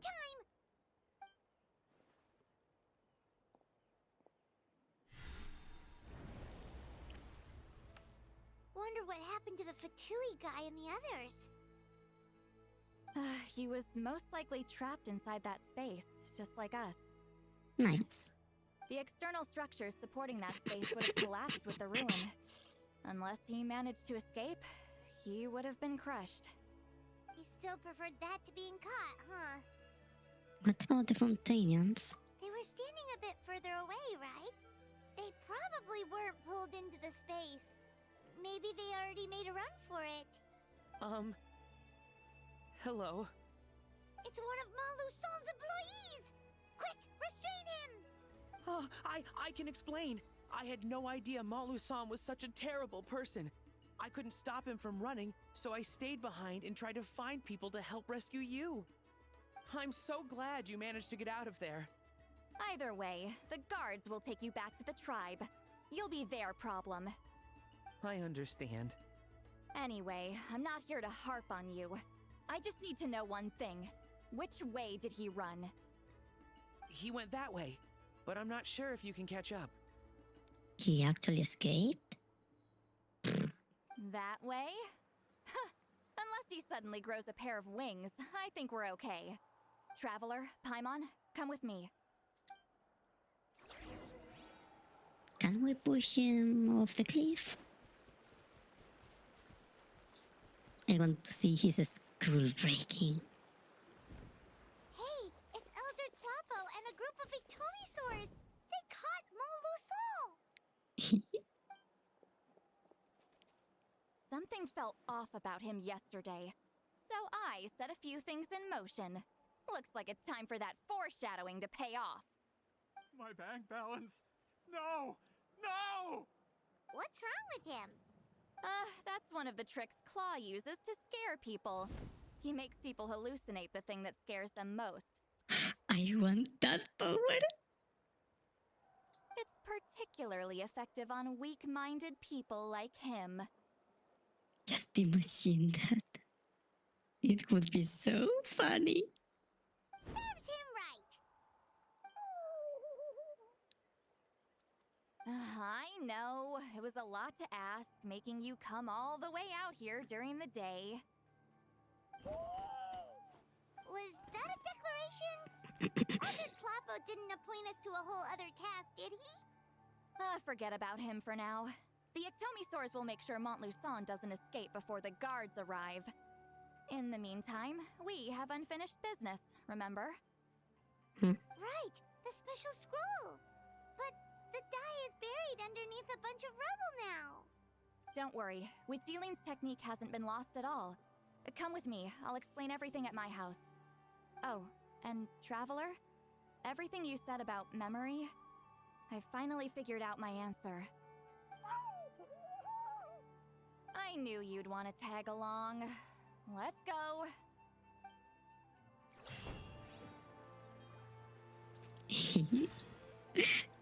My bank balance. That's the worst of your problems, really. That's the least, at least.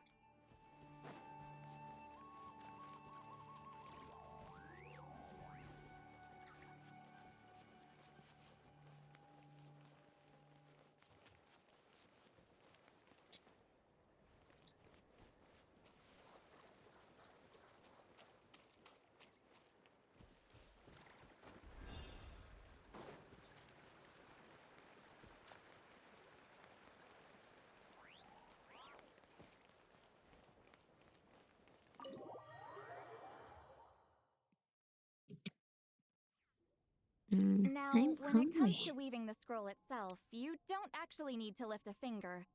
But if we're going to pass on Wheat Zealing's technique, your participation is critical. What are you saying, Sweet Lolly? Follow me.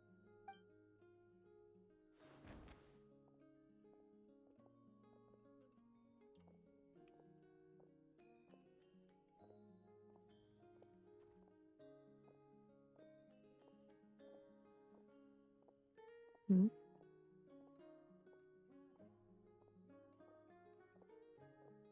Whoa, look at this place. Do you weave scrolls too? Scrolls. Scrolls? I thought you were going to show me your masterpiece. That I am, old friend. The technique I'm about to show you directly relates to woven scrolls. Fine. What is it? Something that can turn the tide of war or prevent a great disaster? You probably want to challenge me, right? I know you don't have the strength for a real fight, so I'll let you beat me with words. Old friend, my life is nearing its end. I'm afraid I don't have time for another match. Hey!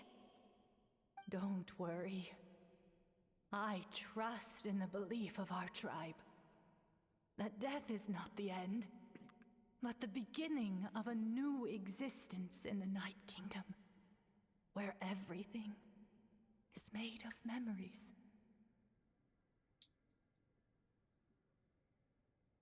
So, do you know why our ancestors insisted on using colorful, woven scrolls to record our history? Because history is the memory of a people. We give our scrolls an orange hue, so the dead can still feel the warmth of the setting sun. We decorate them with kernels of grain fruit, so the dead can still enjoy the abundance of our harvests. I know that, but something this important? Why entrust it to me and not one of your students?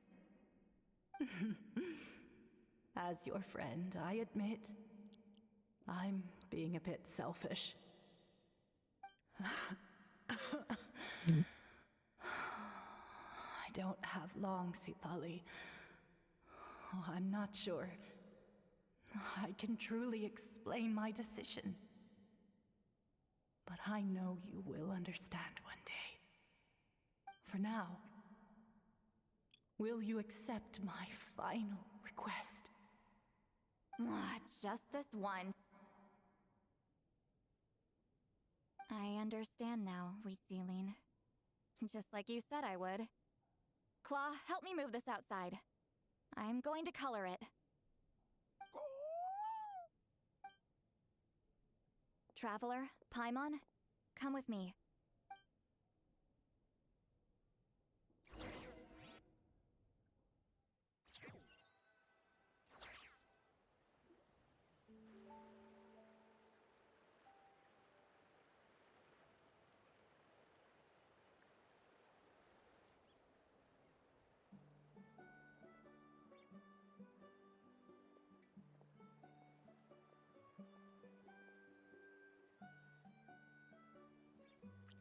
We are like birds, soaring through the Wait, horizons of todo the oscuro crown. was.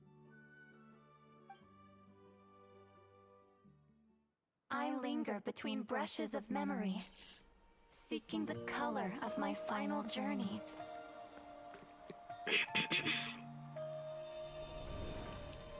When I get there, may there be feathers to paint the sky, shades of rose.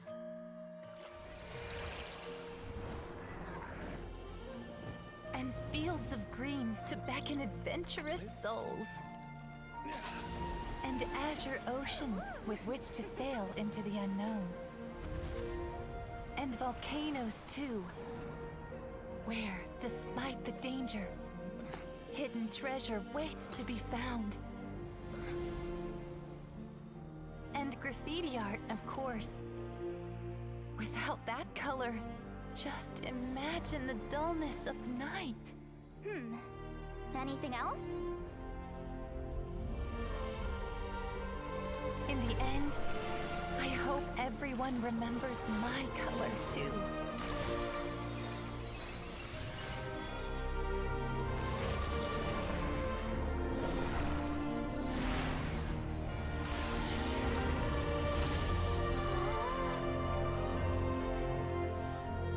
In the end, I hope everyone remembers your color too. All in all, it was just a technique for coloring a scroll. The task I'm entrusting to you is much more than that. Farewell, my friend. Preserving these colors in memory, that's the true duty of the appointed. That way, they're not lost to piles of black and white text.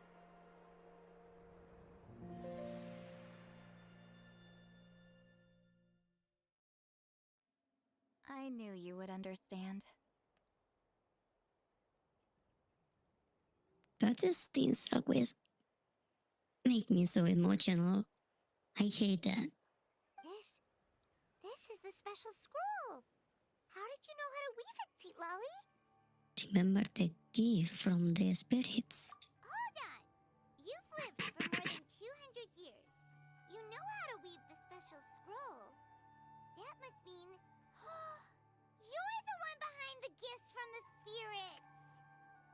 Oh, well, it's not like I wanted to interact with the appointed. So whenever I delivered the scroll, I used illusions to confuse them. The fact that it turned into some kind of divine intervention is because no one was skilled enough to see through my tricks. Why not just tell them? You've carried the duty alone for all these years? Even if you don't like interacting with people, why not teach someone else how to do it? Traveler, you can see the special color, right? Yes. The essence of that color is memory. That means completing the special scroll is a process of searching for color within your memories. Passing the technique on to someone means sharing your memories with them. You need to leave traces of your color in their memory, and they must do the same. Even though I only confirmed that today, I've had suspicions for a long time. And, well, ever since Sweet Celine died, I haven't wanted to form that kind of connection with people. Oh, yeah. It was her final wish, so I kind of resigned myself to taking on the burden forever. After all, I have all the time in the world.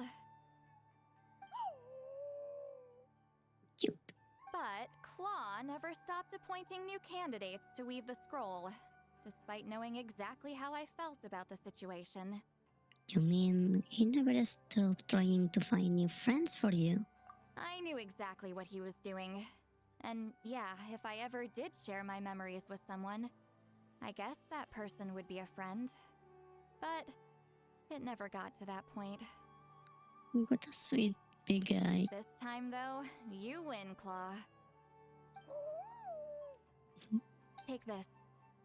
I guess it's my response to what you told me the other night. If I had to choose my color, it would be the color of this handkerchief. Countless people exist in my memories, and I know one day that will be my fate too.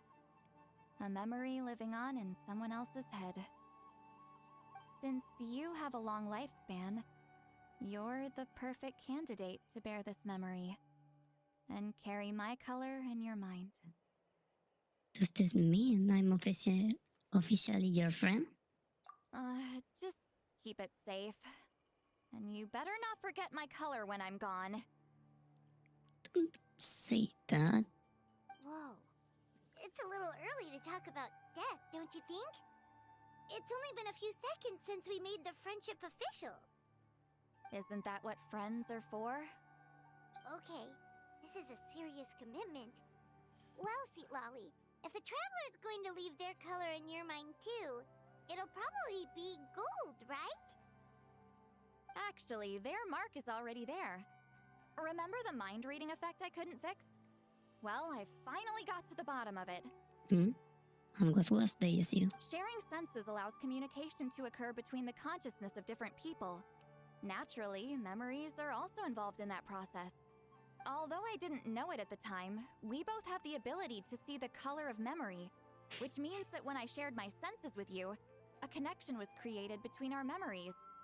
And that connection is what caused my original spell to go haywire. So, you can hear the Traveler's thoughts because you left traces of color in each other's memories? And that's why the Traveler could hear your thoughts too, because it works both ways, right? Quick thinking, but only those trained in the mystic arts can maintain that level of connection. That's why I can still hear the Traveler's thoughts, but not the other way around. There's no need to worry, though. Now that I've figured out how it works, I'll get rid of it in no time. No, don't do that. It's so funny. Oh. I lied. Hearing each other's thoughts actually depends on the strength of the connection between our memories. Oh. So, after everything we just went through, I bet you can hear me again. Yep, I can. I knew it. So, is there a way to stop it?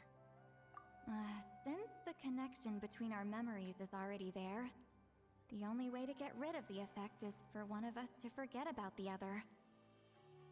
Don't even think about that. Just messing with you. I'm a legendary shaman of my tribe.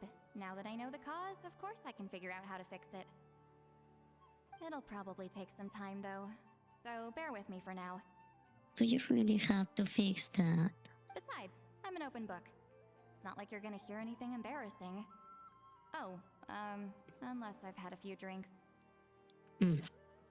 Wait, I'm going to slap Paimon fast. So you can turn it off. That's a shame. Oh, so you can turn it off? That's good to hear. No, that's not good to hear.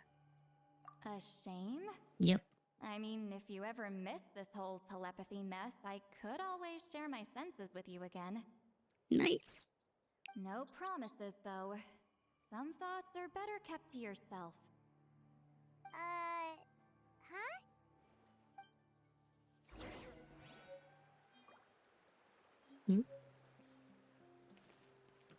Nice.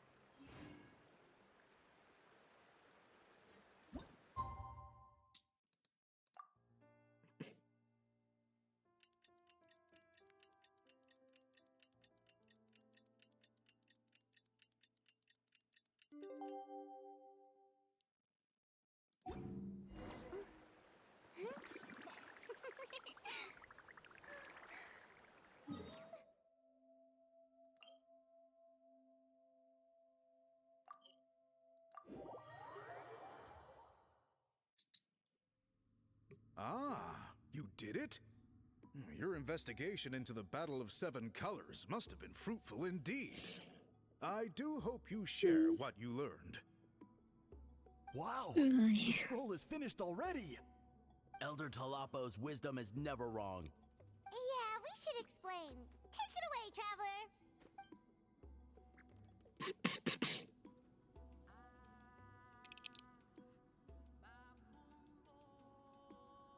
I see.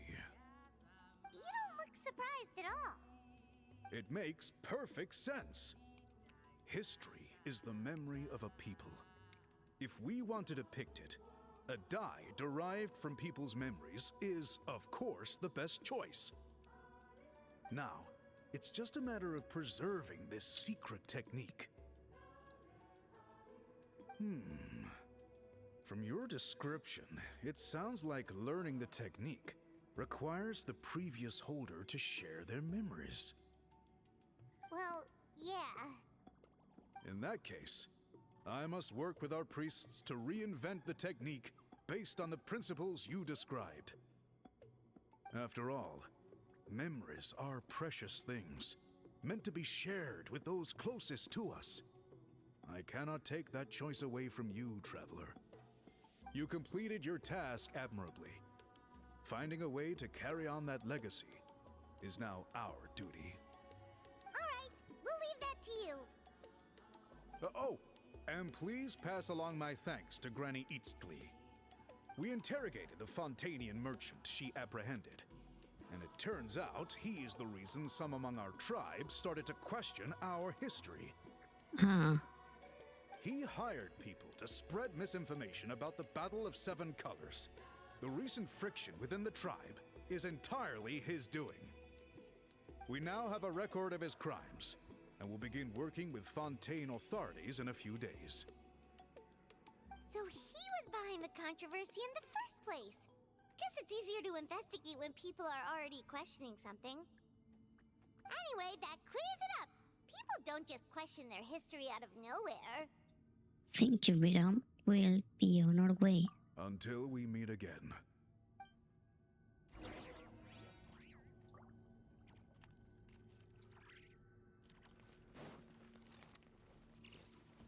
Can I talk to Chloe? Hey, Chloe.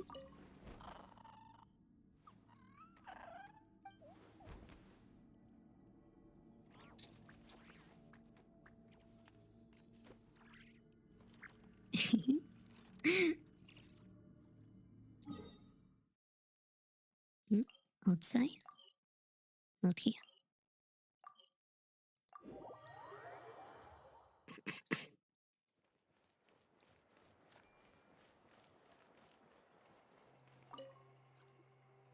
You told him everything, right? Yep, we left out the part about your contribution, but it kinda seemed like Chief Biram saw through us. You could have just said it was a gift from the spirits. Yeah, but Chief Freedom deserves something in return for his hard work. I guess he is different from the previous chiefs. But if he figures out it was me all these years, I'm in for a world of trouble. There you are. I've been looking everywhere for you. Oh, it's the other Fontanian researcher.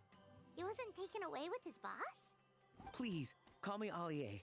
After questioning, the tribe absolved me of any serious wrongdoing, so here I am. I'll be heading back to Fontaine soon.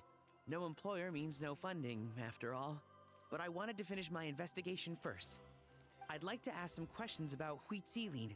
I want people outside of Natland to hear her story, but my understanding still has some holes. Questions? Huh! Why should I let an Outlander tell our stories? Don't misunderstand. I have no intention of twisting your history or using it to make a profit. It's just honest curiosity, I assure you. I believe amazing stories deserve to be shared with the world. Culture thrives through dialogue and exchange. What is that mad-looking guy looking at? He has a point. All right, you can ask your questions, but be quick. I have important plans after this. Important plans? Oh, thank you very much.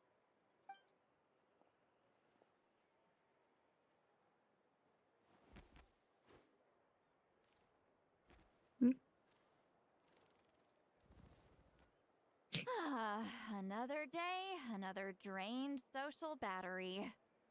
I get you. We should probably get going then. Uh-huh. You owe me a pair of books. Deal. Oh, that! When it comes to light novels, your memory is like a steel trap, huh? Books that fair will take some time to find. You're telling me. Yeah, it's not gonna be easy. You might need to go to Yai Publishing House in person. But I don't need them right away. Just don't forget, okay? Of course! We'll get them sent to you as soon as we can! Sent to me? Nuh-uh. I don't want a stranger knocking on my door when I'm hungover. Here, just take this.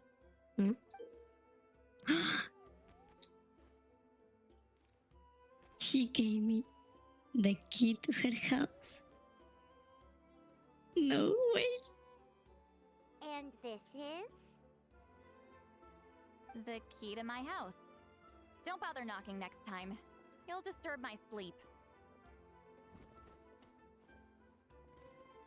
This means something deep, right?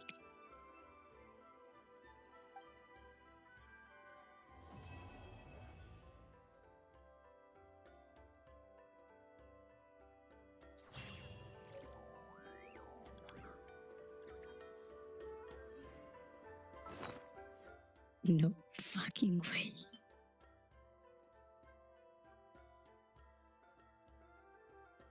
You won't wake me up by beating on my door while I'm drunk.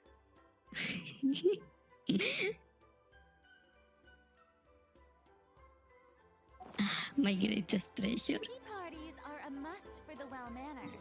Can I use it though? Let me see.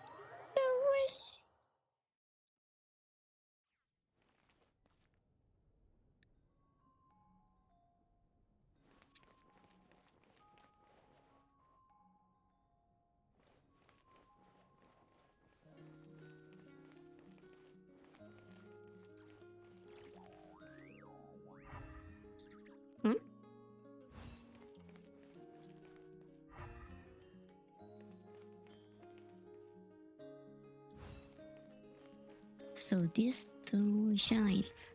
Why?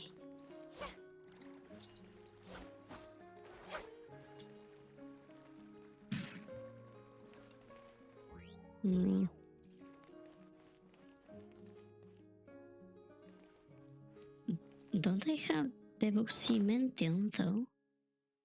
Let's see, I have some books here. No. Oh. I actually got the one she wanted. Ah, I have the two she wanted. Can't I give them to her or something?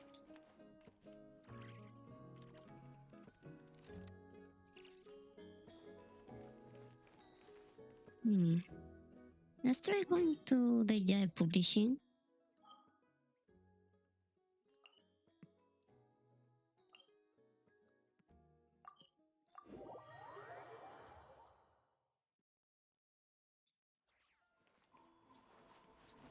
I don't know if I'm gonna be able to order the books for her though.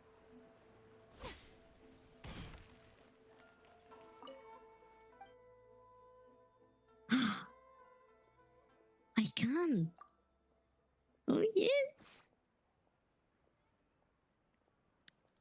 Satan of Shogun Almighty Reborn. Haha. So your friend clearly knows a thing or two in terms of collecting value. Nothing the Jai Publishing House is currently putting out can rival the books you're after. To think I'm not acquainted with such a discerning reader, truly regrettable. Are they still available? You won't find either of them on the open market, and they're tiny, not in storage. Every copy was snapped up long ago. Damn it! However, I do happen to have a copy of each. I can pay you for them. This book could be far better off in your friend's possession. Someone who can appreciate the true work. Wait a minute.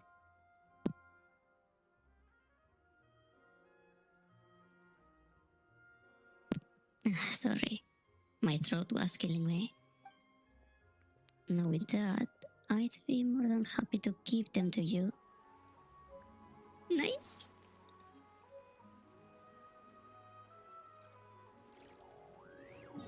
Let's see if I can give them to Citlali now.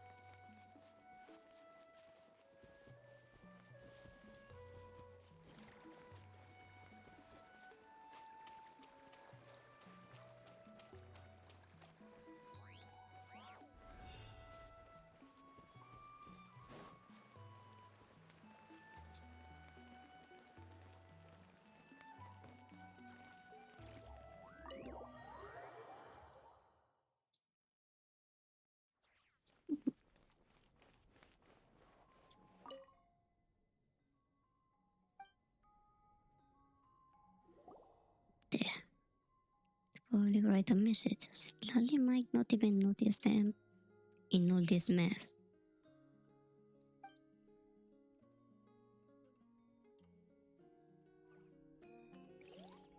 Oh. Citlali, we found the books you were looking for. You were sleeping when I got here, and we didn't want to wake you. Maybe drink a little less next time, eh?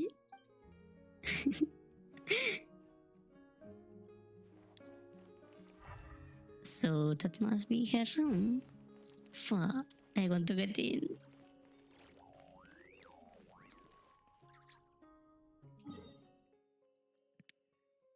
Let's see, what time is it? Oh, time to cut the stream. So for the next one, I'm gonna do. Actually, I don't know who else should I do first. One may get in the way of the other one, so it's gonna be a pain. I think I'm gonna do this one first.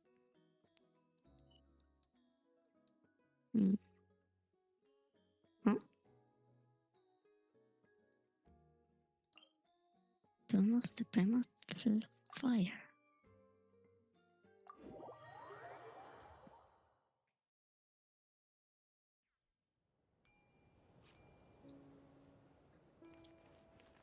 Can I interact with it now?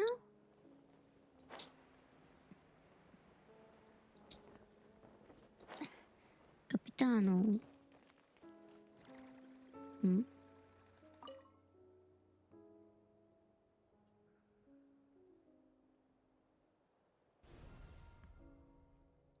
old figure coats the sun in with frost, and to it as grand salvation to Natlan, not once but twice. Offer? Does it take Pyroculus? Must be active. Oh! Okay. Let's see what it does.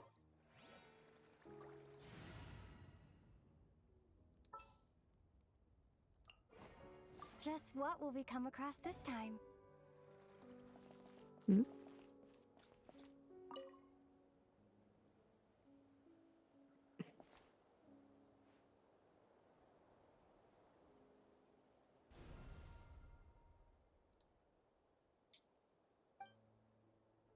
Offer. Building up your tribal reputation will grant you the reward Ah, Blazing Flint. I was wondering what that was for. Blazing Flint, which will further improve the traveler's spiral abilities. Uh-huh.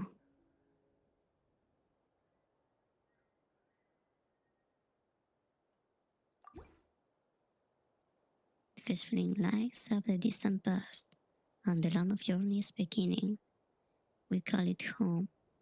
The way back may be no more, yet when you and I embrace the night, pure as the mirror it remains, and forever shall it stay. The second fleet lights up the young tour of setting forth, and the day the journey began, we call it farewell. Farewell. In its departure, the unchanging world betrays us, yet still some try to grasp each shadow. The third flame lights up at daytime of celebration, and the moment when hearts are opened up, we call it friendship. This journey is far from a solitary trial. Not only the queens, but human hearts too embrace us along the way. The fourth flame lights up at the tempestuous night of rain-soaked despair, and a sea of anguishing descent. We call it failure. Fighting against the rising tide, a little boat is very nearly submerged, yet thankfully it cannot prise the oars from our hands. The fierce flame lights up 2 days of pushing onward, and the stones with which tall towers are built, we call it determination. Higher we climb, higher and higher, until at last we glimpse the destination we have long dreamed of. The sixth flint lights up the moment of arrival, and the seats upon which we may evermore rest. We call it a miracle. Together, we have brought this journey to its conclusion. Yet, instead of an ending, let us see this as a new beginning.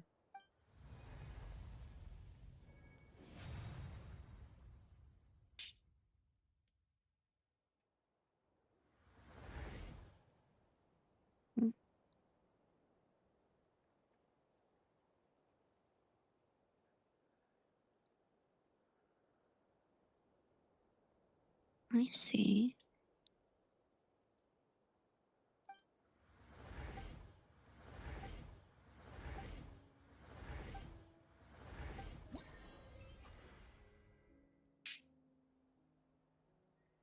What a strange way to feel someone's constellation.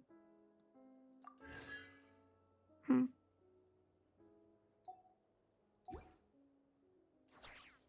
So I guess that's all. I can't do anything else.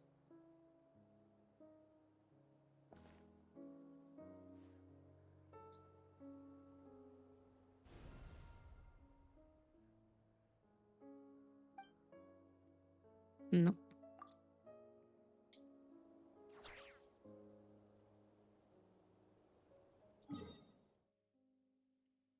Well, that's everything.